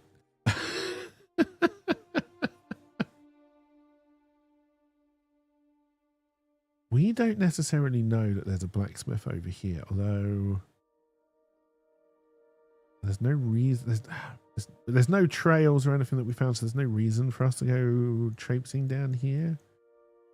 And we're not a detective. We were really only searching for treasures. I guess that should probably be our next question is, so we found some clues. Did we find anything that we could steal on any of the guards? A twist? Oh God, is Rogu still alive? It can't be question mark, question mark, question mark. What if Ed is still alive? What if he was faking his heart attack? But then why would he lie down so long and be there in the morning? Why wouldn't he have run away at night? Doesn't matter. We didn't need to answer those questions. All right, so the twist is one of either Rogu or Ed is alive. Ed is 1-2, Rogu is 3-4. Rogu is still... Jesus Christ. All right, okay. Rogu is also still alive. I don't think that means he could have staged himself.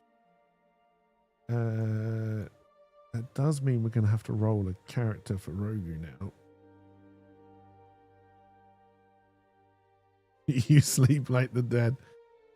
Alright, so Rogu, who is also human, because we all are, well, they all are over here. You kind of have to be he's a thief. He's a thief who's playing as a guard. Why not? Who is a jeweler. Who is lawful. Okay, I like that.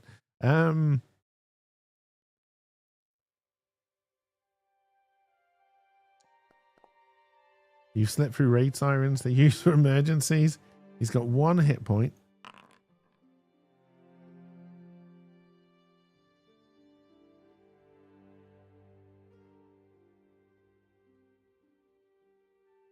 All right.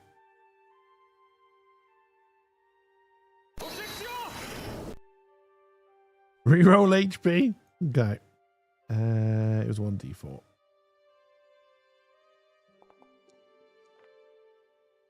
Well, that got you up to 4. So there you go.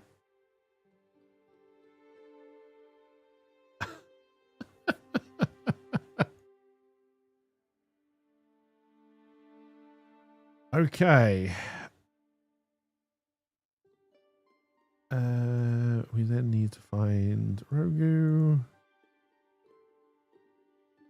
Because apparently with the 3 dead guards, the only people who died were the suspicious ones. I think Rogu and Bob may have set fire to the village.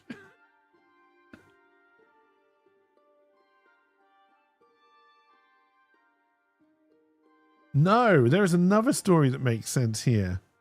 Is Rogu and Bob saw the people set fire to the village, chased them down. Bob, who is the Human Torch, set question mark on fire. Ed then had a heart attack and died.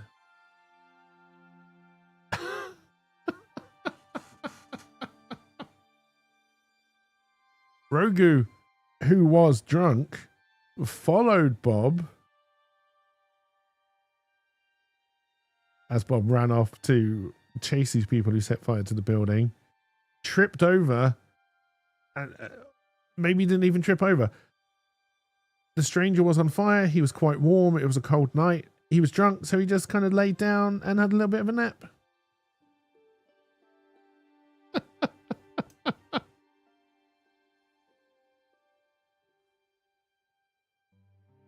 Woke up with a bit of a headache. All right, so does Rogu remember what happened? No, but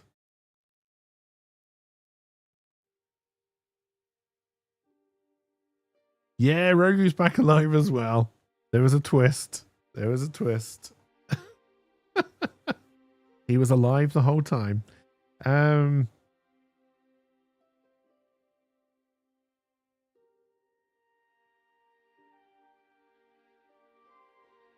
All right, so when we searched Rogu for treasure, he woke up.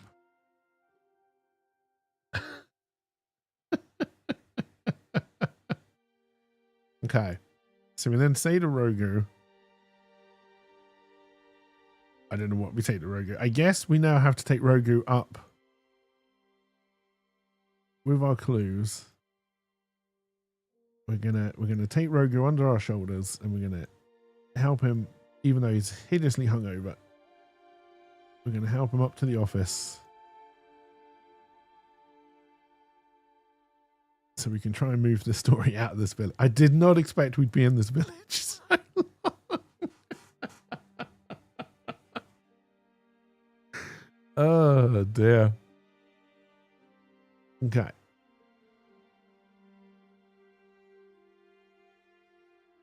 Morena, very shocked to see Rogu, seeing as they'd already investigated the scene and were pretty sure he was dead. But no, still very much alive, as is Bob. So both of the guards survived. Neither of them remember what happened. We hand over to Morena the dog tags, which identify Ed as Ed, who is a Corbenic soldier and an ex-Knight of Round Table. Morena is a Knight of the Round Table. She didn't recognize the body, or at least didn't tell us she recognized the body, but does Morena know Ed? Yes. So why didn't you recognize him?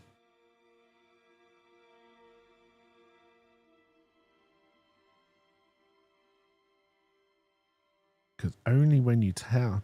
Didn't recognize him, didn't really know him that well. But now that you've told her who he was, she recognizes that that is indeed Ed. Okay, so we're then going to ask, as Dave, we're going to ask Morena, because again, we're still trying to work out who the fuck was guilty here, even though we know it was Ed. Do you know why Ed was kicked out of the Knights of the Round Table? Yes. Okay, we now need to come up with a story of why he was kicked. He was kicked out of the Round Table because it was discovered he was an agent of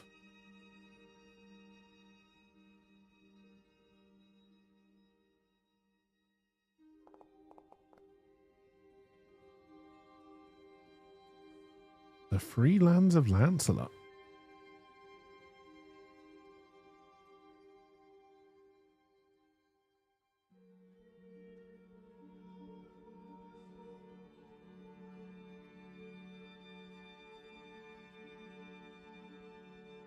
Okay, and we're also going to pass her the metal necklace which we found on question mark, question mark, question mark.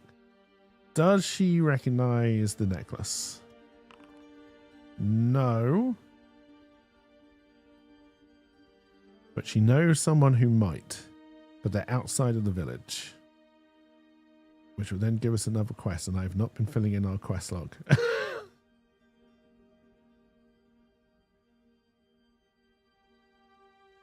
It's fine. We'll make some notes as we go. Okay. So she doesn't recognize the necklace. She doesn't know who question mark is, who's burnt to a crisp. But she knows someone who might recognize the necklace. She knows that Ed was an agent of the Free Lands of Lancelot. So then the story that we're coming up with, or at least the story that Morena is going to accept,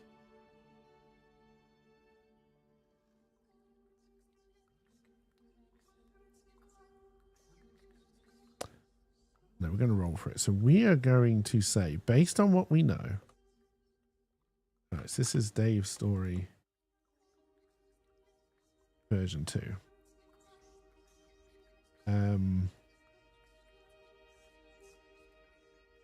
The Ed and where are my question mark?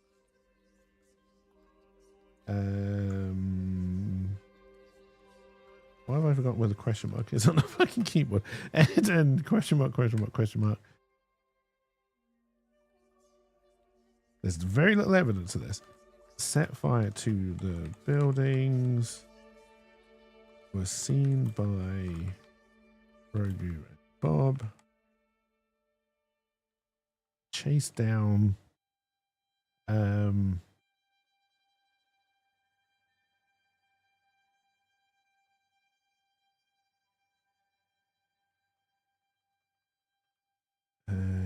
In the fight,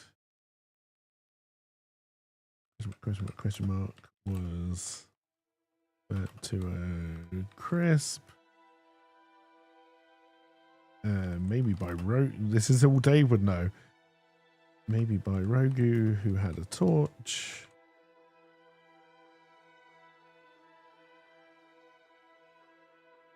Or accident based on prior arson.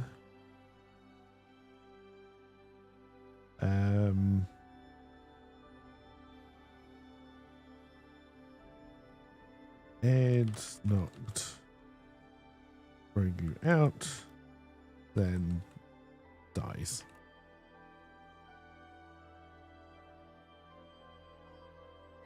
Of a heart attack.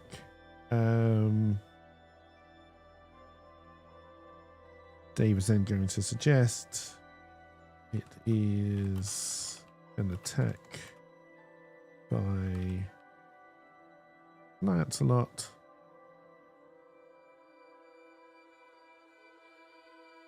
Although not sure what or why.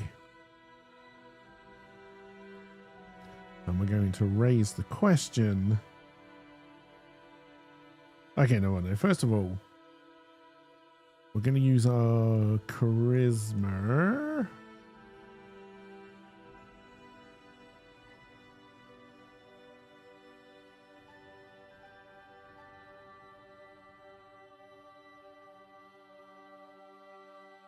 And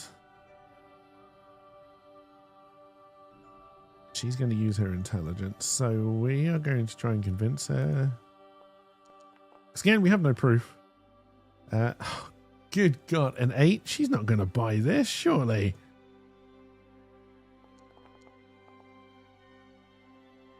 No, because she got a 20. Critical success. Alright. You are also technically a character, so you get an XP, even though you're not in my party.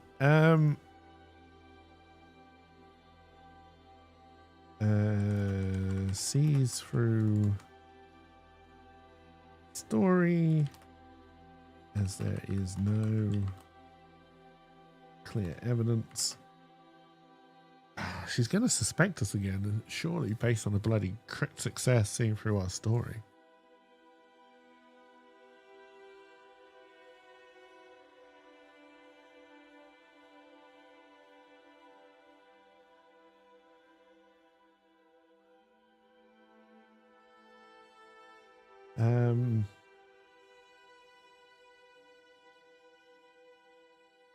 How can we try and win her back on our side?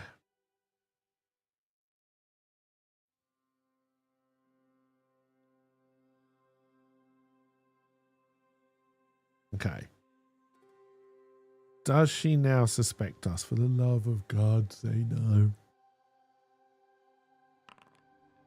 You son of a bitch.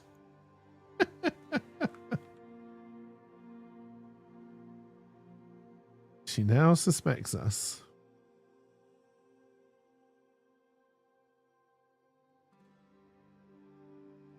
Although again, there is no evidence.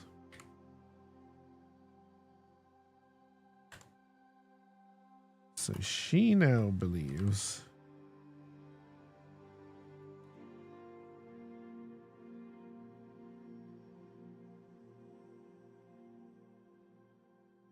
that Ed, question mark, question mark, question mark, and Dave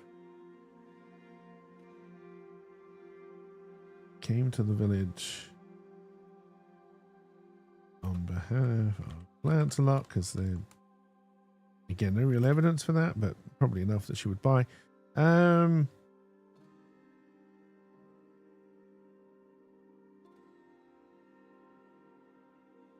To destroy some buildings, and she also believes that Rogu and Bob did catch them.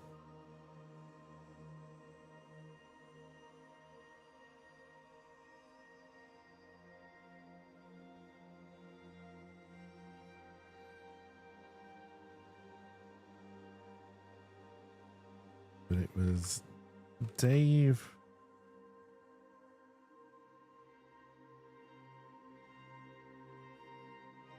It was Dave who knocked out Rogu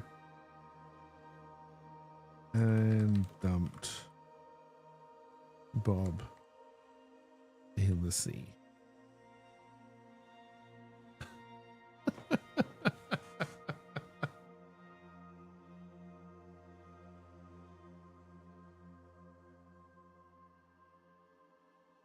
And they got all these helping hand tokens. We haven't had one single fight yet, which is probably good because we're probably going to die the first fight we have.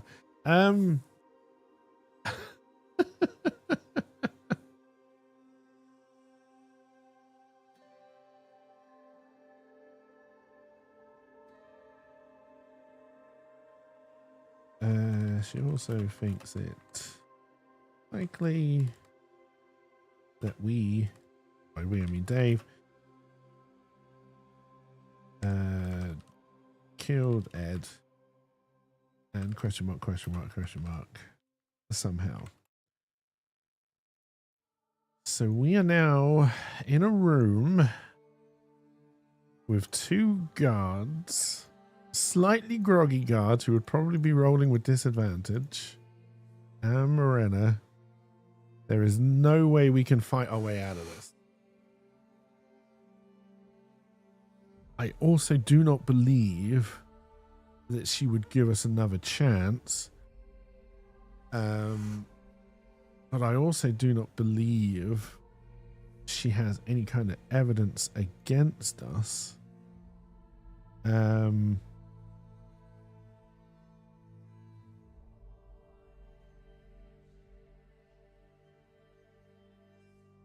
So what is she going to do?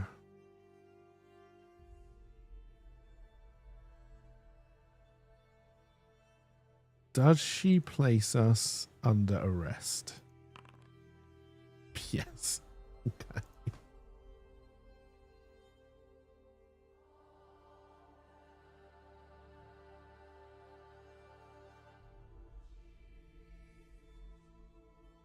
Okay, so Dave is now under arrest, and I don't think we're going to be able to buy our way out of this.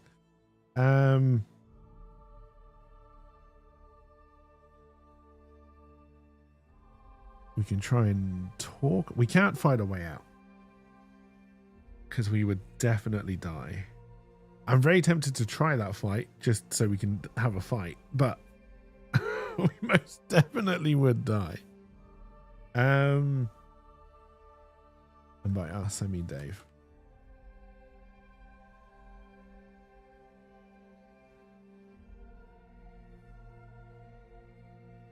The only thing that could possibly save us would be a random helping hand that can help.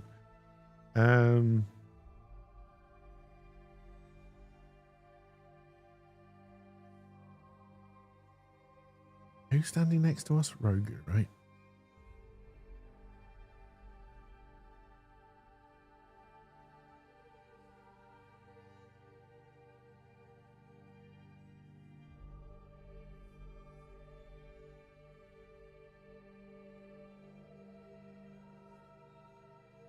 I didn't even notice that Rogu speaks reptilian. We could try and take him hostage. I don't see how that helps us. I think we just have to accept that we're under arrest. And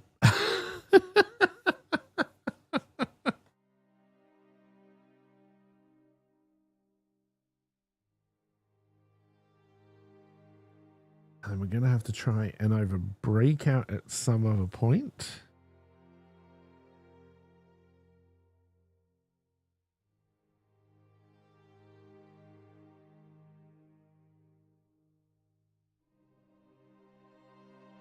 If we're under arrest, you would take all of our stuff.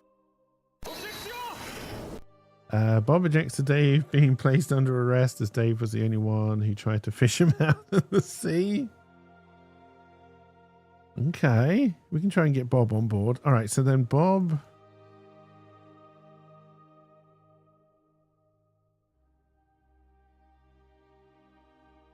is going to try and use his charisma. All right, so then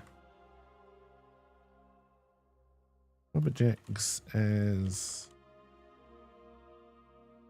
although Dave failed, he did try.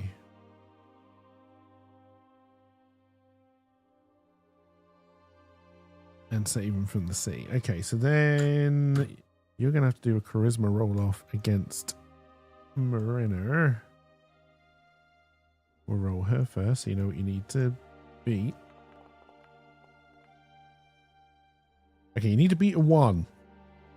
You can't possibly fail this, but we're going to roll it anyway. God, Dave never rolls like that. Yes, that's exactly what I was looking for. Yeah. Yeah. All right. So then. All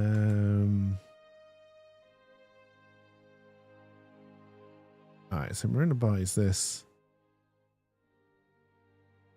And finally asks Dave why he is here.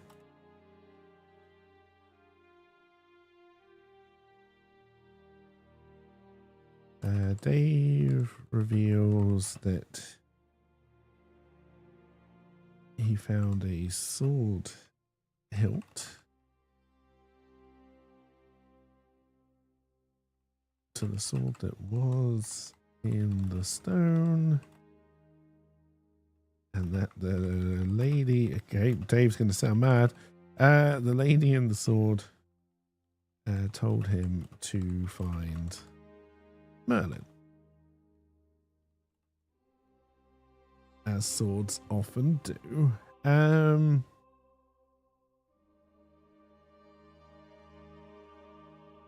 All right. Does Morena buy this? No. But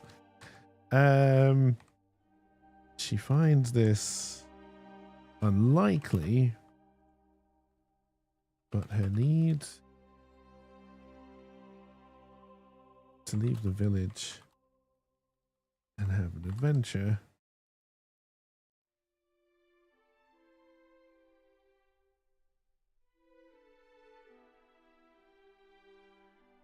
twist her arm.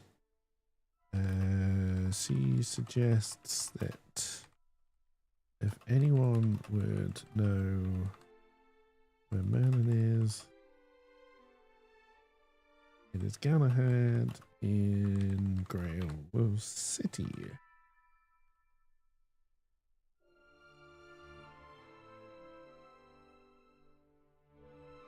As she does not trust you,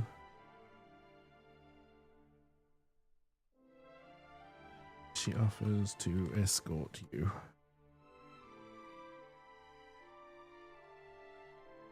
Okay, so that would kind of put her in our party, but would definitely put her in charge.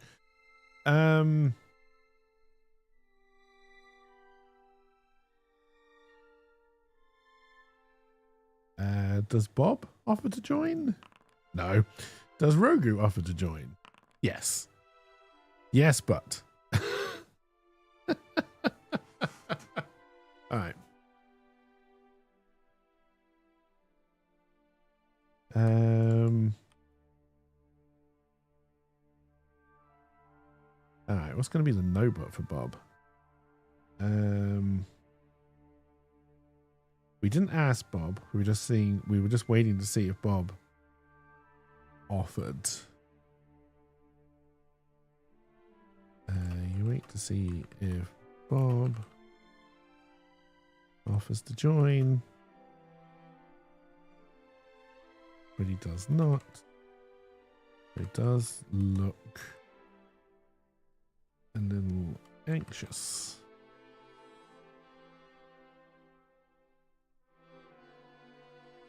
Rogu does offer to join, but Marina says he must remain in the village.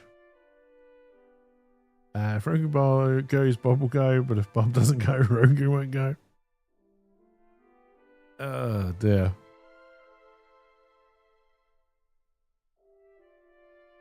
We're going to meet Bob again. In fact, let's start to build a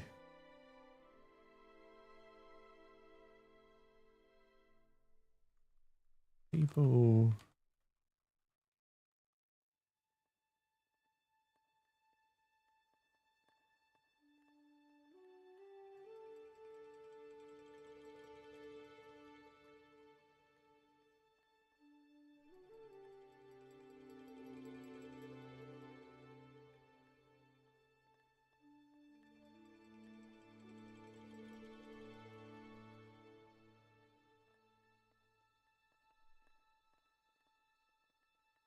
Okay, so then it looks like there's party members. Us and Marina are going to be heading out of the village.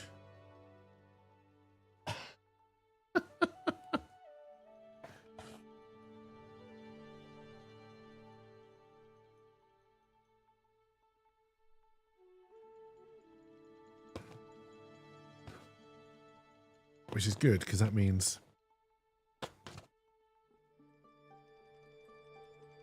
we can start to get a little bit more crazy with this kind of stuff. However, before we go,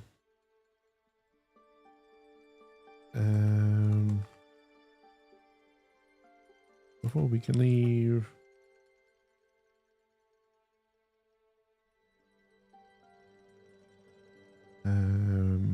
we bury the dead.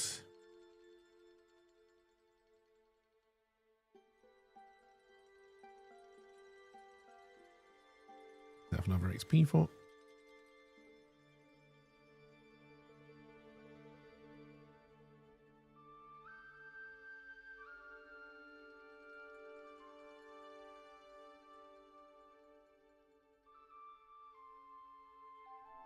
I'm going to make sure everyone in the village is comfortable.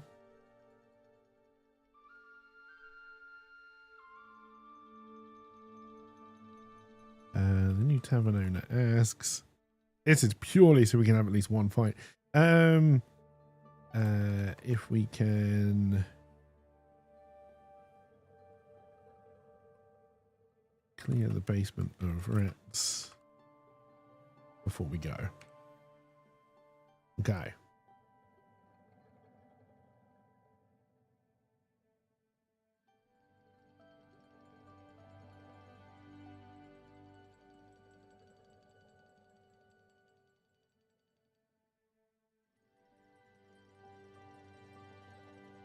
No, that's the wrong one. What we want?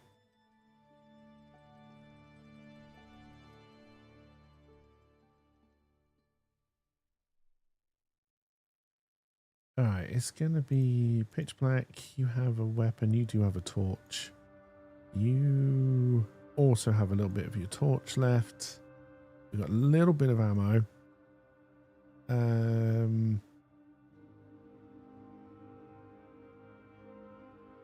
Okay, we're going to roll a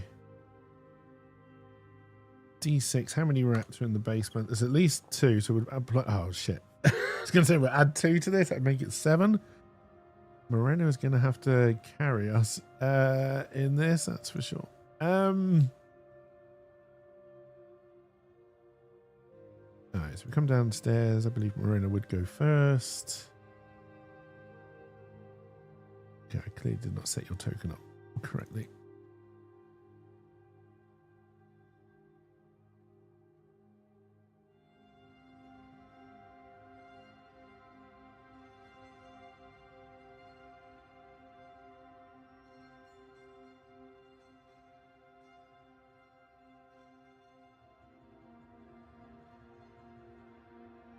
All right, and then we're adding 7 rats.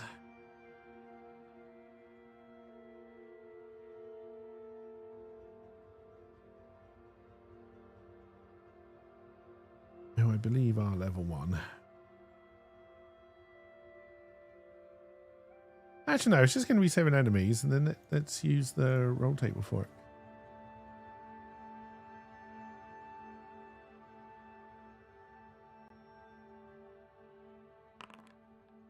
Who knows what's going to be down in this basement? All right. Got a badger.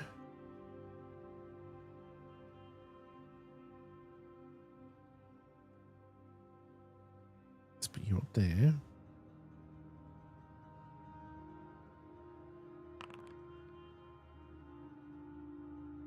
Got a bandit. It's a weird assortment of people down at this. All right, we got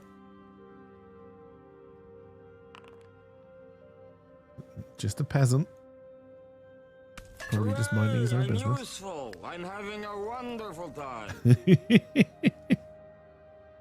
Oh dear! And then we're gonna have to do a helping hand roll as well. Okay. How many have we done? 1, 2, 3.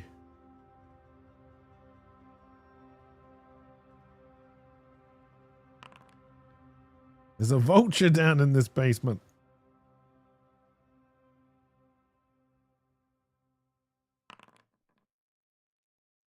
fug. Is that 5?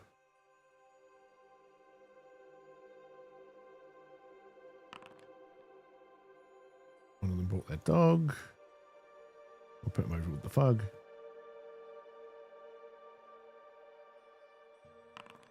And there's an orc. This basement is very busy and we're probably going to die. But that's fine. So now I need to do the encounter.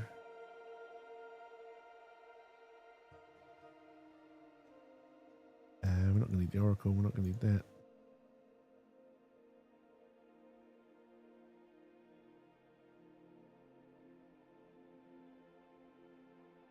And then we are going to roll for everybody. And then before anything else happens, we're going to roll on... Oh, good. It was just on the wrong page. All right. Adrian's wisdom. This is clearly from Rocky. Listen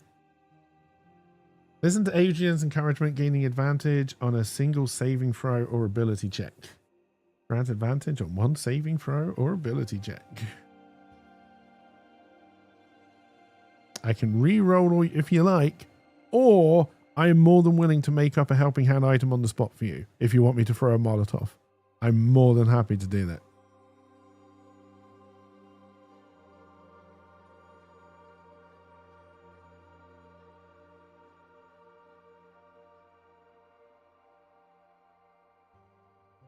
Well, no, let's do the Molotov. Okay, so first question with helping hand. Who are you helping?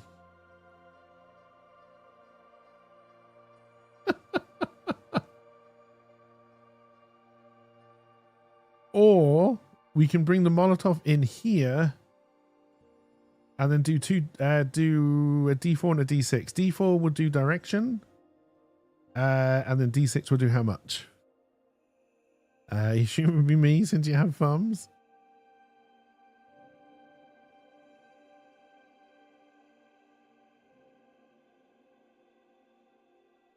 I don't know, we'll do a Molotov. Burn damage for everyone in like a 15-foot arc.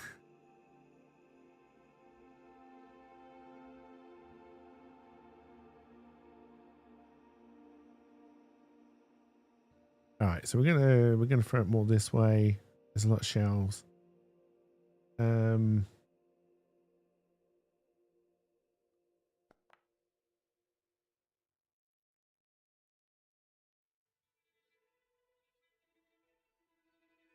right, let's continue. Okay, so it's gonna hit up here. Can't see the grid that well on this one, unfortunately.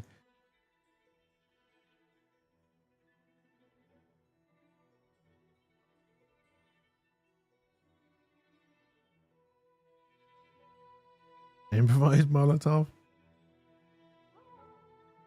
All right, so it's hitting these two guys.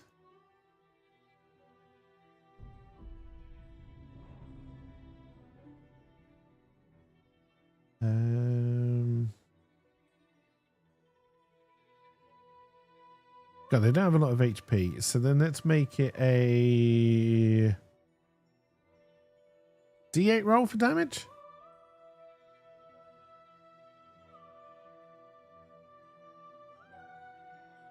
It's also going to set this area on fire, which is going to be interesting.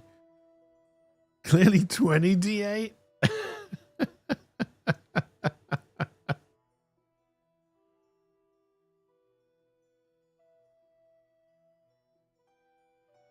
Oh dear.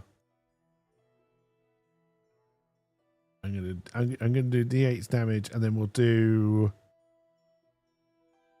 We can do D6, and then everyone who walks in the area, because I think I can keep this up. Well,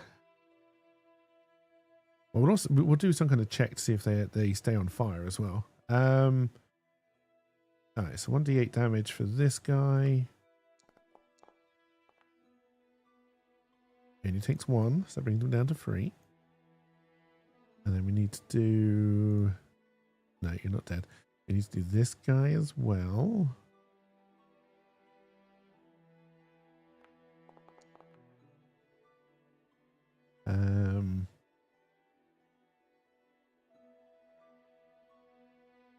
Okay, the orc is actually dead.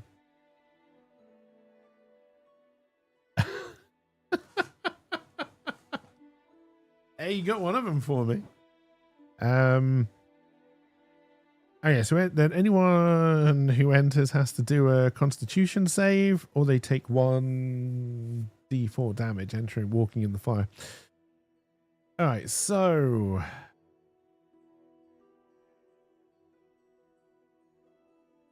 Mr. Peasant, you're not on fire.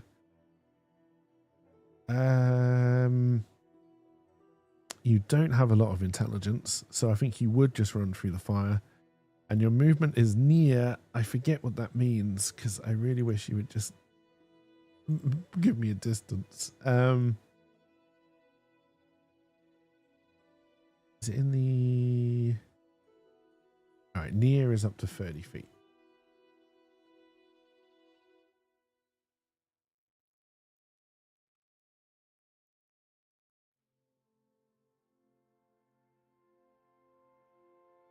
I don't bloody ping.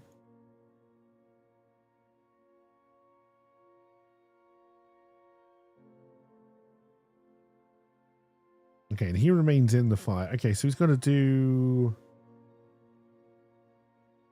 a Constitution check.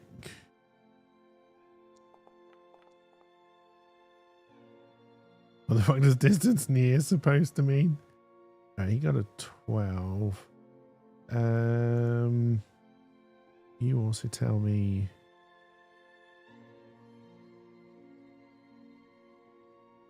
Okay, so we'd say it would be easy, so it should be against a 9. I won't do a roll for this one, which he beat. So he didn't go on fire to get in, but he is remaining in the range, so he has to do it again.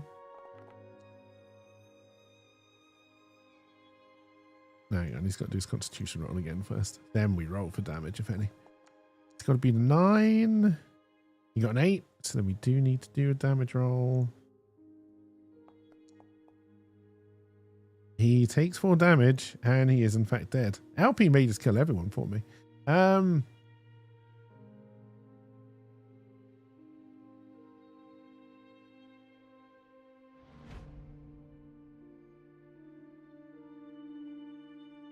All right, Badger.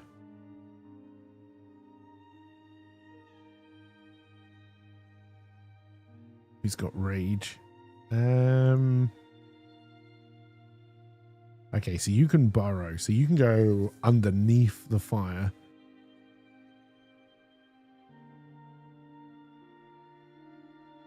What he did in Blackstone with his flamethrower weapon. All right, so you're not going to be up, and you can actually go under these. So you're going to go here, and then that's going to be your turn.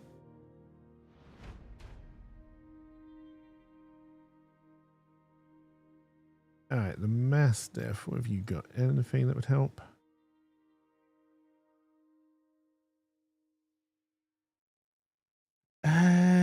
Not really, but I'm also going to say you're probably not going to go running through the fire. I'm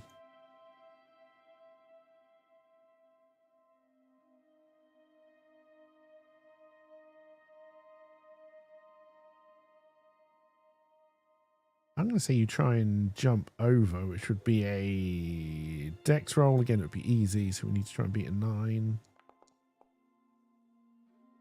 He got a crit fail, so he attempts to jump over this shelving unit, completely cocks up, has to do a d4 damage roll,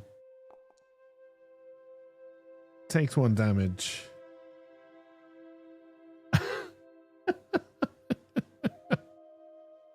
And is...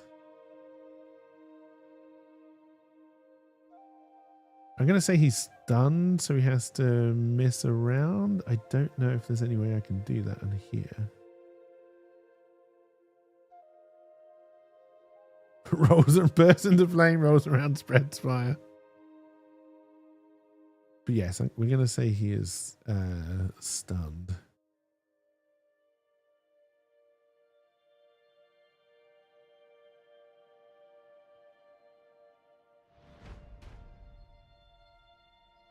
All right, the Fug is also not intelligent, so he is probably just going to run through the fire.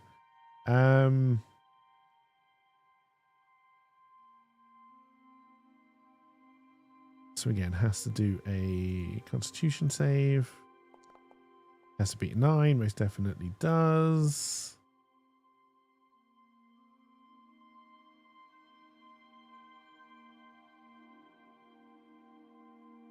Also remains in the fire, so it's gonna...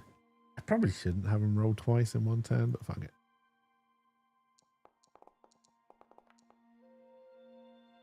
Oh, and you got an 8. All right, takes 1d4 damage.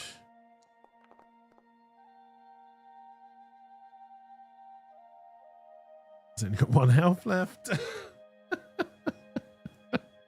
Is anybody going to get to take a swing at anybody? I'm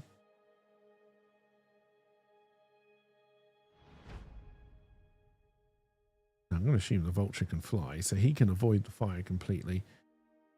Is again near...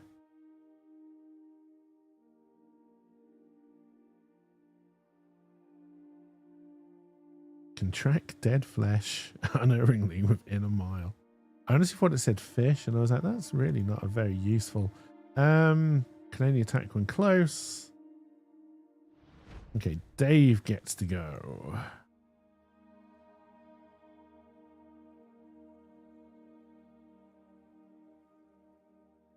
He's going to use his longbow.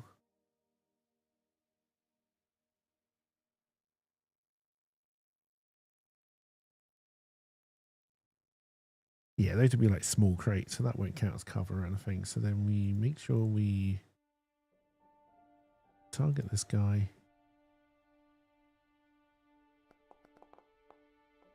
Well, that was a crit failure.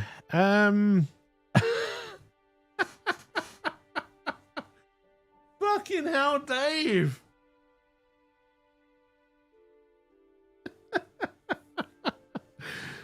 Oh, your first attack roll with your bloody longbow.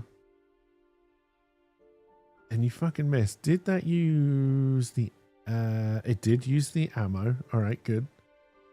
I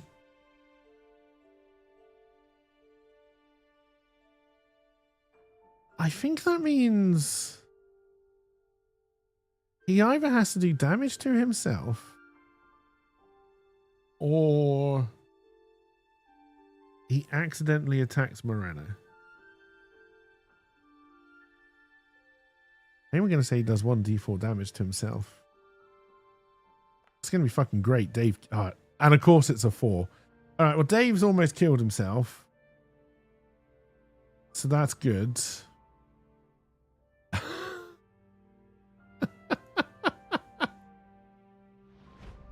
Fucking Dave.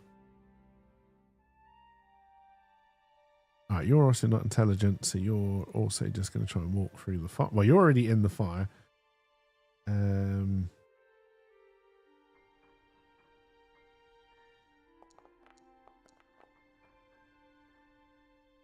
Alright, you fail, so 1d4 damage. You are dead.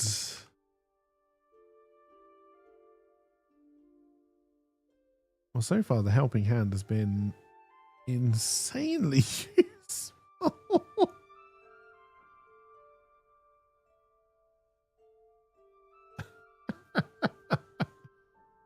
Alright, and then he's already dead. There are no saving throws. Alright, come on, Morena, be fucking more useful than Dave.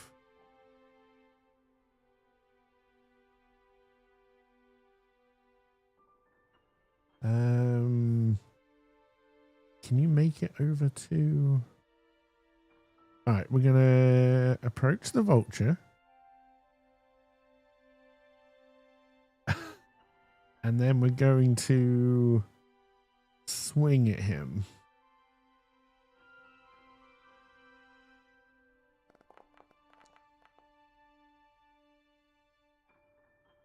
And we missed. Yep, these are D&D rolls, all right. It's not even D&D. All right.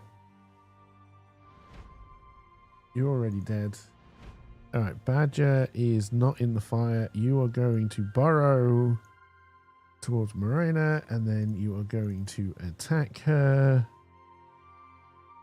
So we need to make you the target.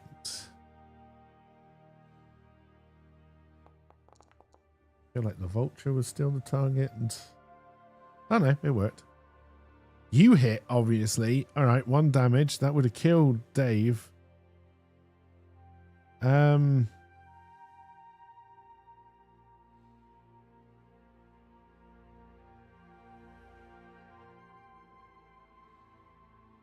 Luckily, it just takes you down to 13 because I made you quite strong. All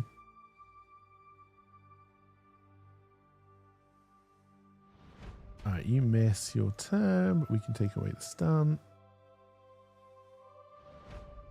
All right, so the Thug is going to try and leave the fire. He's got to do his constitution check.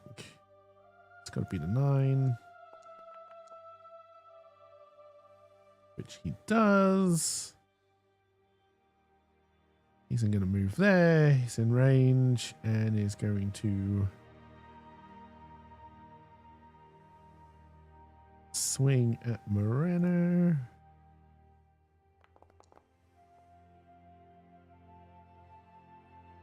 Again, another success. Get you down to 10. Everything is fine.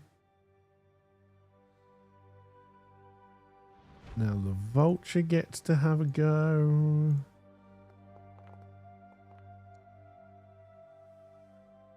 Also a success. Takes you down to 9.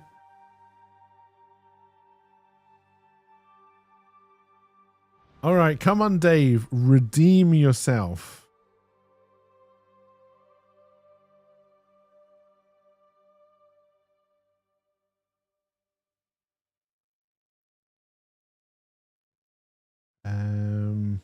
I tell you what else I should have done. Actually, what is it? I'm useful. I'm having a wonderful time. Oh dear. All right. We'll do this attack and then we will do the roll. So we are trying to hit the vulture again.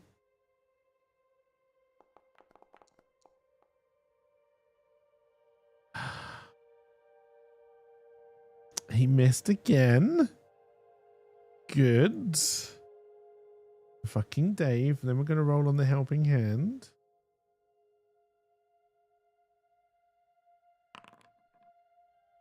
Channel your inner Rocky, gaining temporary hit points and advantage on melee attacks.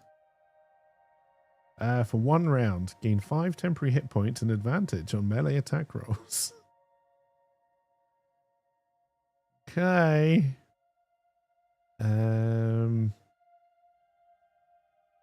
So that would take you to 6.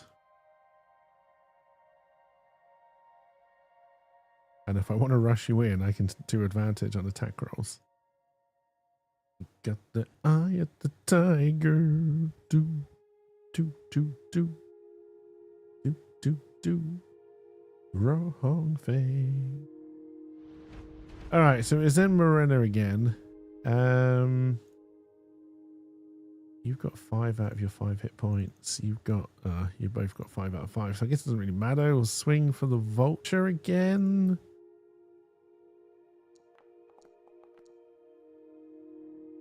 Hey, we killed him.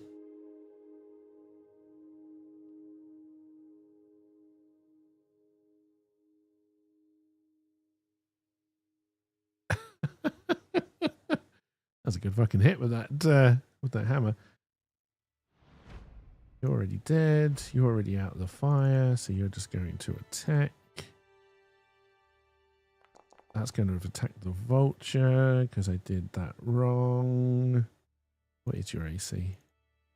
11. Okay, so it's still a miss.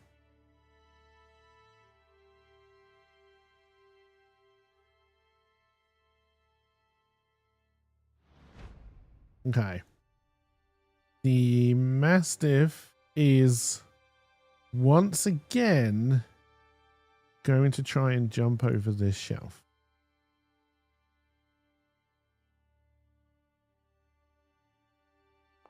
Has to be a 9.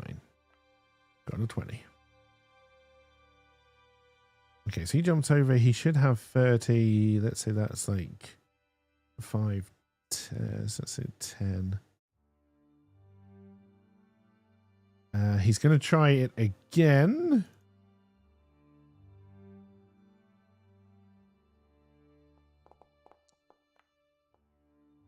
Oh, that was a critical success.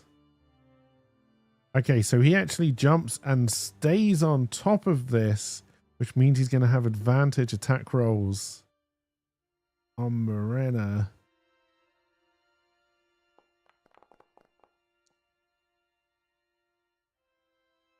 And he does 6 damage. God, she's down to 3.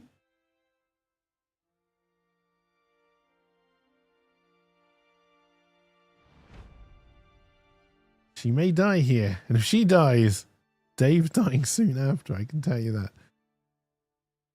All right, so you are just going to attack. Please miss, please. Oh my God, it's a crit fail. All right, so then we do 1d4 damage. He does 2 damage to himself. He kills himself.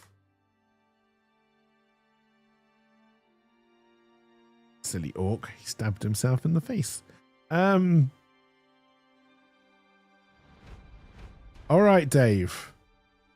You're going to move up 1. You're still going to use your bow. You're not going to target your teammate. I know you have advantage on melee hits. There's very little use. Okay, he hit for 4. Doesn't kill them. Sorry, he hit for 4, so he's down to 1. Cake intervention? What's a cake intervention? Alright, so he's almost dead. Oh, you're gonna have a disadvantage on the dog. You wouldn't, because you're ranged. So I guess you're gonna swing.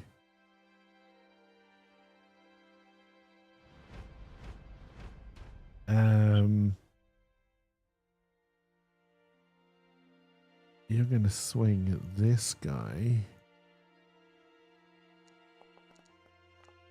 That's a miss. All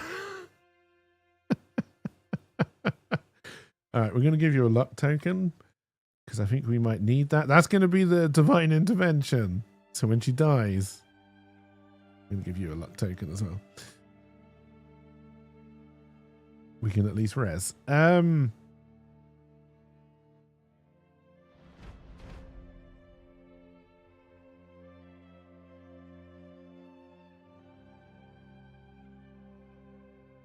All right, so you're just going to claw.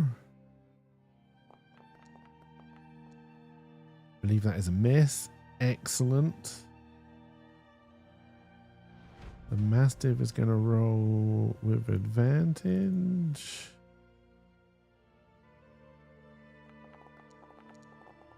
Well, he definitely hit, and he hit for 3 damage, which I think is just enough to kill her.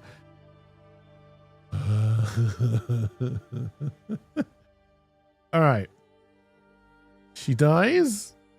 Hooray! I'm useful. I'm having a wonderful time. All right. She dies. But she... I want to do a second wind. Okay, so she's down at 0 hit points. What do you want Second Wind to do? Bring her back on 1 or give her a roll for health as well?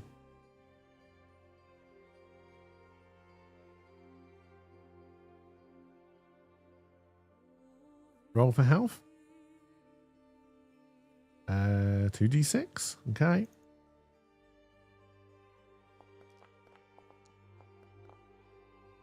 All right, she's back up to 6. I like it.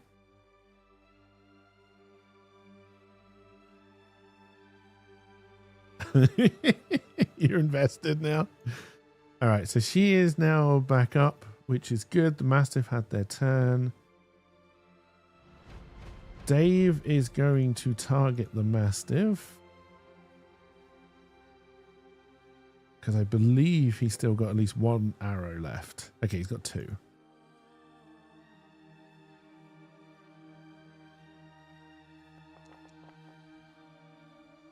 Hey, 5 damage. I think that's enough. Hey, Dave killed something. Hey, I'm useful. I'm having a wonderful time. Unless Rogu is about to save the Mastiff. Or do you just want a random roll, Rogu?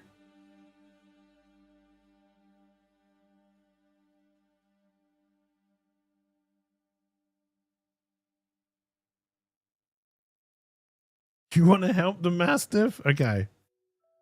How are you helping the Mastiff?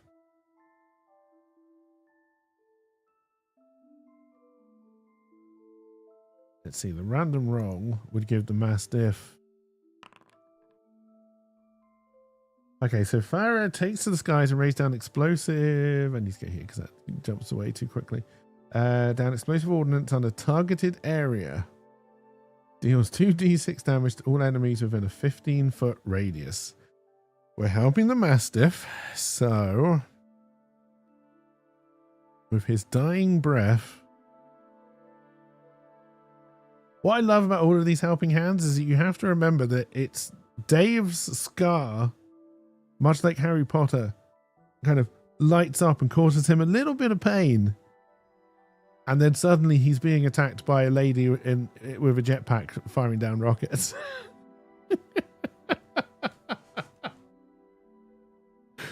All right, so then I hope I got more than one radius. Mod.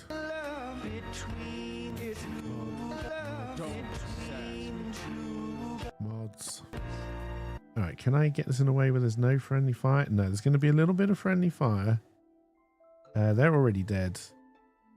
All right, so it's going to hit all of these people, and it's 2d6 damage to all enemies. It's a DC 13. Okay, so then Dave is going to roll a dex check. Come on. That's an 8. He takes 2d6 damage. Well, he's dead. Yep, perfectly. So, including his...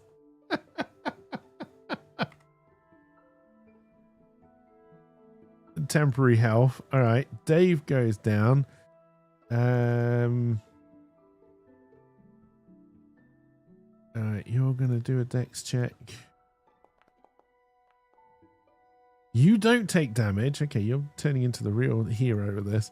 Dave may not even make it through his own adventure. I think Morena may be about to take up the sword and have the conversation with the lady in the sword.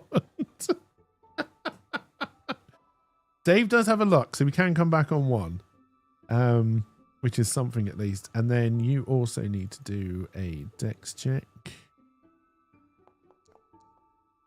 Come on, Dave. Even the badger doesn't take any damage. Even the badger missed it. Oh, Dave, you're such a Dave.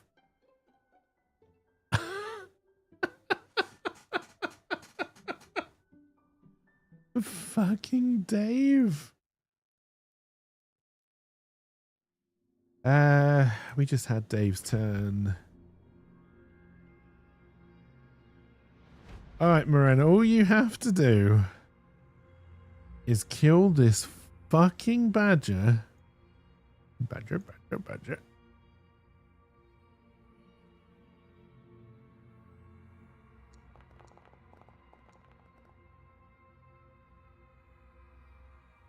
Oh, wow, that was a critical success for 11. Okay, not only is the badger dead, the badger is just obliterated in a smeared bloody mess all over her hammer. She gets a crit, so she gets some XP. Badger's dead. Dave, I mean, the fight ends, so I guess technically I won't spend his luck. We'll move you over here so you can stabilize. You come back with 1.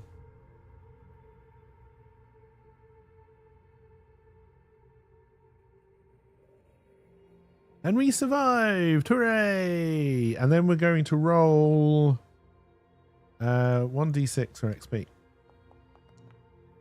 We get 3 XP each. All right. Does that take you up a level? It does! Dave, even though we were shit, levels up.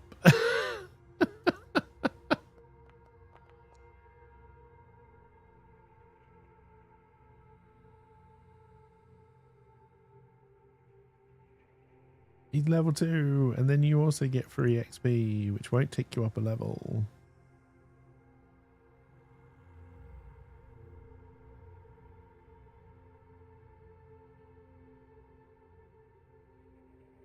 All right, and then we'll do a roll for treasure.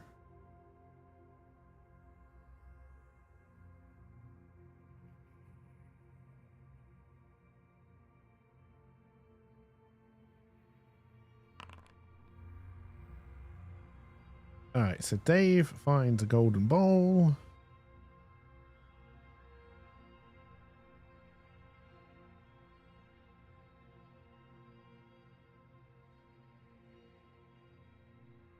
Which was worth, how much did you say? 15 gold. Our slots are almost full though. Not really.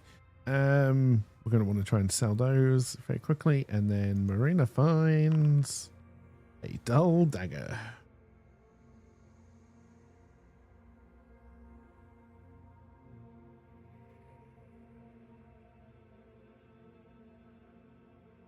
Worth 1 gold.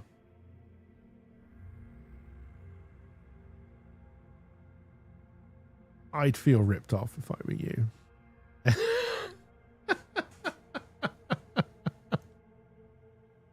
Oh dear. Okay.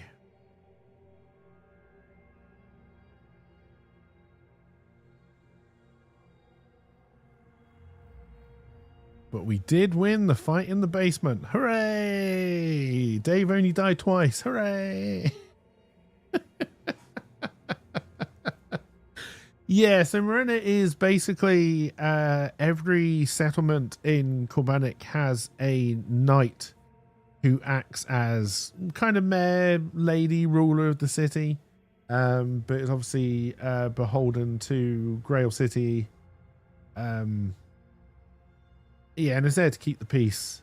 But as part of her character, she does not like being the mayor of such a small pissy village, and she wants to go on an adventure, which is why she is now willing to escort Dave to Grail City after both Roger and Bob miraculously came back from the dead.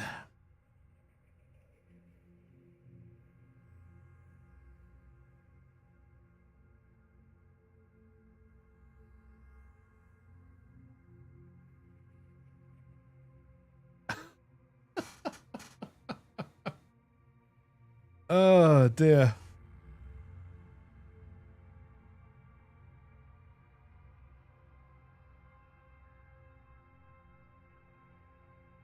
We've already leveled up. We've done it. There's not a huge amount to leveling in Shadowdark.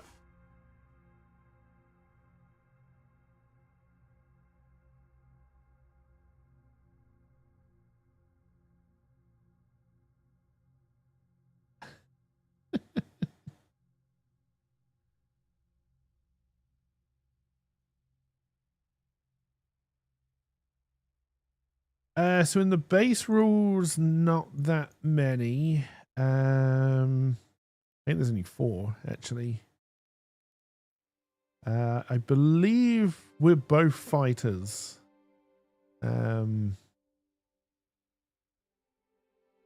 So like I said, there's not a lot to classes.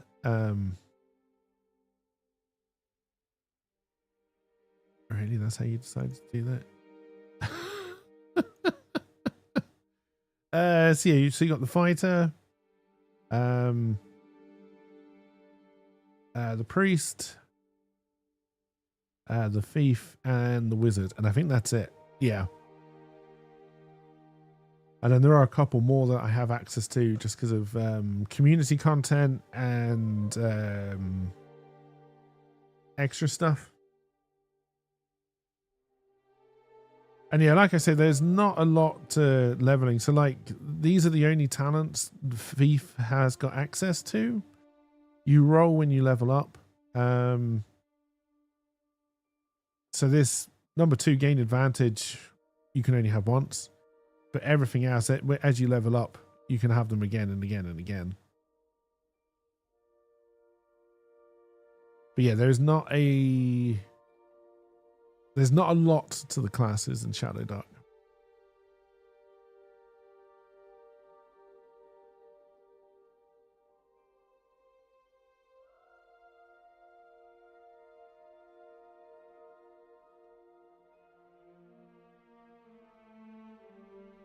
All right, chat. It's been like, what, 4.5 hours, something like that. How do you feel about this kind of stuff?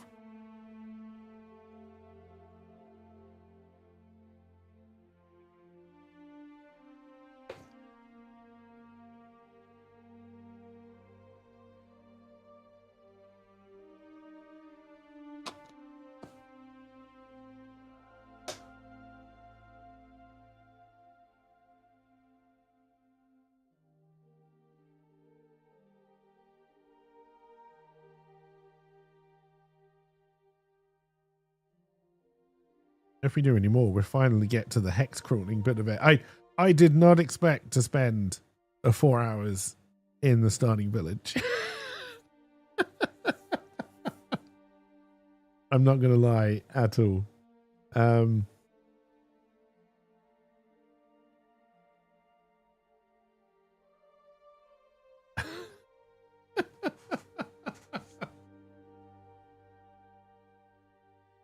Oh dear. I think it's a good way to flush out. Yeah, I mean that's one of the reasons I'm doing it is because I would like to start building those kind of unique ideas into it. Starter zone only. Yeah, starter zone only took 4 hours, right? I mean, in terms of Baldur's Gate 3, it's a rip-off, right? You'd at least have to spend 20 hours in there. Yeah, but like, honest question, do people want to see more played? Do they find it fun, like coming up with story beats, that kind of stuff? Like I say, it would be it's hard on YouTube since you can't participate from here. Eventually I'm hoping that you will be able to participate on YouTube as well, but as this was just for the anniversary stream, I thought I'll do the participation Twitch only. But with how basic the participation is, it should work from YouTube as well. You're a lifelong DM, so of course you love this kind of thing. The helping hands may be used too often and need some rails on them. Yes, I agree. I think what I would probably do if I was coming up with a system from scratch, I think what I would probably do is have a chaos level. I don't know how you would roll for it or what would change it or anything like that, but kind of have like a chaos level, and then based on how chaotic the everything is, the lower that cooldown would be. So like normal, maybe like, I don't know, normal in a fight, helping hand every, I mean, if you're in a fight, you can probably do it based on turns. I don't know, say every 5-10 turns, maybe. Depends how long the fight's going to go for. Whereas, yeah, if it's chaotic, every turn, right? because it's chaos. I would also, because again, if Dave dies, that's not necessarily the end of the game as far as I'm concerned. The story of this is that the sword that was in the stone has to be fixed and has to be put back in the stone, right? Just because it starts with Dave doesn't mean it finishes with Dave.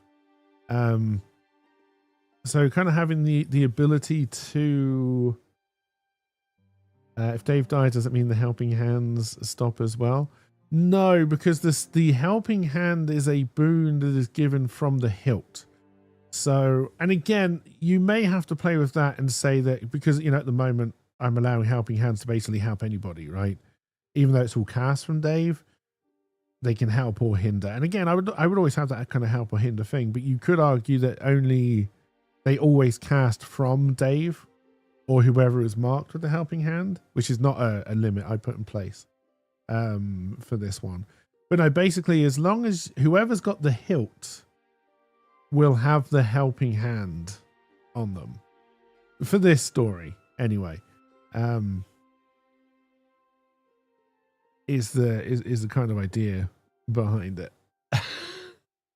Don't you snicker at helping hand.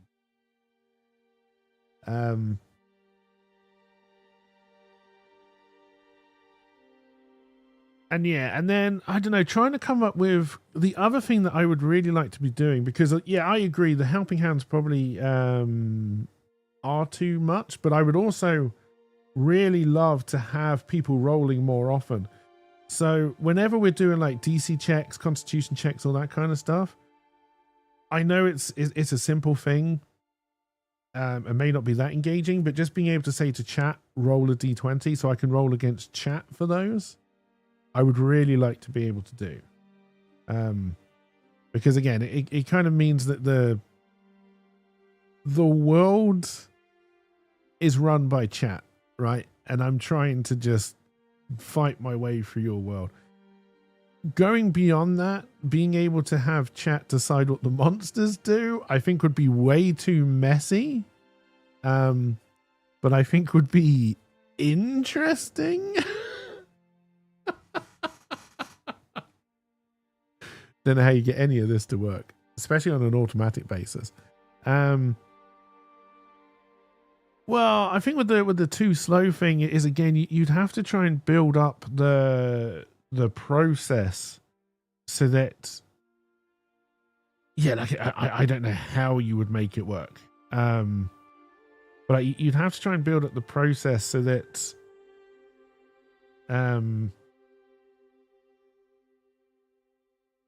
if there is no one around and if no one puts in a command, it kind of does it itself. But then would always be overwritten by chat doing something. I think if you were not to use so many U's in the words, it makes it faster. But yeah, being able to add, I think like the first thing I would try and do is, being able to go out to chat and just say, look, just do a roll. So I can roll against that for checks. Being able to go out to chat to do the oracle rolls or ask the oracle questions could also be interesting. Very open to abuse. But interesting. You don't think chat should always get the final say? Okay, so no, they don't.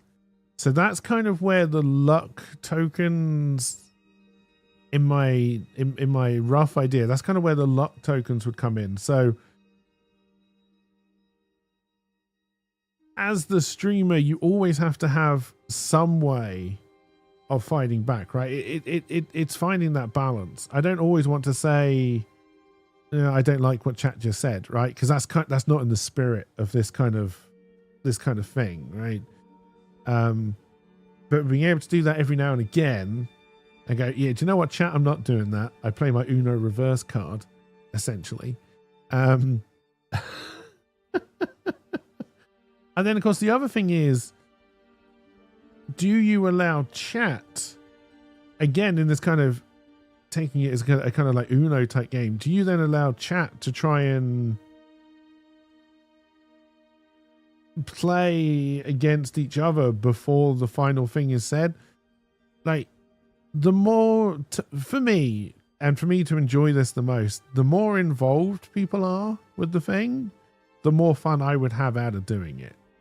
Right? Yes, I'm going to want to put in my own spin. I'm going to want to put in my own kind of nonsense. But the more involvement I have from people in chat, the more I'm going to enjoy doing it. So yeah, it would be trying to find the balance of all that. And as you were doing it, you're going to keep on swinging one way or the other until you kind of find the balance between what do you allow chat to do, how many times do you allow yourself to go, nope, don't like that.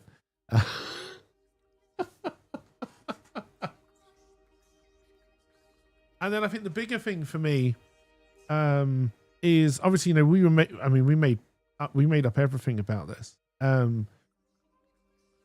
I would definitely like a way to, for like the quests and the stuff that you're going to discover, being able to have a mix of chat stuff and things you've already made up, I think would be incredibly important. Because, you know, you are trying to move a story forward, but at the same time, because you're trying to play it solo, you want it to be random. So yeah, and then like, trying to work that out would also take a lot of time as well, I think. But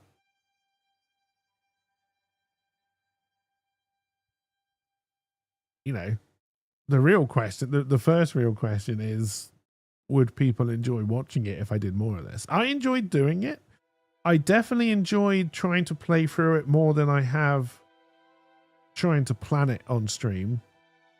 I've definitely found this a lot more fun than doing this kind of planning sessions where we end up playing Overwatch after 2 hours. So I've learnt that from today.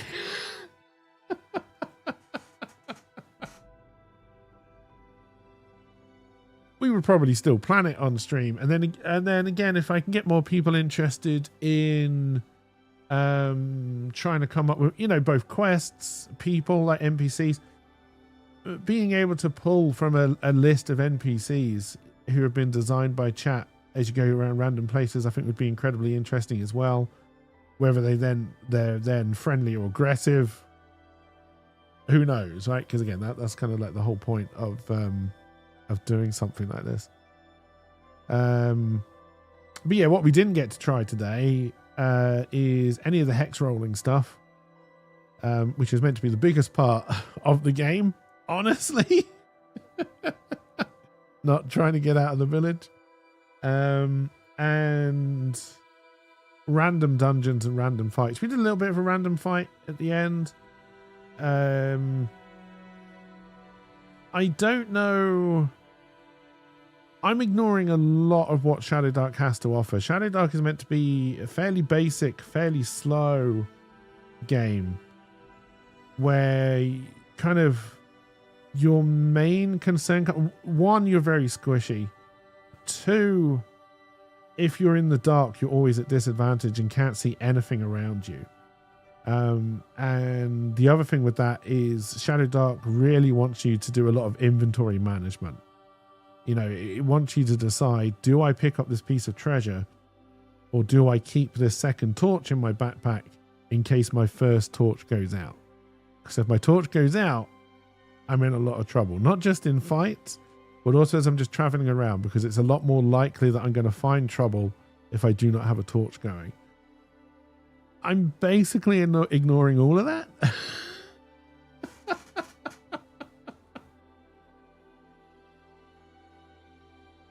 So yeah, definitely don't take this as an advertisement for Shadowdark, because Shadowdark is very good. It's a very good, simple system. Designed more to be combat heavy, I would say, more than roleplay. It does have a lot of roleplay stuff, does have a lot of tables for random dungeon master pools, but yeah, it feels very much more like old D&D before role play became such a big thing in it.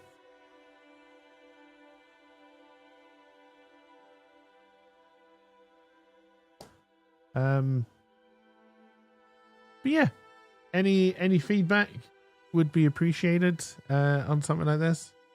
I will be looking to do different kind of streams going forward. And I think as part of that, and I know people aren't going to be happy about this, let's do a farewell to Overwatch 2. Because I'm going to uninstall it after today.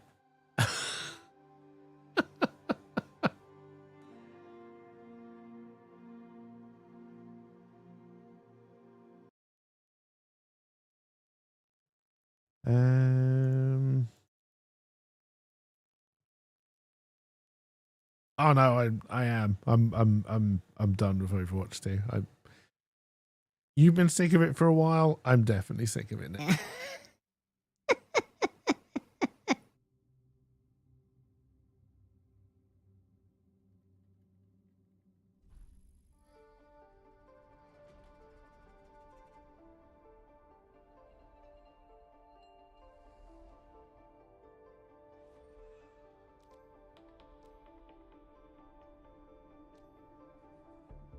Ah, there. Alright, has it found it?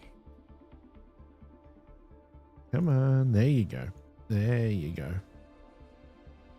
We've got a loot box for something.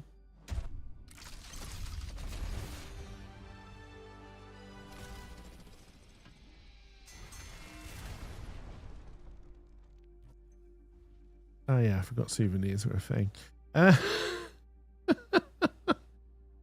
Cute little gnome though.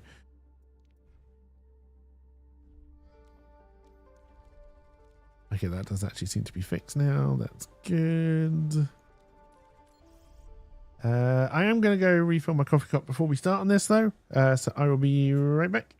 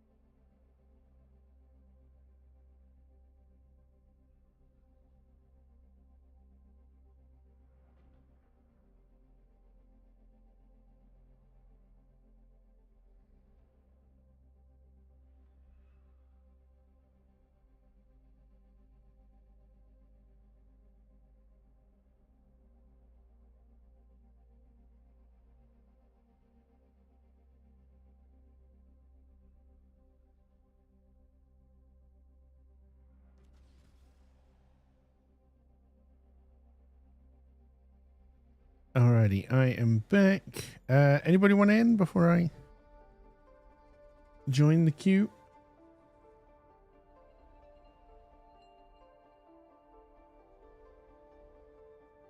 Alright, very good. I'll get you in.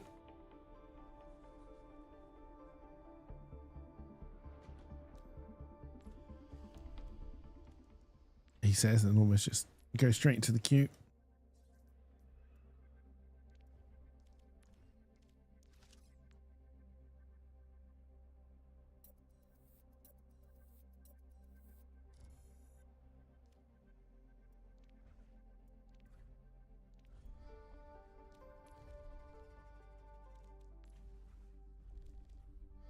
Excuse me.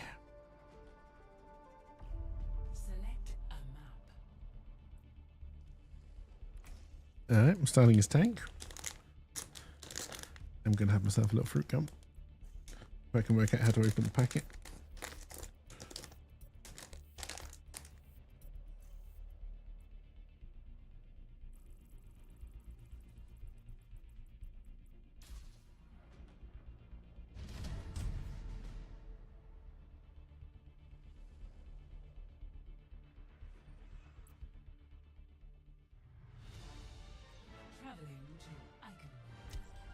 Oh, really? Stop me on Russian, lady? Come on. Come on.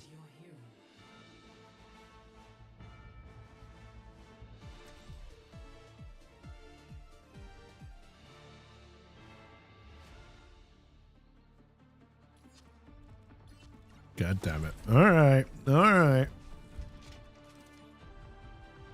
Diva it is, I guess.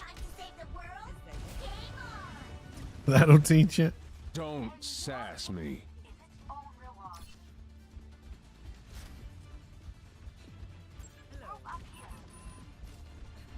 Je sens que je vais bien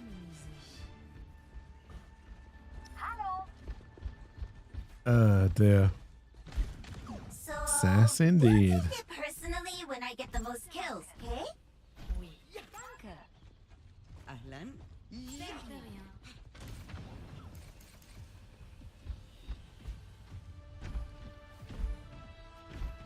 But yes, thank you everybody for joining for the anniversary stream. It is appreciated. Hopefully you enjoyed the sort of tabletop RPG stuff.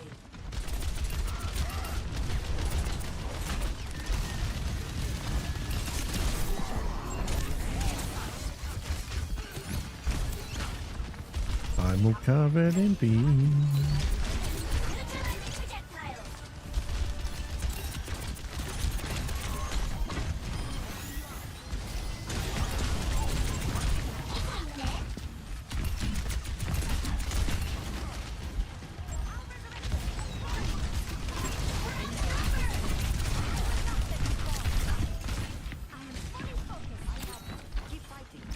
I probably am gonna fall.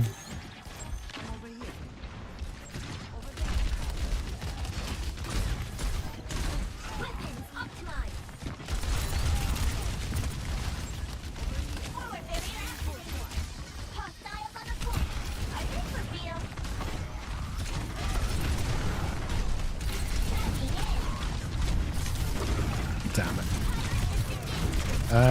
Oh, Lucio boost me. I was like, how the fuck did I end up over there? Lucio boop.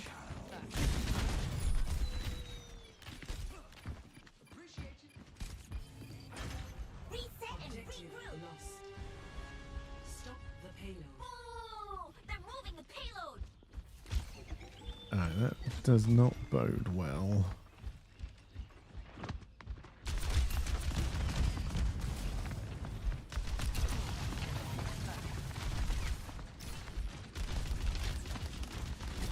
No one can hide from my sight. Eyes on the target.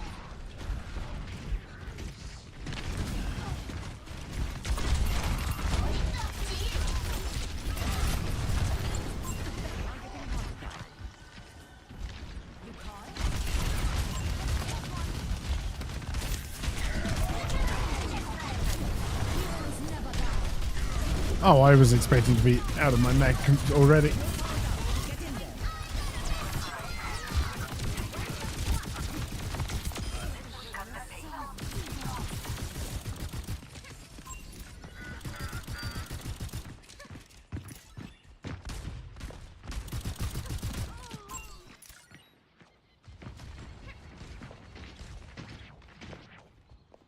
Reaper or Lucio are going to drop down in a minute and annihilate me. Hello, initializing system. Over there. Watch it. Be clear the field from the payload.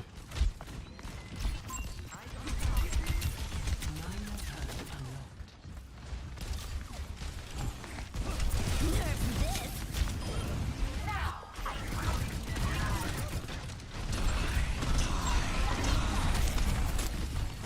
Blitz me.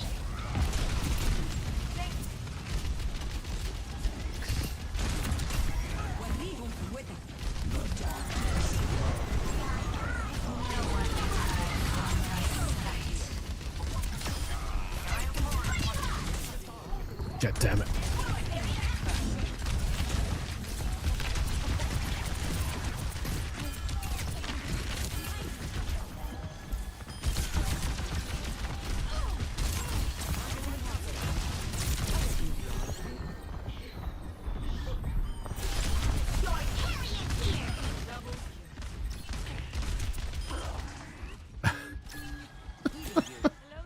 Thank you. Thank you, thank you.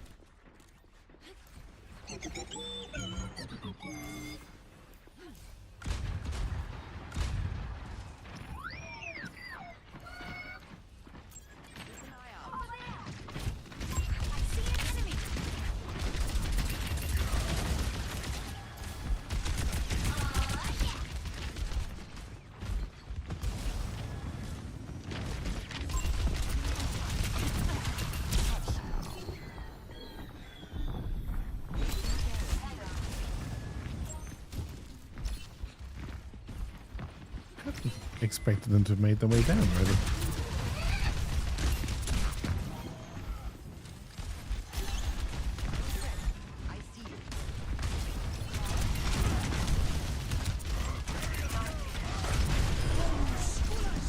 You.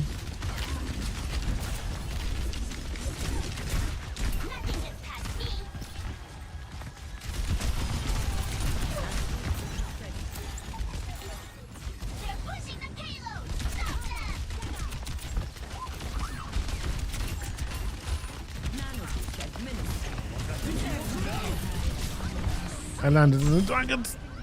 I got my revenge.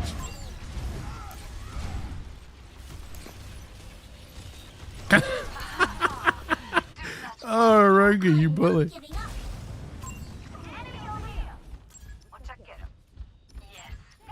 I like it. Watching over this position.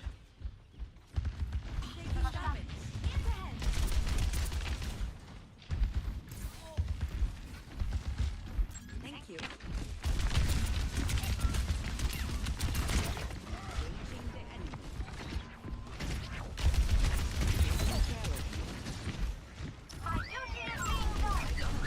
Neutralizing projectile.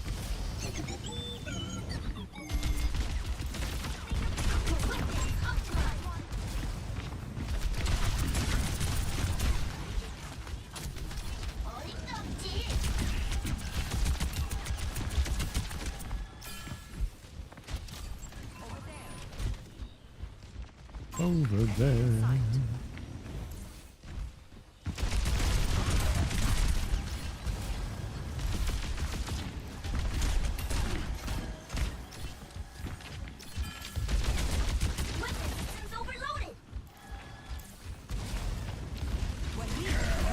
Ah, bollocks.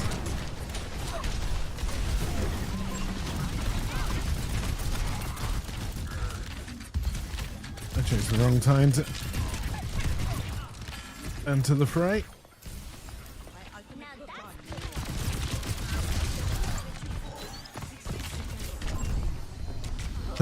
Hello, everybody.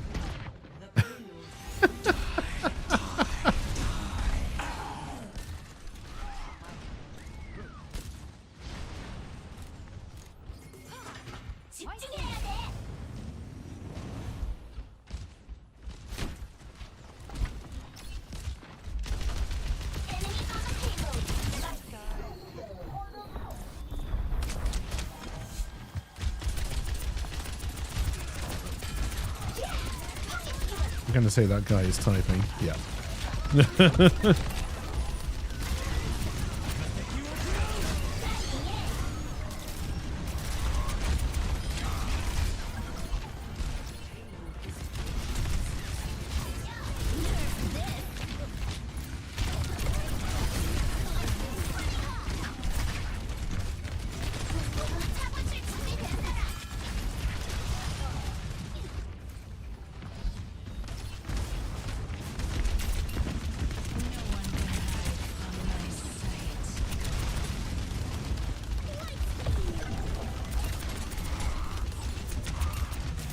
I don't know what they're talking about in in-game chat, but I also don't know if I want to know.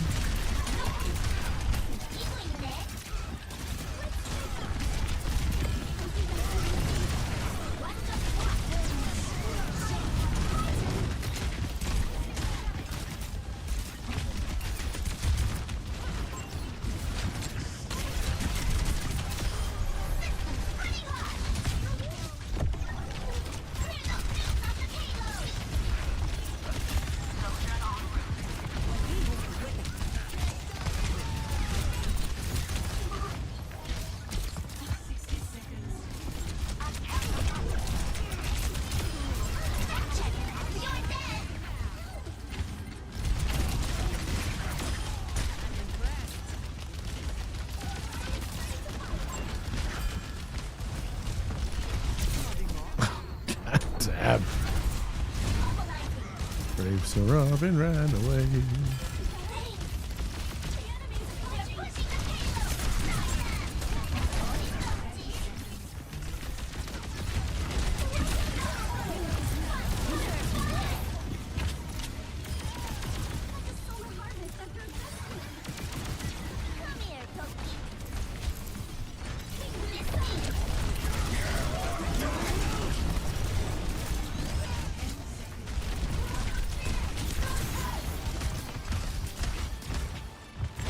Oh no, they're all busy with Reinhardt.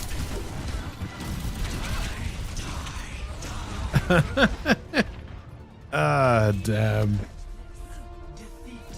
Good game, Roger.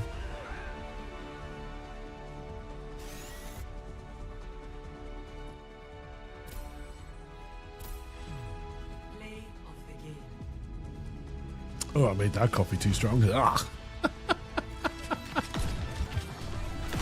Jesus.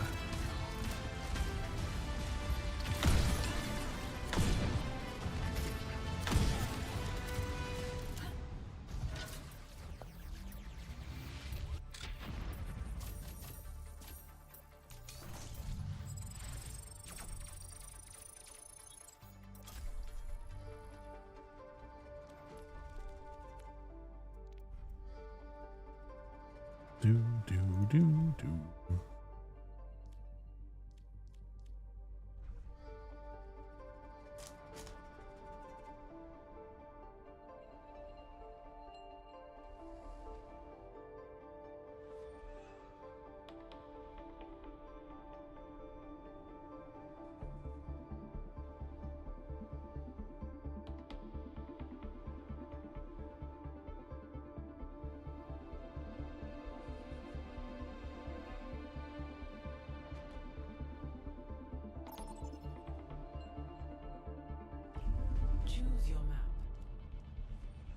Nope. Oh, tank again? Come on. Hang on, I'm gonna have a fruit gum there. Not a lemon one this time. Alright, orange. That's better.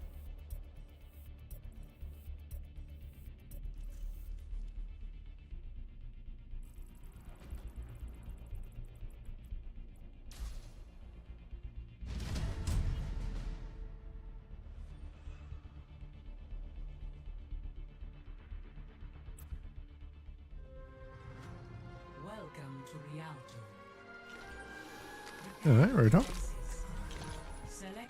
You're so close to having your map choice.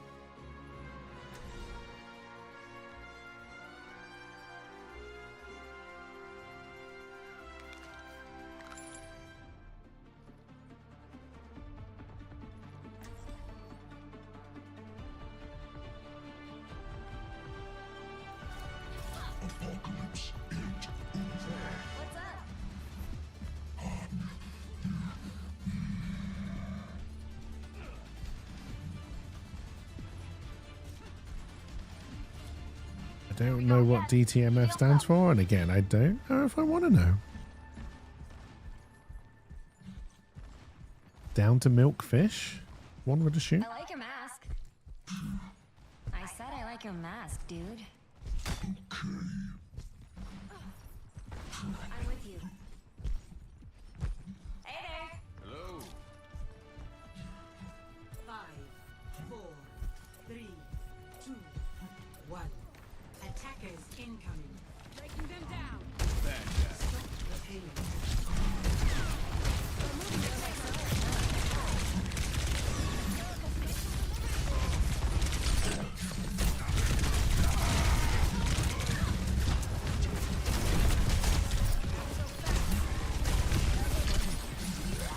Ah, shit, I hadn't reloaded.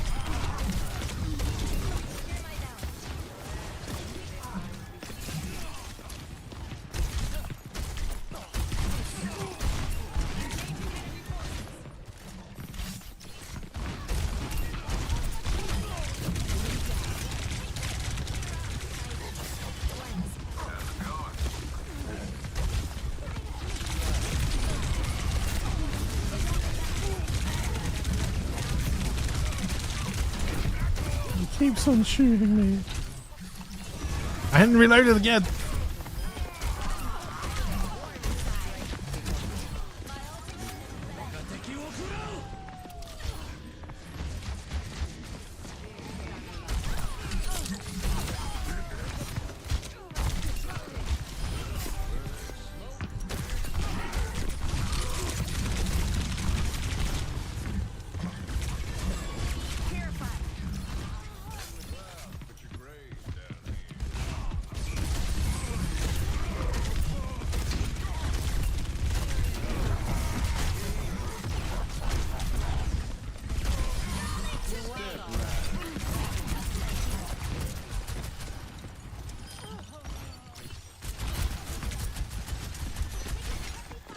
Rogue's fighting them at the spawn entrance.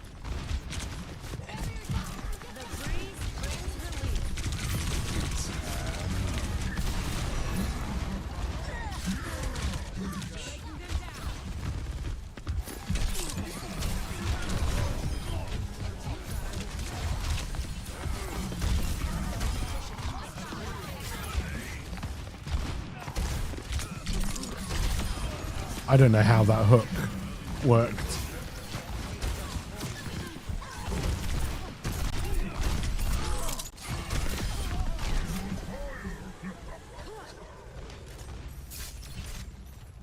Alright. Not bad, bad.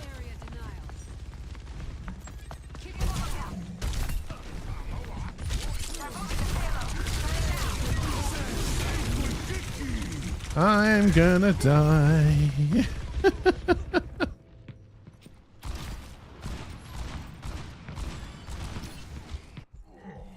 Were you shooting at the wall, or could you see the enemy through the wall?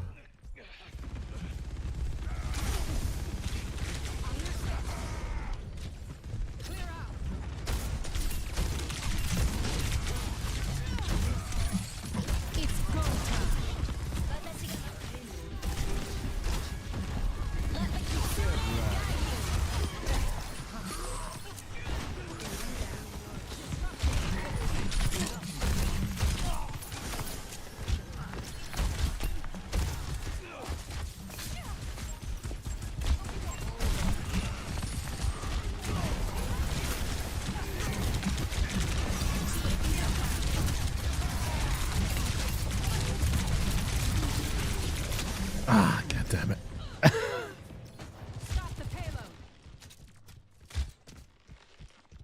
Oh, I very much doubt I will hook them into the river. I'm not good at the throwing them around thing.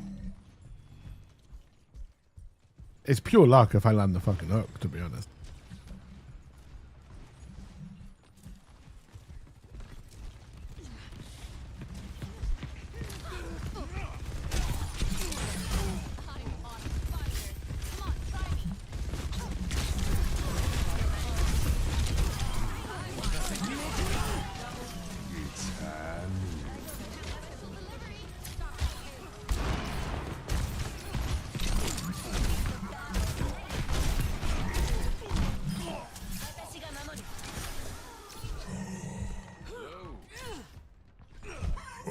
Okay, not bad.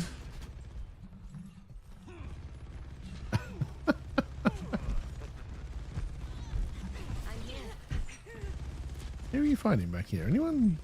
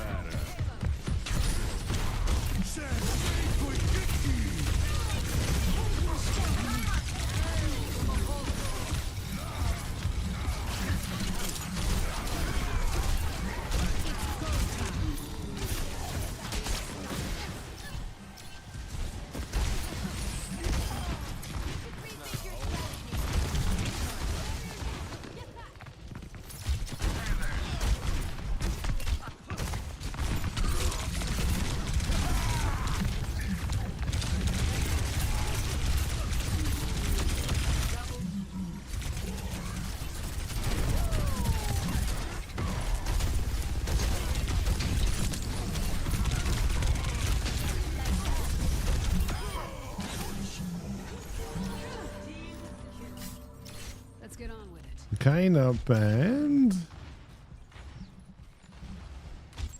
Over there. Over there. Let me help you with that. Enemies there. Let's clear them out.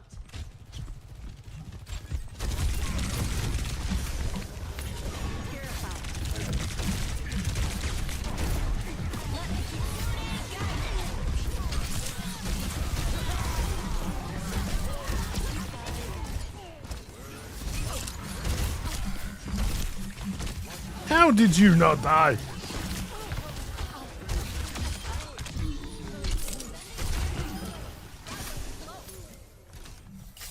That was close.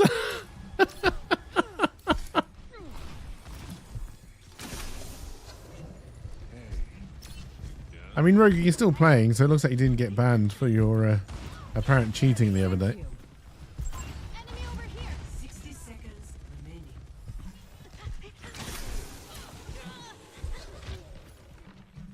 They're moving the payload. Shut it down. Enemy here. Feel better?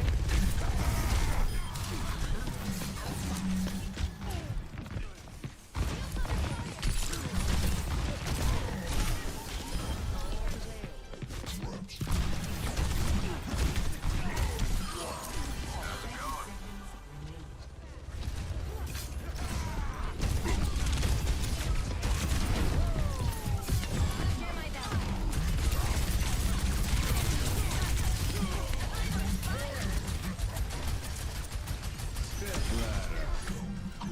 It's time.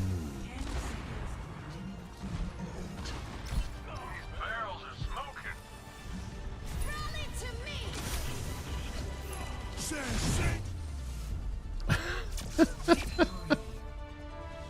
That wasn't a bad round. Most heals. Oh, yeah. Of the game.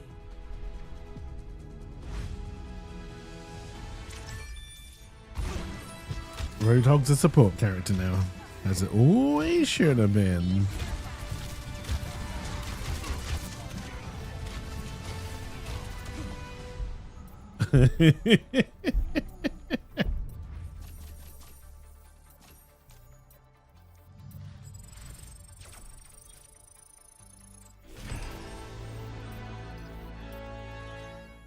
Ah, dear.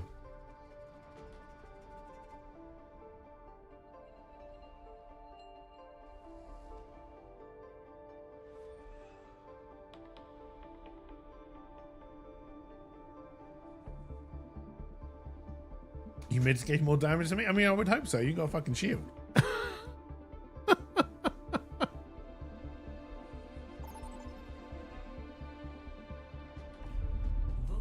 your map.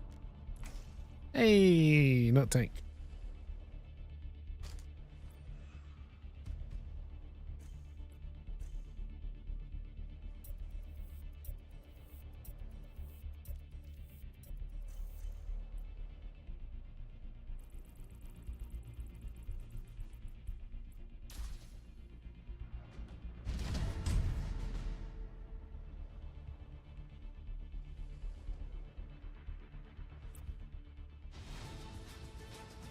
Welcome to Windsor.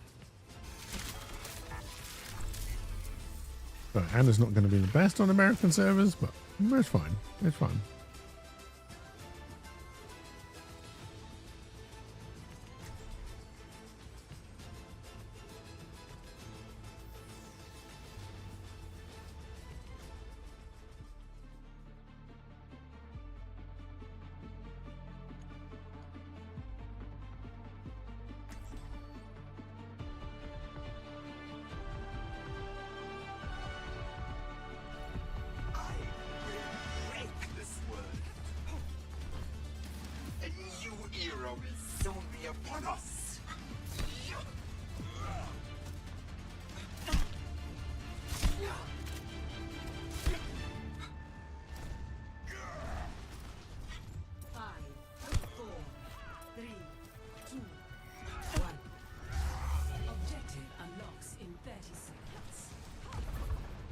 Do, do, do, do, do.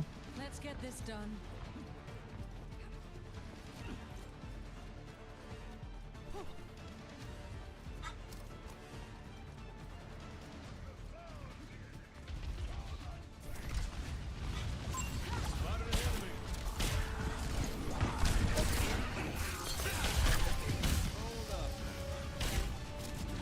I was amazed I hit that sleep dart. Easy enough.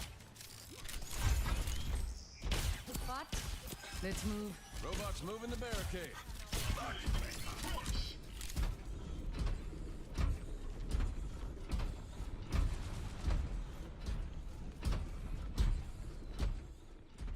Oh, I was We're in really, the lead. really hoping it was the Reaper who left. I hear a Reaper.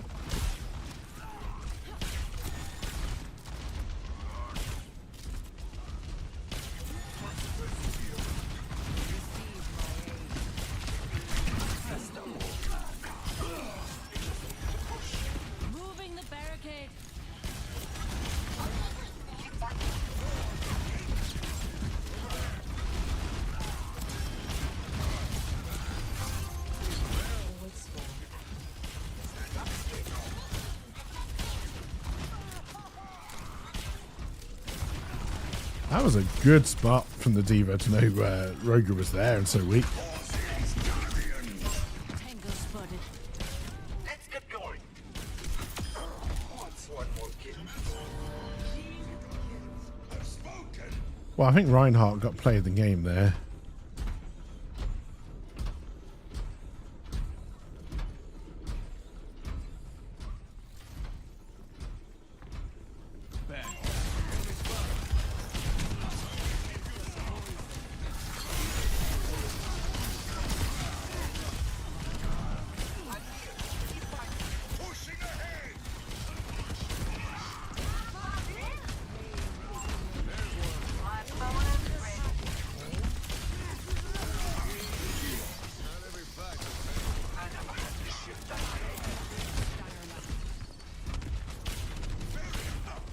Watch here.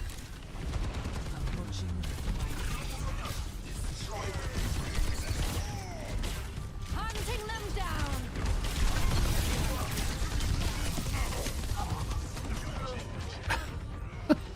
Surrender to my will.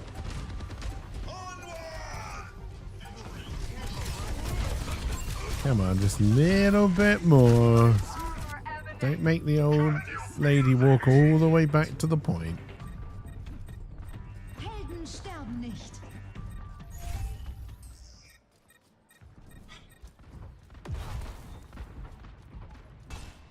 Damn.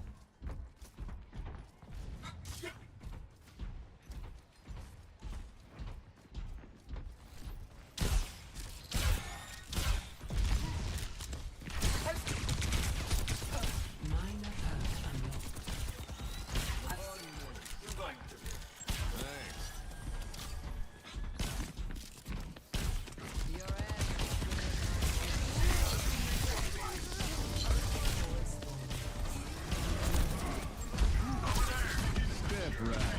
Hey, they're moving that barricade.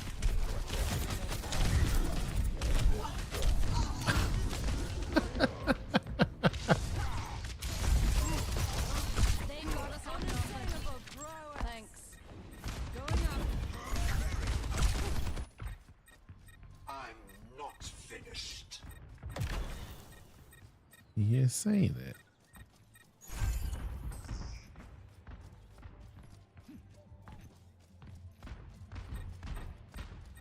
You can't stop me. I'm on fire. We need to stop that barricade. Spotted an enemy.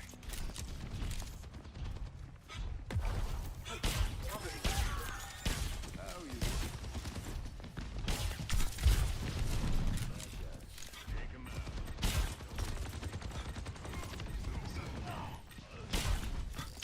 Don't let him push that barricade. Don't know why Cassidy went in then, honestly. I don't understand why the Reinhardt's going in right now either, to be honest.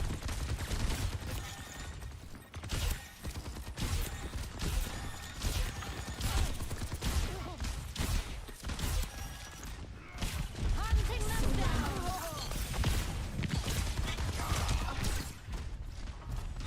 Sorry, Roger's too busy trying to keep bloody Reinhardt alive.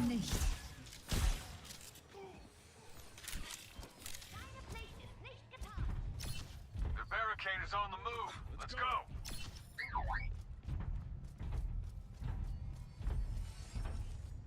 Let us end this.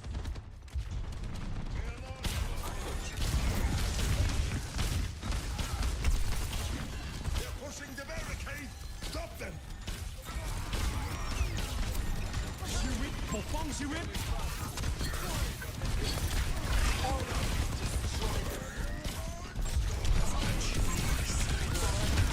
Back in control.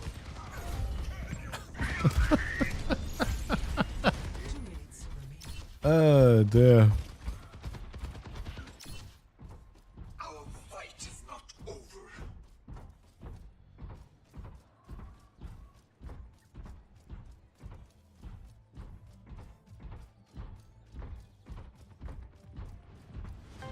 Enemy forward spawn activated.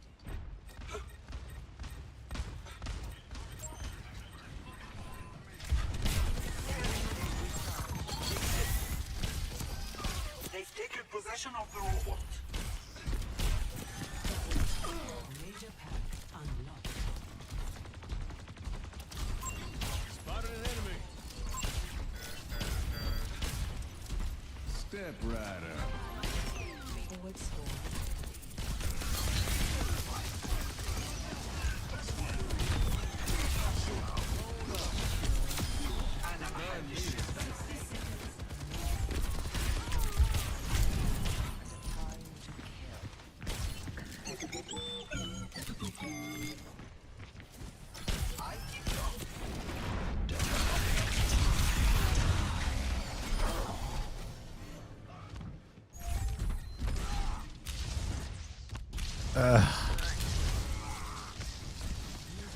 I thought the grenade would be enough. I didn't think it needed the sleep as well. Remaining.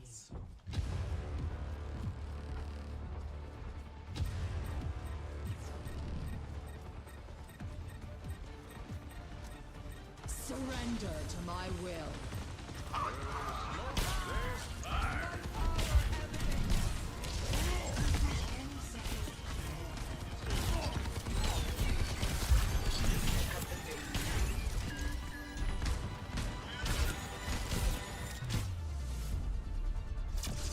All right, nicely done.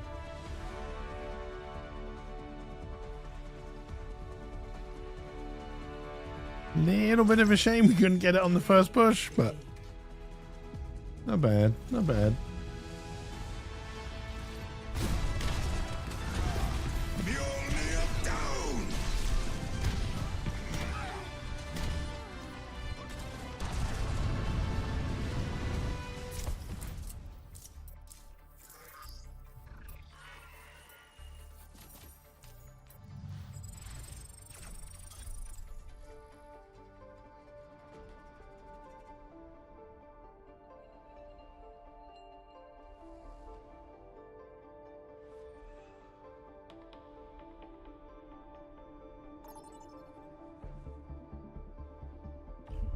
Vote for a map. No. All right, back to tank.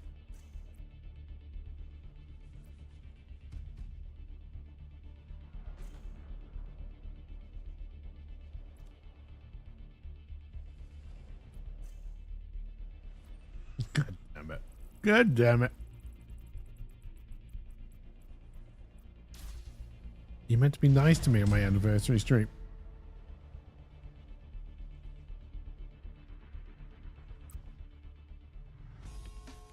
Now entering King's Row.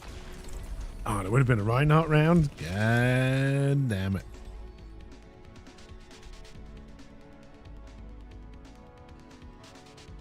You were never given that contract.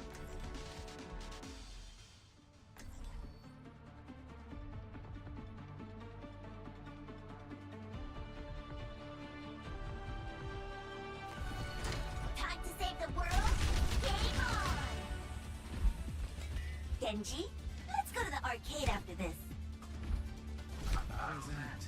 Call for meditation, not games. I get it. Everyone's scared to take on the best player in the world. Fine, I'll go. No. Watch your flanks. They might try something. Hi. Hello. Hello. Understood. Hit the Halloween. What's up? 5, 4, 3, Yes. 2, 1. Attack commencing. Let's go dive Diva a lot.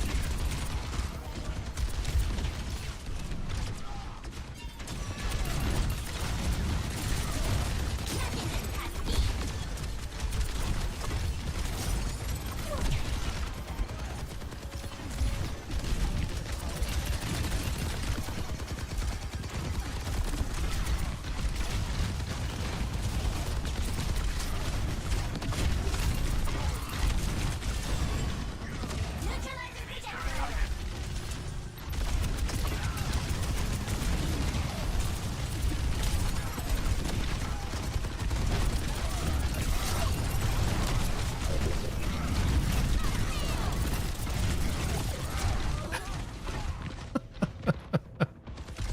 Deb.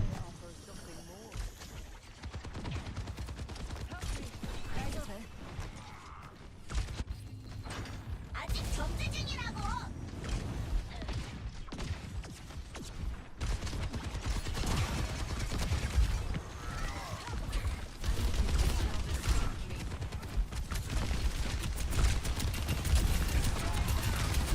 Nothing gets past me. 어림도 없지.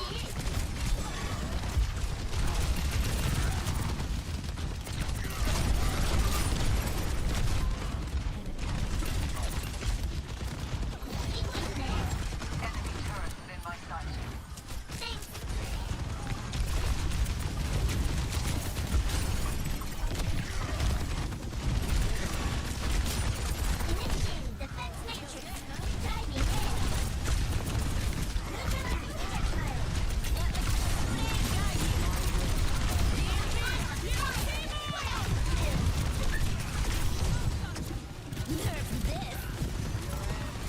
Oh, that ended up in a really shitty place. God damn it.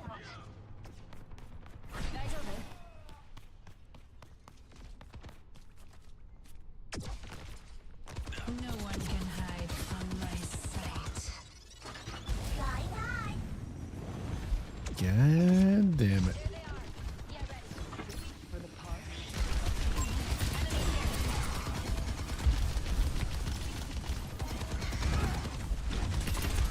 Initiating defense matrix.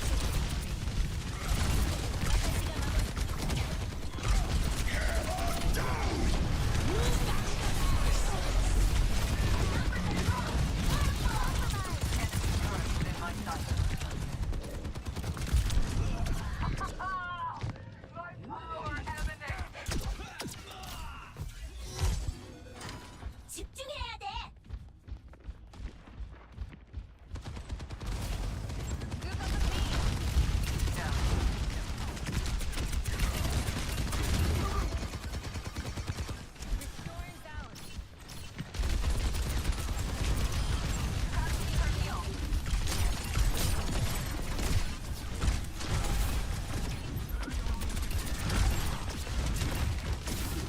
어림도 없지.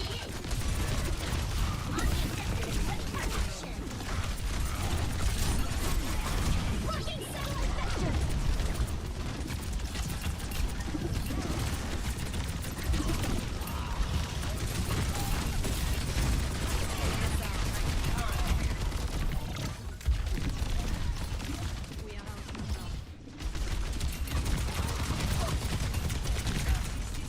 Neutralizing projectile.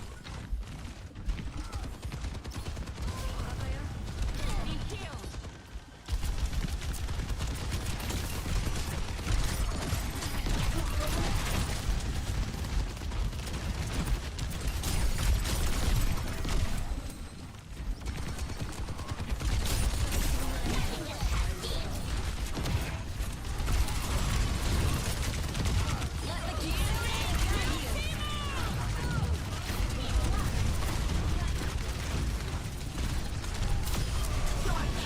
Here.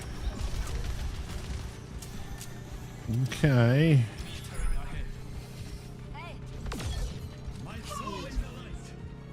I honestly thought we'd lost this one already, but okay. We live to fight another day. No one can hide from my sight. Got one here.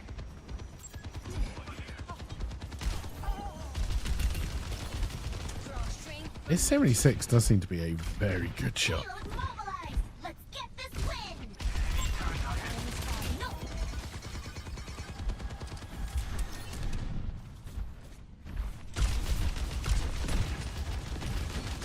Soothing your wounds.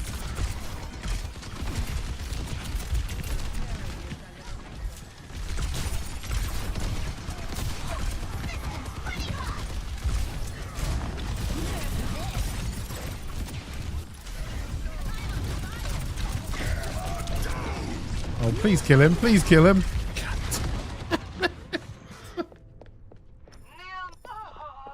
Oh, Rogue is running into walls.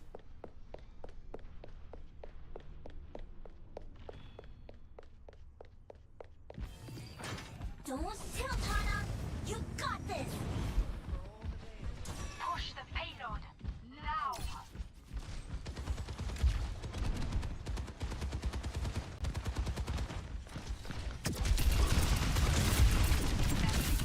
Neutralizing projectile.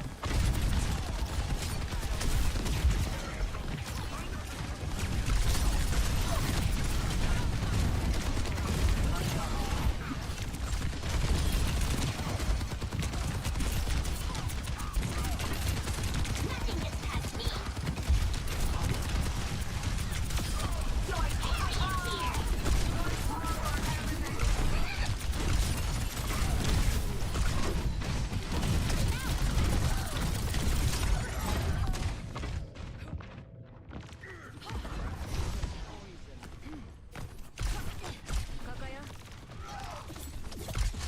Kitsune is ready to be unleashed.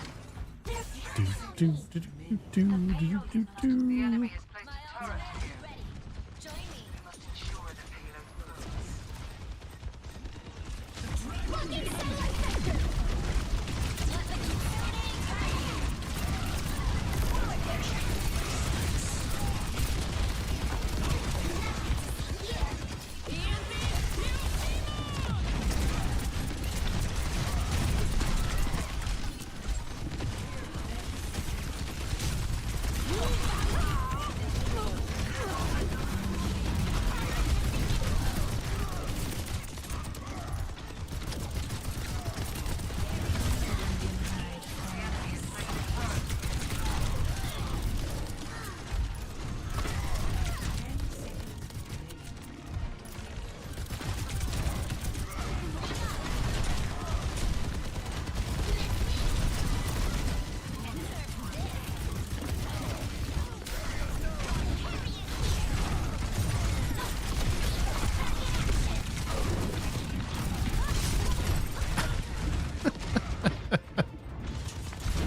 Oh dear.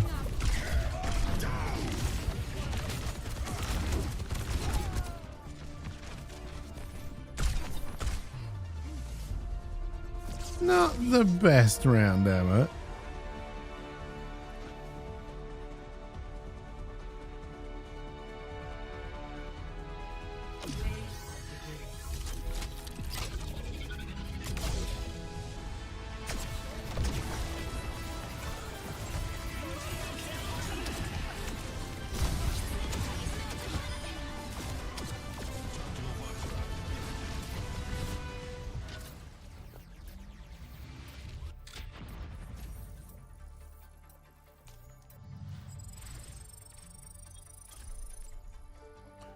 All right, chat. We'll do a couple more. They're probably going to cool it for the day, I think.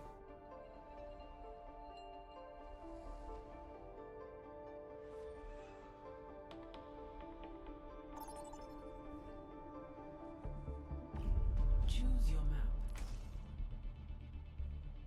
Tank again, eh?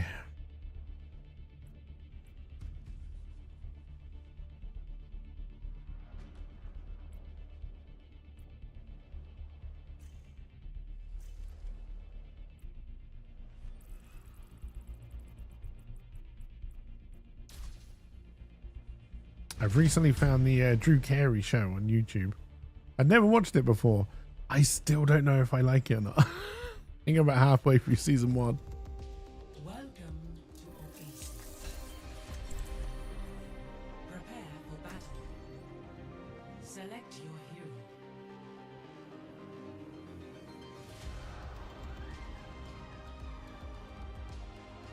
hero. The comedy one, yeah.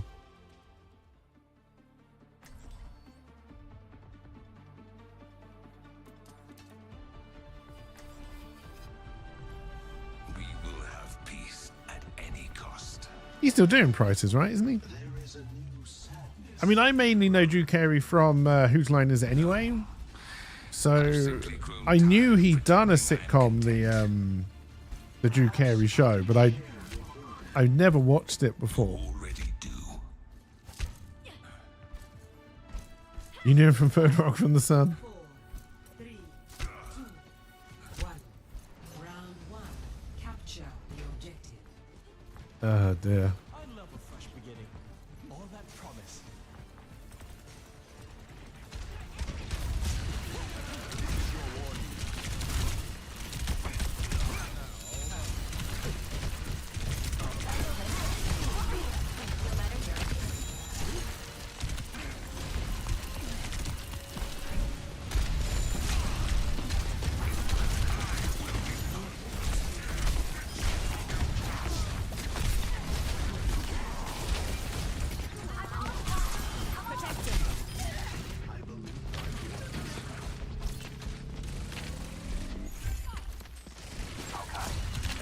I think every single one of them is playing a character who can just fucking piss off.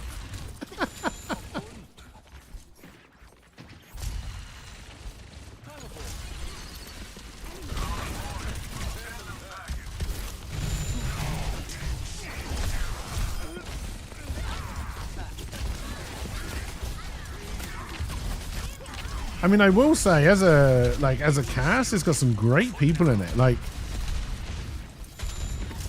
undoubtedly, just based on the cast, probably one of the funniest casts I've seen. Like, Ryan Stiles is in it. What is that guy with the really deep voice called?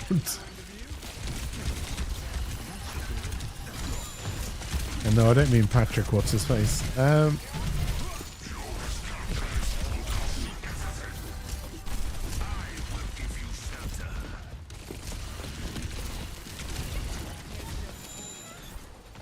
Sean Connery.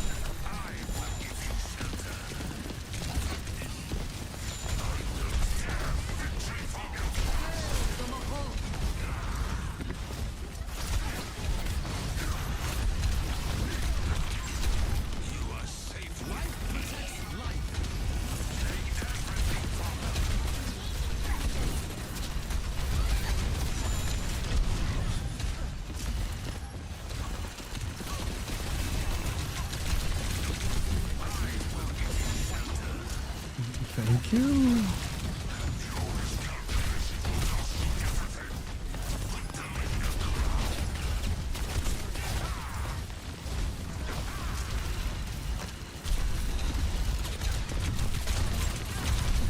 I'm gonna die.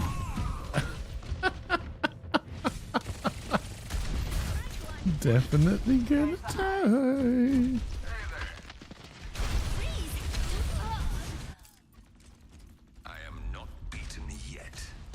Everyone can just run away from me. It's like real life.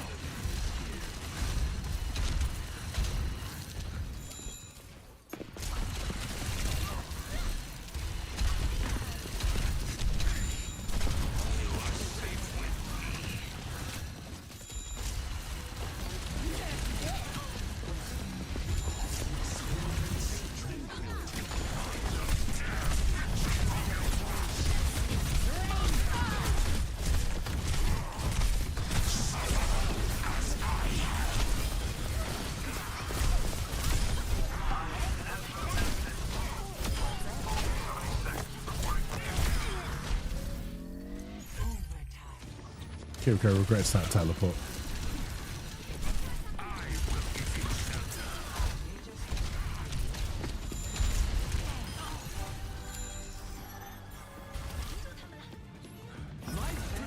Jesus Christ, okay.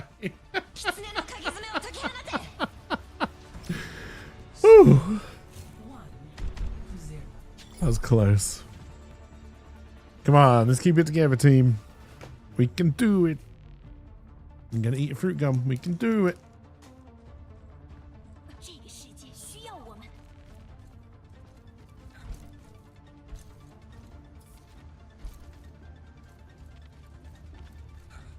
Let's make this quick.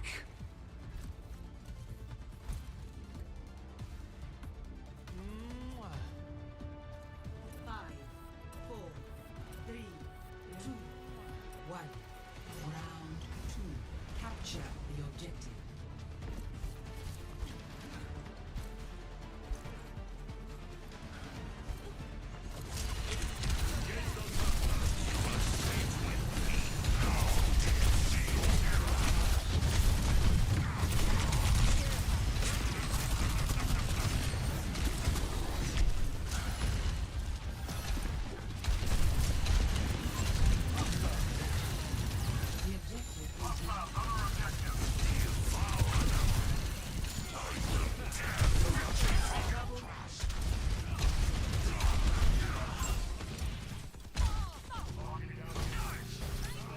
Ow, there's a wall there now. Just gonna itch my nose and there's a bloody ice wall.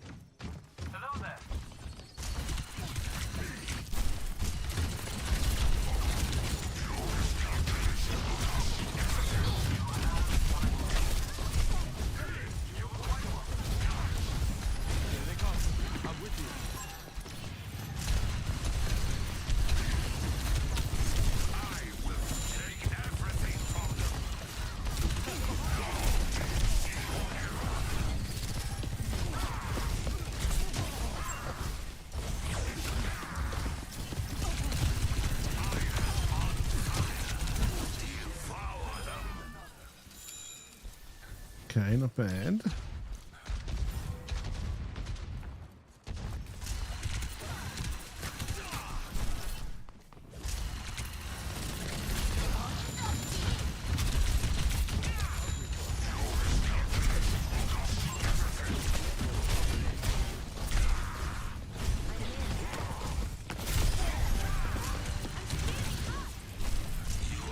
At some point that Kiriko is going to stop teleporting in to save people.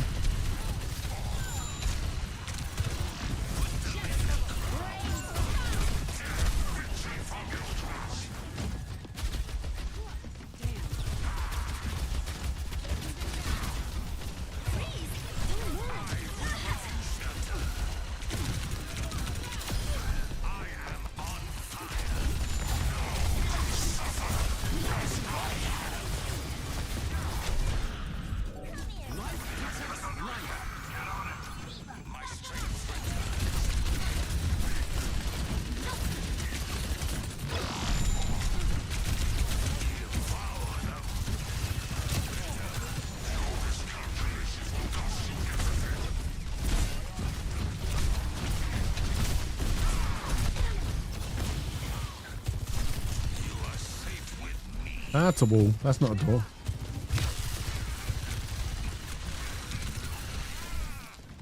Oh, she's got the one where it sticks to you. Okay.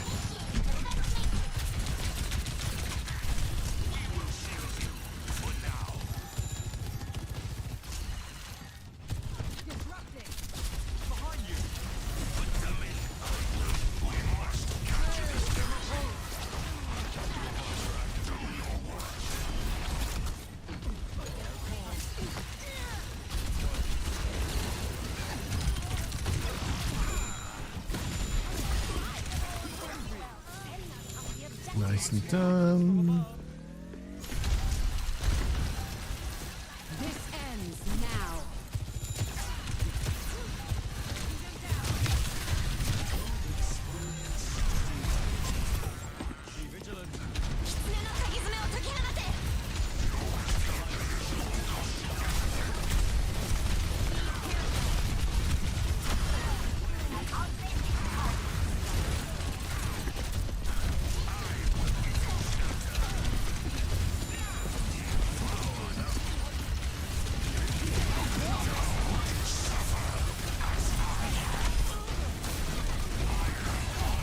Oh my god, can you stop life gripping me?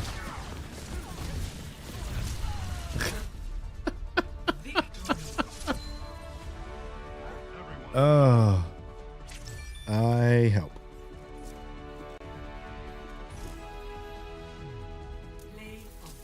He just died to a diva bomb through a wall.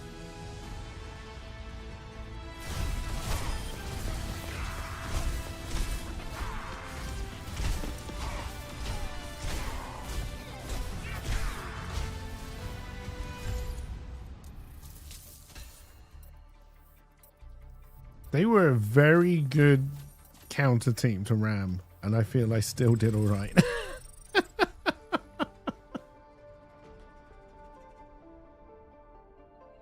Every single one of them could run away. Little bastards. All right, chat, we'll do one more, and then I'm going to call it for the day. Select a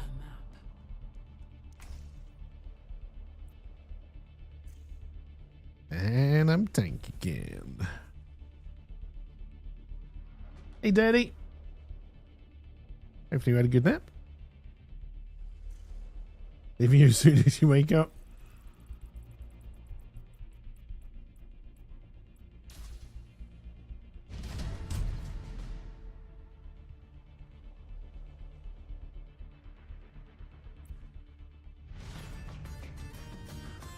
Not too bad, I don't think.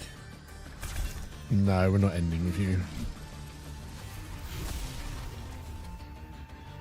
Junker Queen or Reinhardt? Junker Queen.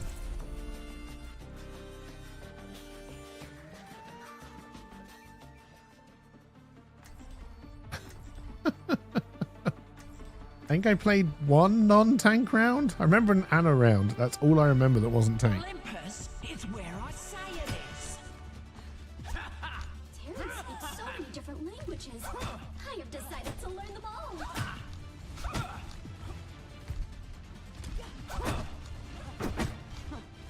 Just one more mission. I'm your huckleberry. My gun's too loud. You can't even hear the piano. 3, 2, 1. Station.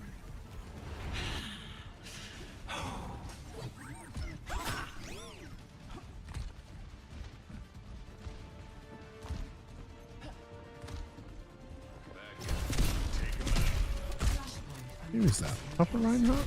No, Roadhog.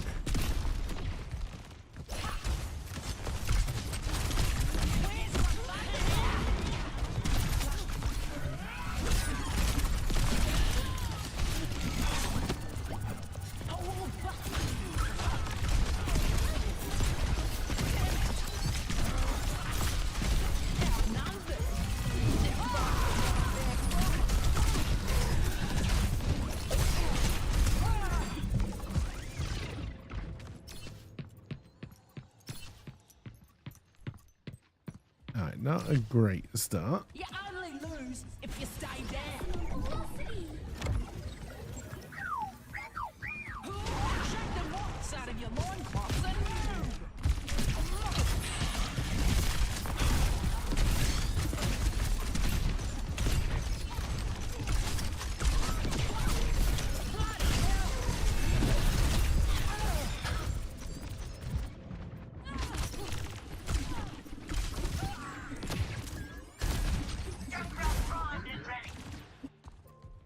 Lucky shot. My turn.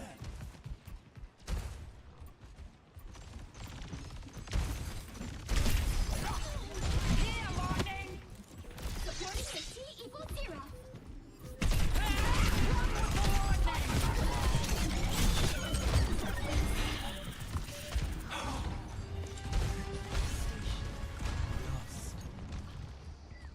Next, flashpoint. Resist. Really? We've been so unwilling to fight this whole time. Now that we don't need to fight there, you're staying over there? Come on, people.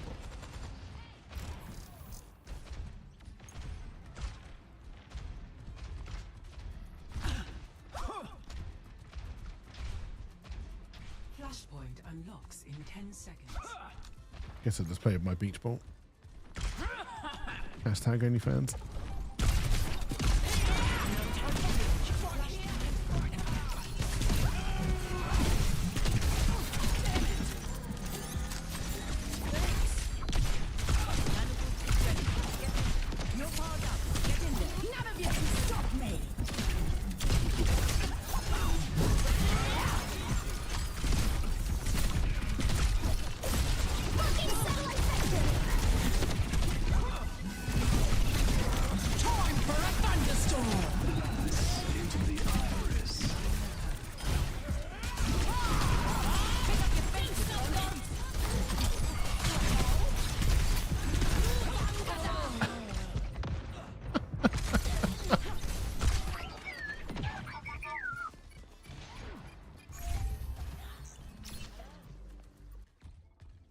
I'm getting back in Wait, there. accelerate.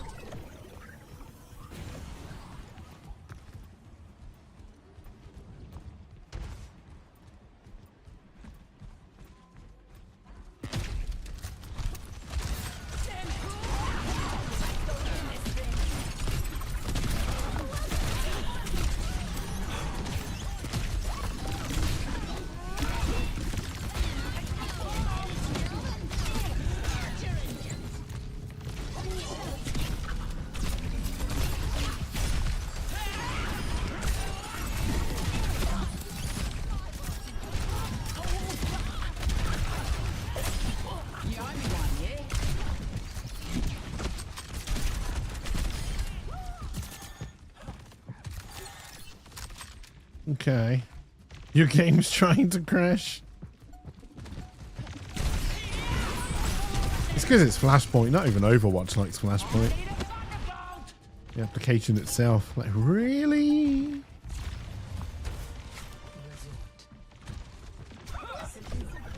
Can't you just bring Assault back or whatever 2CP was called? Get yourselves on the point.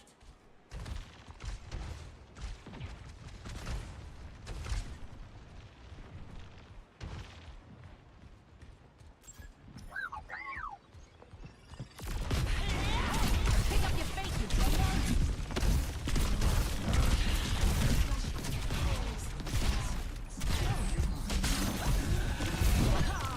Yeah, it must be nice when you don't see your attack just go through you twice. The point's under attack.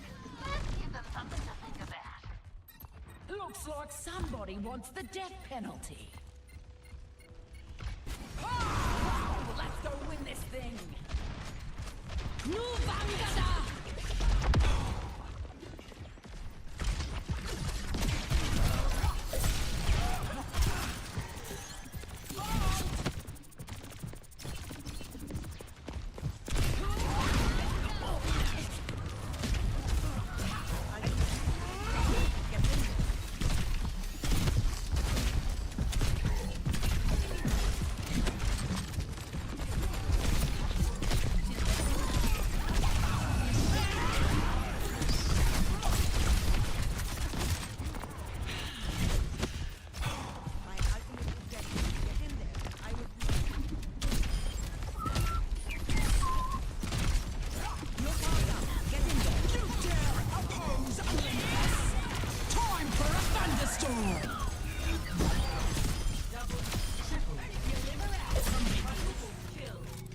Thank you for the ult.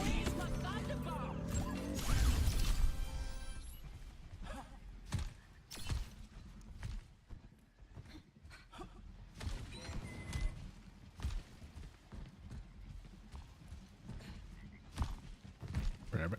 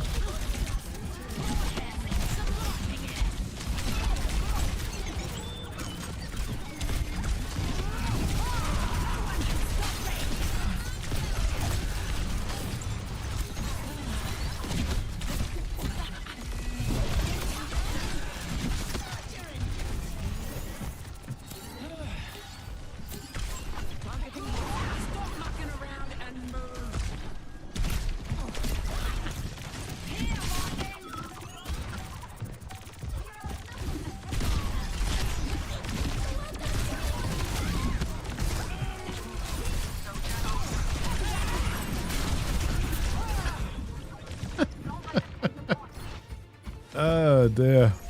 Maximum velocity.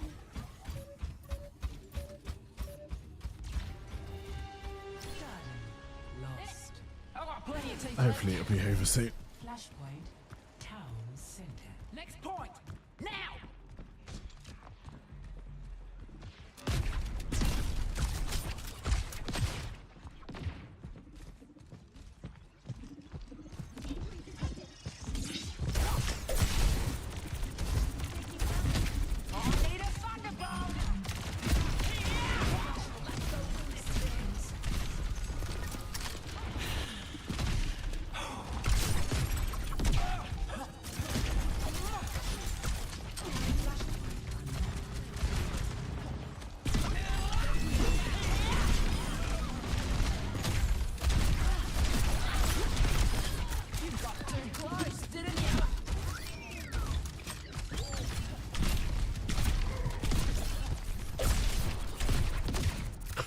Who the fuck did I get with the knife? It wasn't the road dog.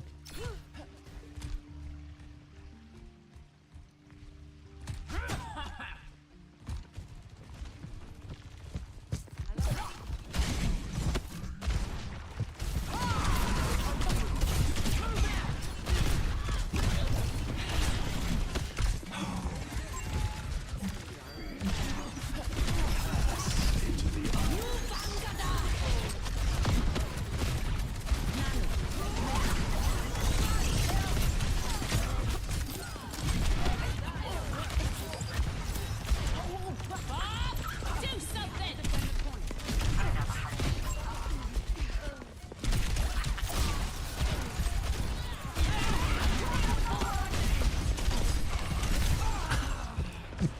Jesus Christ.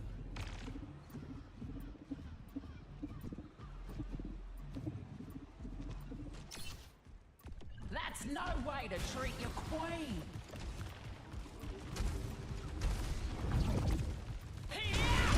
Let's go win this thing. Some lightning in it. Damn it.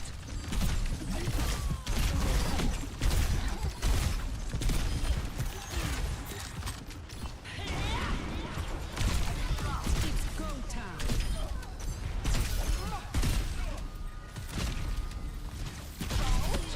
Capturing the point. Cooling down. Kind of didn't want to win this one, but... Alright, now we better try in the next one, team. Let's win this motherfucker. Let's milk some fish.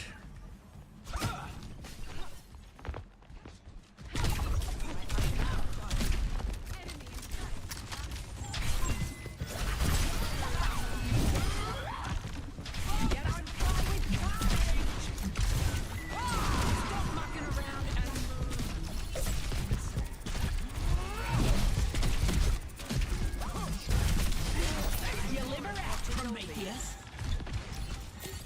Flashpoint unlocked.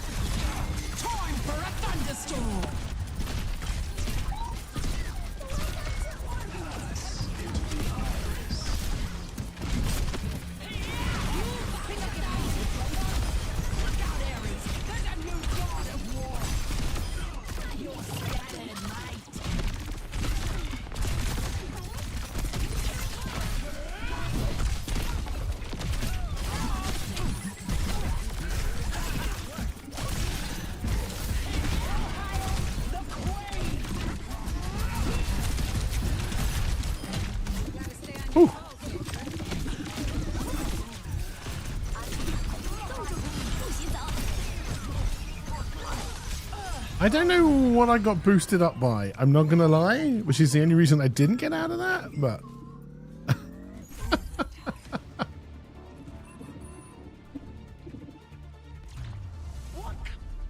Jesus Christ, I honestly felt that was very hard work. That one. Glad we won. Was not a fan. Glad we won.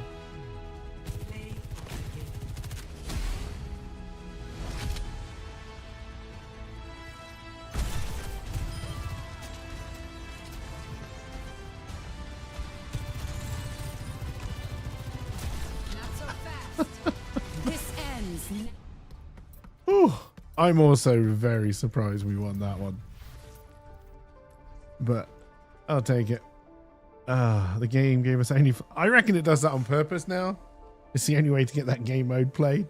But anyway, chat, that is going to do it for me. Thank you very much for joining. Have a wonderful rest of your day. And I will see you all when I see you all. Bye for now.